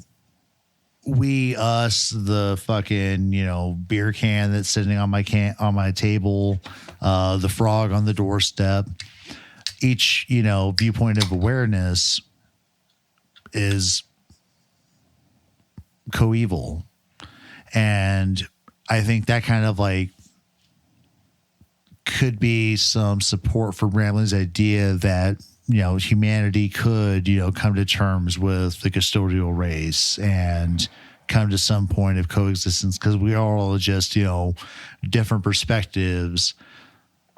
if you take out the And viewpoints. if you take in out the whole universe. idea that like we're being subjected and subversed by the custodial races. No, right. But the thing is, like all things in the universe, according to Bramley, are potentially just different viewpoints of the Harmonious. same source. So there's common ground between all things in existence. Yeah. So it is possible, therefore, to come to terms with the custodians. Sure. I mean, Well, I mean, is it the custodians or like the supreme custodian, you mean the primary being or whatever? primary being? Yeah, because I mean, he's saying like I don't know if the you brought up thing is, the comparison if, to like if the description to the primary being is as he describes us, like you like bringing up the in of comparison ourselves being like divinely attributed or whatever to existence, then yes. Well, no, like the fact that there's a comparison that he makes is that like there's a But- person who has a bunch of like video cameras and shit like that, or like Yeah. screens, Yeah, Right. and like each screen is like a different self-awareness. He's not the person. supreme being or God. He's just the supreme voyeur. Yeah. Sure, yeah, sure. I like to watch. But I mean, he doesn't say that like he's like the only person or like the only supreme thing. Like there's like supposed to be like yeah, there's many. a suggestion. Yeah, like because he's defining a supreme being of itself, and he does mention like to attain this particular status, right, requires certain things. Yeah. So yeah, he's suggesting that there's a possibility of multiple supreme beings can. And he does mention like he does can bring exist. up a big. Well, he focuses a lot on self-awareness. Yeah. And one of the things that he does say here, which I found somewhat amusing, was that it says, after all, it is the quality of self-awareness or the awareness of being aware that allows spiritual beings to be completely independent and to engage in the silliness which has caused them to suffer the sorry plight that they now appear to be enduring on Earth and probably elsewhere. So he's assuming that, like, I guess... He's a Other real, alien species are like going through the same shit. he's a real Yeah, upbeat yeah, guy, that Bramley. And, I mean, it Yeah. seems like we're just... He makes it seem like we're just children going along, and we don't have, like, the full We're still- capacity to really be completely self-aware. By to- his so- descriptions, we still live within a behaviorally modified ignorance of our. Well, of our the thing is, like, this goes back, you surroundings. know, like it's thousands of engineered years. You know, the ignorance. fucking Custodial Society showed up and fucked around with the Sumerians. right. And they were already in their little like rocket planes with their, you know, advanced, you know, planet hopping ability, jumping from and their you know, goggles and shit. jumping on back on a Nibiru was a rocket ship, you know, and Yeah. so these guys arguably have kind of like they're points of existence that have decided or viewpoints of existence from this, you know, supreme being or primary being that have just simply existed before humanity and decided to exert their free will upon us, so we have no free will. Right. We have. Because like although like all points of existence like technically exist in all points of time or whatever, but still some motherfuckers came before us and people are coming after us, and maybe humanity will go and be some grand pimp daddies of some like dumbass race that No, we're gonna be hoarded out to everybody. Don't worry. We learn to love everything. Yes. Well, you know, so like, I mean, this chapter alone, like, there's a lot of just jumping back and forth on like perspective. Yeah, and they all pretty much mean the same things. And, Where he's, I mean, and it's kind of funny at the He's end of this talking- chapter when Bramley brings up the idea of the adversary. And it's like, oh, maybe this is a big game, you know, see who moves the better pieces or whatever. But all that needs to happen is for the Supreme Being to go like, yo, I'm done. let's Snap, call it snap. quits. yeah. And then everything will be fine. But for some reason, so then like Bramley makes all this effort to just say about this, like the Supreme Being is just about like experiencing different viewpoints. But then he closes that by saying like, well, he's actually playing a game with the adversary he created. And But he doesn't has have to do is follow say, the rules. We're done. Yeah. But he continues to allow the game to play. So then humanity's suffering continues, like by extension. So like, is actually the Supreme Being actually not a neutral party, just trying to experience other like. Well, didn't he say like if he ends the game, doesn't that like diminish his existence? I mean, because without the game, like he can't really continue on. And I'm kind of going on the 443. It says the game in which a supreme being owns survival is tested by the diminished of its awareness units and perhaps by the ultimate diminishment of the supreme being itself.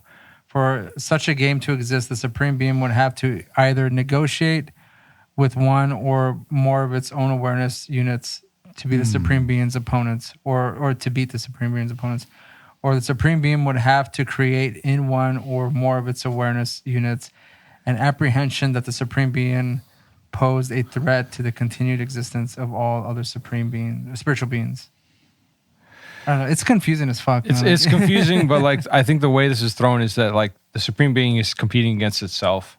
Like it's the idea of like good versus evil, but really it's all the same in the end. Oh, here we go. So And- Bramley goes again to the apocalyptic kind of message of like the 1,000 years of peace, because he goes, if such a game has indeed existed, then we can certainly hope that it may end soon by a supreme being conveying thanks to the opponents for a game well played, promising the indefinite survival of its awareness units. So we live forever. Yeah. Because the adversary asking is that the game be stopped. So the game stops. We go to fucking utopia because everything lives forever. This is just the same apocalyptic message that Bramley has fucking argued against this entire fucking book. Yeah. And within less than 10 pages of him finishing his fucking life's work, which he said took years and years for him to fucking finish, and it took a toll on him. so yeah. He expounds the same kind of idea of malaria, like,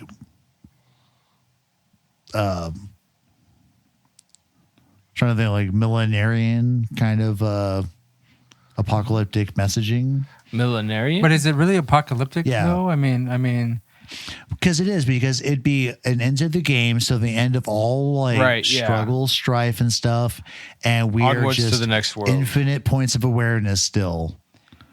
well, yeah, but I mean, wouldn't the apocalypse imply that there's supposed to be like a battle? But if the supreme being just stops the game, Well, the battle is Well, it's because like, that's- ultimately, arguably, at the hands of this maniacal Machiavellian motherfucker who Right. allowed these Machiavellian motherfucker and custodial motherfuckers to take There's no good or part evil. There is just in But ruling if- humans who became Machiavellian in their own right. but if he just aborts the game, so to speak, wouldn't that mean like there's no like apocalyptic kind of end to it? Like it's just kind of like, it's not like the game itself isn't the apocalypse, but like there has to be some kind of final destruction. But there is no I think destruction. that's- There's yeah, just him so saying like, you know what, I'm either- gonna stop this, and there's gonna be no final battle. I think it's either and you two. can It's continue either on. two things. Yeah, it either just it continues as they want it to be, or they stop this and it's time for the apocalypse. Yeah, but I mean, like if he just Hey, stops the game, there is so, no apocalypse. So You know what? All I got to say is, I don't know God, about- be consistent. Be fucking, I mean, I guess not. precise with your terms. Because, like, if you're there, we'll play ball, dude. Like, fuck Satan or whatever, I don't know. But I'm It's- really still banking on Nin Herzog being. This shit it's hard to fucking make sense of. All right, yeah. But yeah, it's just but Bramley does admit, and like as Ray mentioned at the beginning of this chapter, Bramley was like, "Yo, I'm going off the rails here a bit. I'm gonna speculate like a fuckload. So like, if you want, this is the end of the book." Yep. Because he doesn't even say like skip this chapter, go to the last one. No, He's just like, before I bid you adieu, like just know I'm going into some wild shit. I get a Well, little I mean, crazy on And- it. technically, Daniel, he does say that you You can skip the chapter and go to the past next, chapter the and last go to chapter. The last. Oh, he said Go to go to the the- last. yeah, go to the last I thought he chapter, meant yeah. just like we're done with this book at No, this no, point. no, he Oh. says- Well, just I jump mean, this chapter and okay, go to the last seeing as how we've read the last chapter, I could probably say, yeah, that you probably wouldn't need to read the last chapter either. But I don't think it's necessary unless you plan on going through more research yourself. he's just Actually, sort of reiterating one- his. One good thing that, and I've been pretty, admittedly, pretty harsh on Bramley this entire series. I mean, I think it's deserved because right here in the end, he says, "Look, guys, I don't really know what the fuck I'm doing. Like, I just made like an outline that you can use. So fuck off." well, like he's- what I do he's appreciate sorta- though is that he does admit to his Shortcomings. failings and where he's going to draw the line for like his research into the subject. Admit to his failings and being also, insane. like, points out stuff that just came up Saying because that- there's 8 or 9 bullet points That- about that like, anything that he other talks about is avenues actually to conclusive. research All of it. in relation to the phenomenon of the custodial like Just him influence talking out his on humanity. ass. There's 8. Oh, there is 8. There's 8. There's 8. Okay, Most word. of them are I couldn't remember fucking the exact just- number, they're- but I you knew don't really need because to like I mention thought them. because it was way less than that when I I was thought it going was back 7 through this the other day. so. And then I was like, whoa. He's got a lot. Few. But they're... But here, like, Bramley kind of like does like bear it out, like, and this is one thing I actually also respect him for. He's just like, yo, like, as far as this goes, I'm done. He's like, yes, I admit that there's stuff I could have done better. We're going to the next chapter? Yeah. I thought we were already. Okay, hold on. Did you have anything else to say No, about I just want you to the God chapter? Chapter 41 to the researcher. Yeah. Yeah. That's apropos. My bad. Okay, continue, Daniel. Bramley like just totally lays out like what he felt he did poorly on. Yeah, he does admit to his shortcomings. Yeah. In this chapter for sure. And But again, like he's like, this is a template that you guys can use to like try to further your own. Yeah, your and own he says, ends. there's stuff that like I could have like expanded a bunch. Like there's stuff where I could have turned this into a whole volume. But I don't wanna. I'm not going to do that, dude. Like, but I hope to pass the torch on to future researchers, which I thought was cool. And then he does allow for a jumping off point for many avenues of research. And what's interesting is that like some of these have been like well investigated since then, like Jonestown. Yeah. Yeah, let's just go down the list of like points that he that came up cool, that he didn't like, discuss in this chapter in this book. So we'll go number 1. He talks about the labor unions. Yeah. So says labor unions have done a great deal to improve working conditions for many working people, but there is no question that some union tactics have generated continuous conflict. right. And unionization has also had the effect of creating a mild form of feudalism by magnifying the superficial distinction between managers and non-managers and bringing the two groups into conflict. So it says here, interestingly, one of the key forces behind the early American labor union, and this again, why he's even mentioning this at all as an idea is right here. Behind the early American labor union movement was an organization known as the Knights of Labor. The Knights were a secret society with secret oaths, just like other brotherhood organizations. Although the Knights later dropped their mystical practices and eventually declined in strength, they played a role in creating the American Federation of Labor, which has since grown to become a major union in America.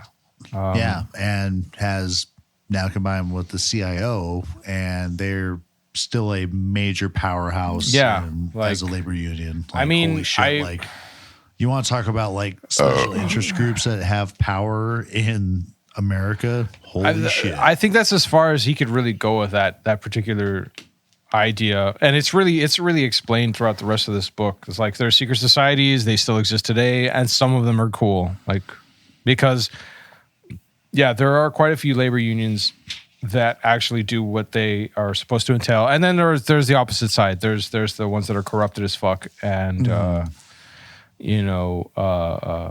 work to union. Yeah. Well, if even that, but I was mostly thinking of cop unions and shit. But no, I'm just fucking with you, man. No. I want to go on to the next one. Is fucking actually really fascinating. Okay, so he says one argument against the idea that there has been a Machiavellian source behind human warfare is that the fact that the primitive tribal societies untouched by the Western world have also engaged in repeated warfare. This would seem to disprove the brotherhood connection and suggest that perhaps warfare really is just a part of human nature. How would you confirm that? I mean, doesn't it sound odd actually, that's already been kind of debunked a bit with because you had David I talking to that one dude from South Africa. Fuck, what was his name? Do you know what I'm talking about? Credo Mutambwe or whatever, or Mutambwe Credo. But he's a guy who's like a shaman for one of the groups down there. But he apparently has like a bunch of like old knowledge about like the reptilian influence in Africa.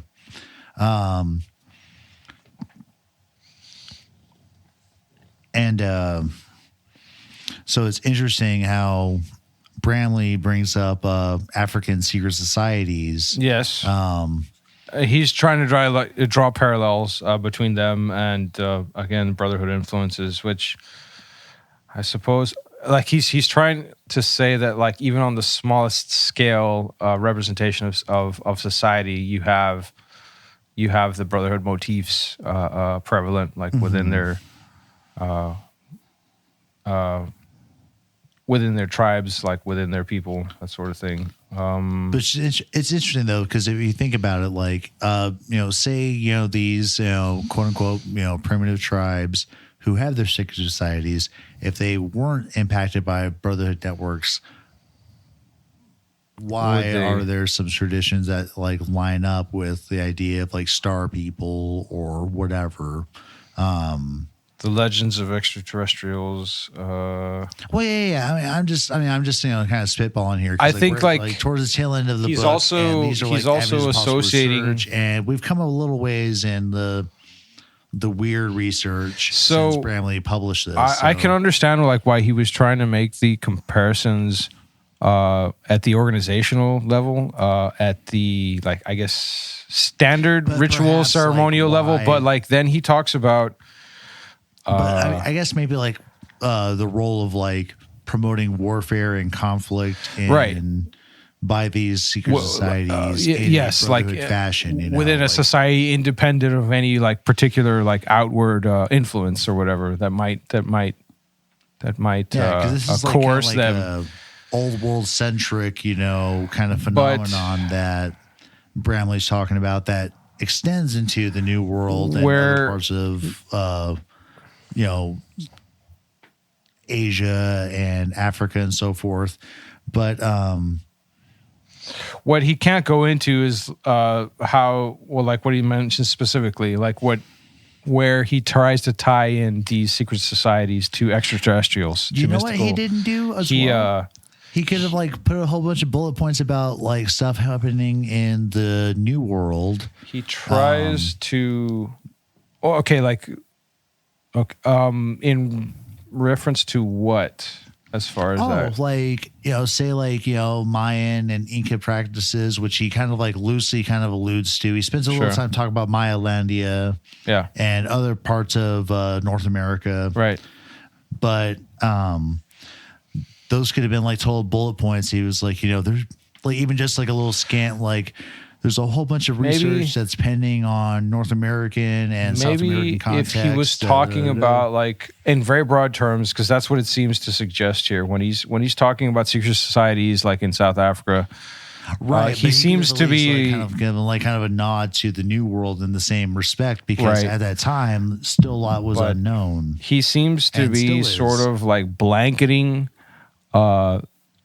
the secret society, the influences of like the Custodials and the Brotherhood. Right. He seems to be sort of like associating, and I'm probably wrong here, but like any type of mystical belief is associated with a particular culture is suspect of itself. Like, oh, okay, these guys have a particular ritual. Okay, well, what is the aim of the ritual? Like, what is the overall like objective? Is it related to the subjugation of like that particular tribe, or like how like he makes the jump to like the Brotherhood association, the Brotherhood like influences a little too I was gonna say broadly, but like I don't know, it just seems like it's a little too easily explained away. We should move on to point 4. Wasn't that point 2? That was point 2. Fuck. And point 3 though is really cool, and it's super short, unlike Roland's last diatribe. Yes. It's just like, so what happened to the Custodial Society to make them so mean? Like, what happened to them to have their little cultural and spiritual decay to be so mean to us? That's it. That's literally it. Yeah. What might that history be? Like, he doesn't. He brings up Jonestown, which go fucking look up any other like podcast of like strange news stuff, and they'll tell you all about Jonestown because you don't. I mean, there's some alleged like CIA connections and stuff. There's a book called The Road to Jonestown that's really good that you should check out if you want to get any further into the Jonestown Conspiracy. massacre craziness. Yeah. But so does that book also, just to kind of briefly touch on what Bramley mentions about the Jonestown incident, are there connections to like CIA activities and shit in that book? He does mention that they use the drug They that they use in involved. MK Ultra. Yeah. Right, but that's what Bramley talked about. Is it also in that book he brought up? I don't know. I've never read the book necessarily, but I mean, it's been because when you brought up the road to Jonestown, it seemed to me like it was implied that you had checked it out. No, I have not read the book, but I mean, it's one on my bad. list. So, that question's not well placed then. So, yes. Point number 5. Books, movies, and other art forms tend to give a romantic twist to UFOs or UAPs, spies, assassination conspiracies, and so on. Or as we are perhaps beginning to realize, behind this romance there lies some cruel and brutal psychoses. No way. So, like, he just goes on to talk about how sociopaths like government work. Yeah, it's like, how do sociopaths come to like enter these roles? Like, how do they fit into the custodial plan? Yeah. how Sociopaths they- with high IQs can be quite clever. How they can fit into the plan is questionable, but you can very much probably guarantee that there are a lot of sociopaths within. Well, and then also positions of he power. asked a question of like, why do people tolerate these sociopaths in positions of power? Like, how does this all kind of work? Maybe Like, because they bitch the loudest, and no one wants to confront them. They're able to Number 6. perpetuate a social norm of some sort. It says this book barely touched upon the influence of the Brotherhood organizations in Asian history.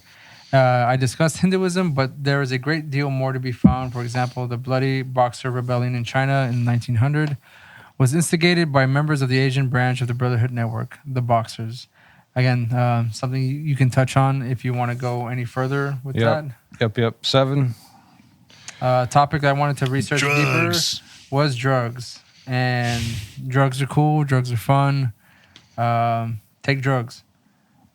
Number 8. But he was like, ultimately, there's, why did drugs become a thing to begin with? Yeah, Like, where did they come from? Who was the first pusher, essentially? Well, I would say it's more like natural psychotropic drugs, mushrooms, DMT. Wait, all well, that when kind you're of stuff. when you're talking about it as a part of human culture, yes.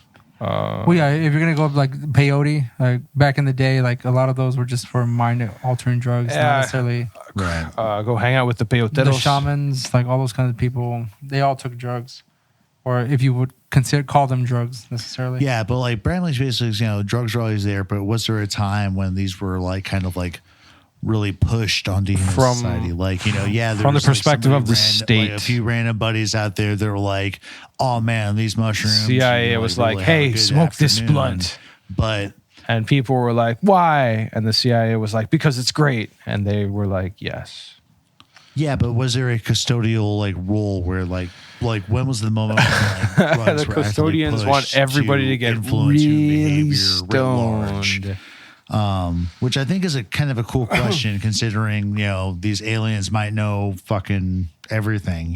Maybe they just want us to be high all the time because this just makes us more pliable and easy to influence. And number 8's a tough one.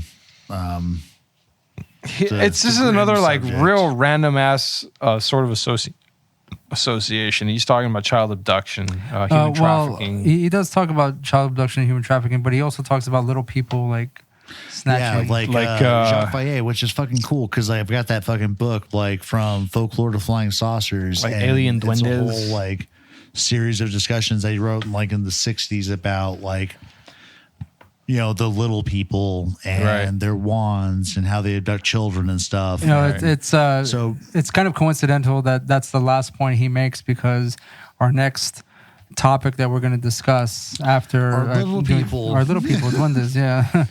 Not planned out at all. Just Nope, happened. we're Happy just, accident. we're just awesome that way. Just like when we were talking about this book and all the But others before. towards the end, he really gets into this whole thing. He's just, like, I hope the other questions may inspire some research, but mostly like, be curious and be happy with what you're doing. Be happy. Be joyful in Have research. fun with it. Yeah. Be well. He says, I will encourage other people to explore those topics about which they are curious Be and to ready to share be wrong. what they find. You and I may not always be right, but the important thing is science. to be willing to explore and communicate.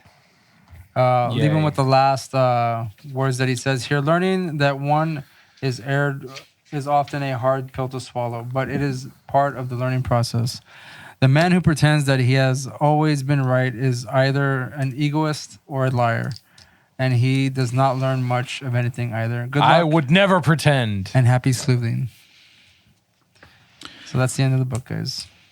We did it. Boys, We reached the top of the I'm mountain, so happy to be done with this. and it is good.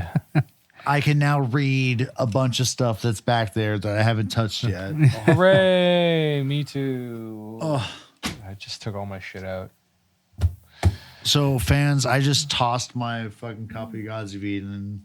I'm gonna go outside and my smoke floor. mine right now. Watch. I'm Watch. gonna- So initially, Daniel, what did you think about this book? And would you recommend it to anyone else? Initially, absolutely loved it.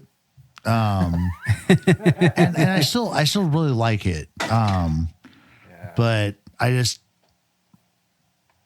but Bramley kind of covers This his thing is ass at the rough. end where he's just like, well, there's stuff that I didn't really investigate as Yeah. hard or whatever. Real last minute coming in clutch. Hey, by the way, guys, this is just a theory. No, But I still hold a lot of, what's up? No, I just want to say, like, if he would have said that sooner, like maybe in the first, maybe You think people would have lost prelude, interest or not? Would they have lost interest, or they would have like forgiven him more for like his style of writing going through? I would have totally like given him a complete pass because it's like, dude, Yeah.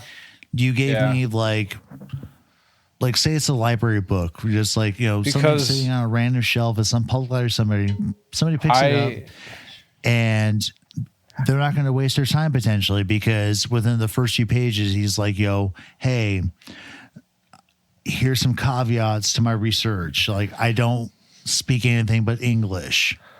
So as restricted resources in that regard, I think it was pretty interesting.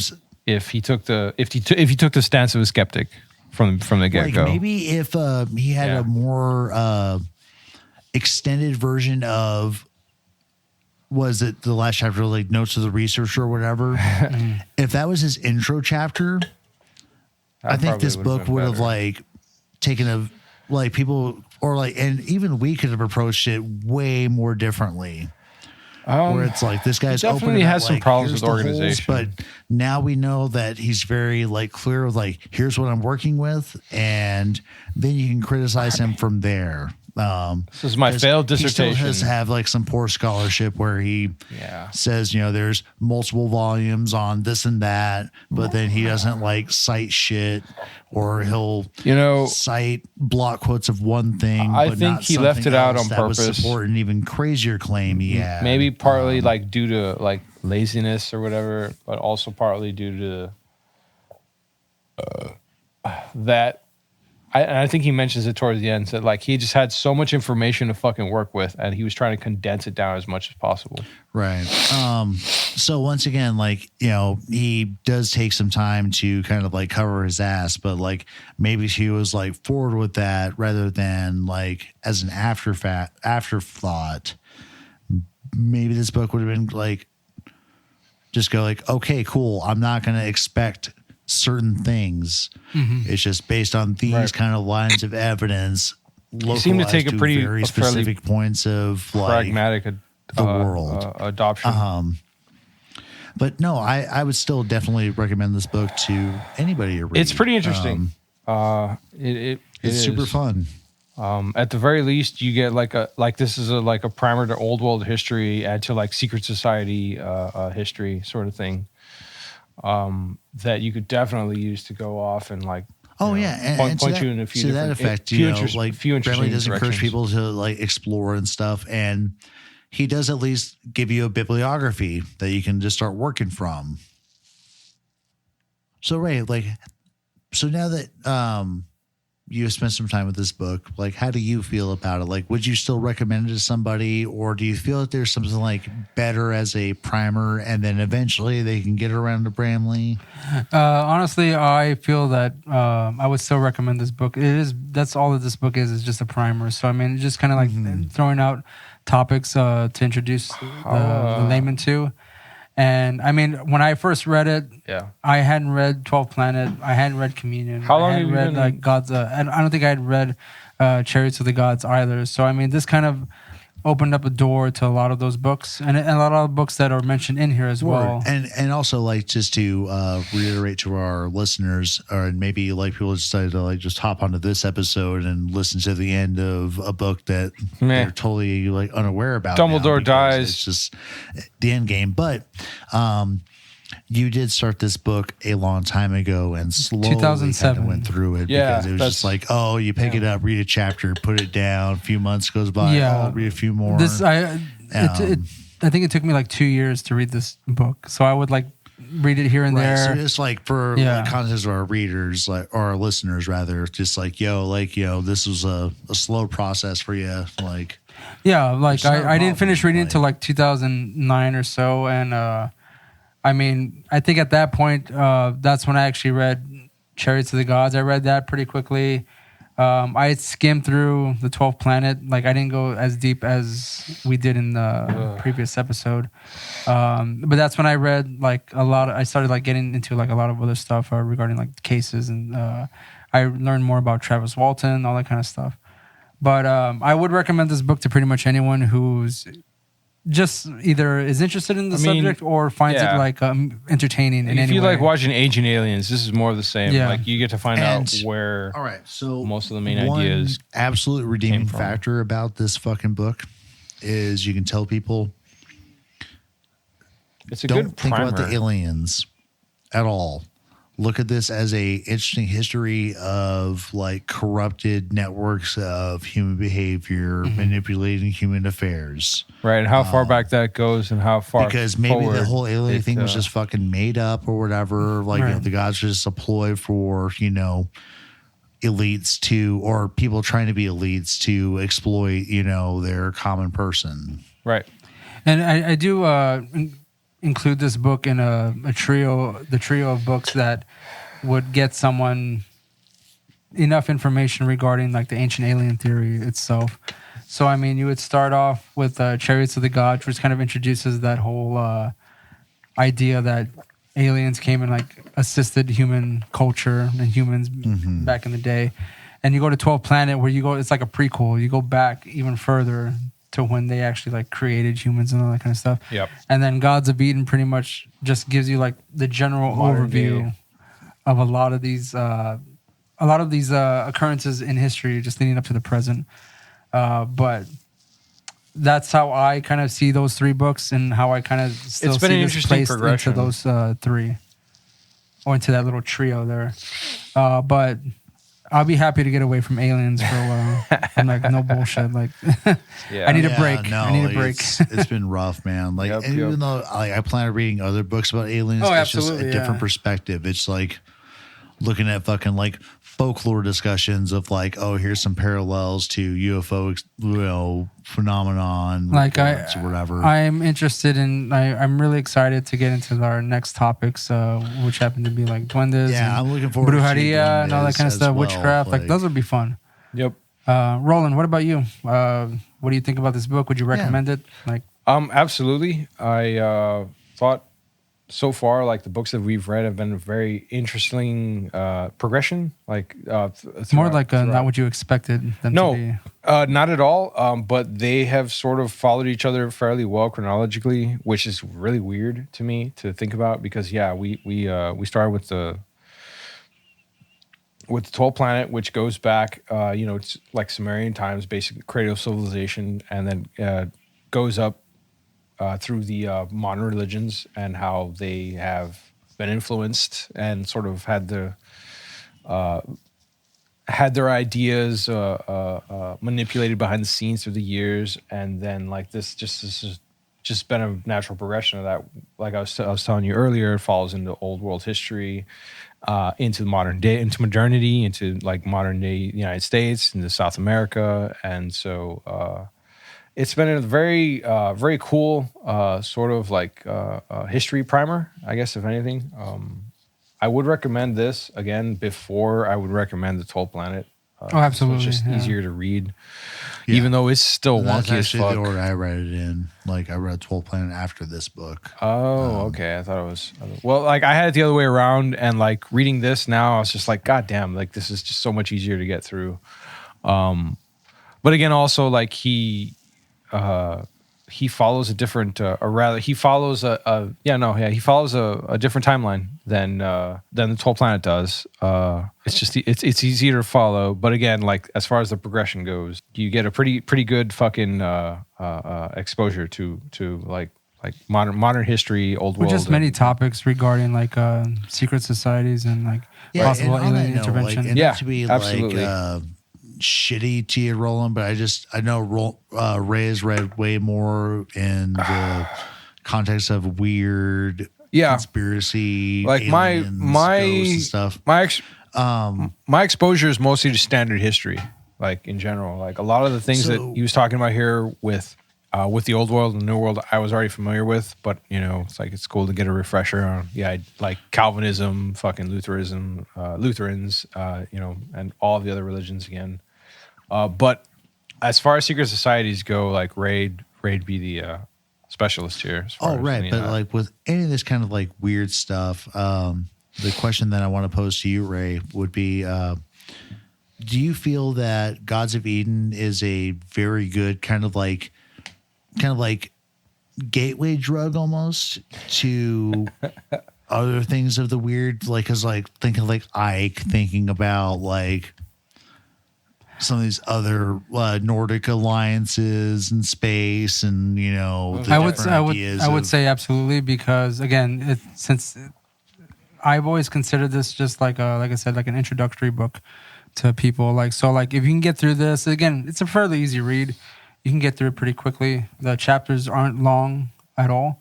But if any of this kind of piques your interest, like you can pretty much move on from this to something else and dive a little bit deeper, because this doesn't go deep enough for anyone to kind of like repel anybody. It's a really primer. sink your teeth Yeah. into. You get, But if you get your really feet want to wet. go hard, if you really want to like go into like aliens or ancient aliens or like possible, This will point you in a good Yeah, direction. this Secret is- societies, or just Yeah, the CIA, exactly. you know, influence of Absolutely. the world, or just the idea of because I mean, political assassination. yeah, this talks about like CIA stuff and like conspiracy theories in general. Sorry, that was an oxymoron. Like,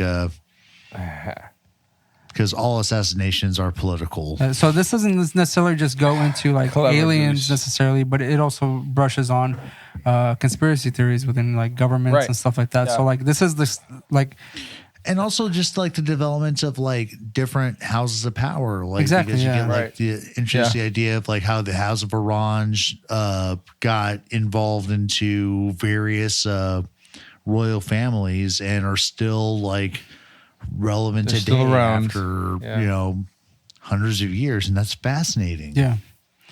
And again, if you do like history and you want to get into like weird history, this There's is a lot good of place to information start, yeah. here. This is a good Yeah. place to start. to get you. I wouldn't you recommend going. anything like 12th Planet initially, because that could just turn someone off. Yeah, there's a lot of mythology there, more than actual. This one is just considered like This a is stepping more- stone this is book more for me. like a historical, That's all it is. Like this Yeah. is your first step into weird shit, Foray. and it won't overwhelm you necessarily, especially if you're just reading it very casually. But it might pique your interest on certain topics that you maybe weren't familiar with initially. Yeah, So there were a few in here that I was. Yeah, it's still a pretty good read. but yes, I'd recommend this, and anyone out there, I recommend either picking up a copy. There might be one at your local Barnes and Nobles. I'm not Yeah. saying that there might be, but there might be. You can order it. If not, But yeah, so again, this book doesn't get much notoriety for most people. I mean, which is weird, man. Like, but it's such a cool book, you know, like. And I don't recall how I came upon it. I think I may have been like perusing the bookstore, and then it just stuck out. At some point, I was just like, I think I'll read this one, and then I just got it. But this is for me, like going to random ass bookstores, like half price books, Barnes and Nobles, the Gallery. I probably got it at the Gallery. You need to go back there. Which is a witchcraft specialty store in you can find a lot of Texas. Counterculture books there. And I bought a lot of Aleister Crowley books there too. Like it's just and sex toys. Yeah. I bought no sex toys. I mean, you know, regardless of the origin story. Let's go start the premium. I'm glad you thought of this for this program. Like it's as you're talking in our like pre-show nonsense, like we spent like 15 hours or so like talking about this fucking book. Yeah, actually. At this point it could be 15 to 16. Way longer than I thought it would. So Ray had a pretty close guess. Damn, boys. Okay, so we're gonna bring this episode to a close. I'm glad it's over. This is fuck yeah. I'm so glad it's over. It wasn't as bad as 12 Planet by any means, but this was still. But it was still very long. It was longer than 12 Planet for sure. Yeah, it was a bit of a lecture going through this. Okay, so again, we'll see you on our next episodes. We'll be coming at you hopefully every 2 weeks. We'll come at you with another episode. Some news coming up or some such. There's a lot of news going on. A lot of weird shit people are talking about. There's a cool story I want to talk to you guys about this after we record or after we cut to recording. But yeah, like okay. So my name is Ray. This is Roland and Pacific Northwest. Daniel. All right, we'll see you on our next episode. We'll see you. Hopefully it won't be too long until that comes out. Peace. Thanks, guys. Bye. Blue midgets come into my house. Hey, it's ridiculous. I had some kind of a rectal probe. Ridiculous. Ridiculous. They took me out of the house and they stuck a needle in my head. That I was saying small people coming into my house. It's ridiculous. They took me out of the house and they stuck a needle in my head and I had some kind of a rectal probe.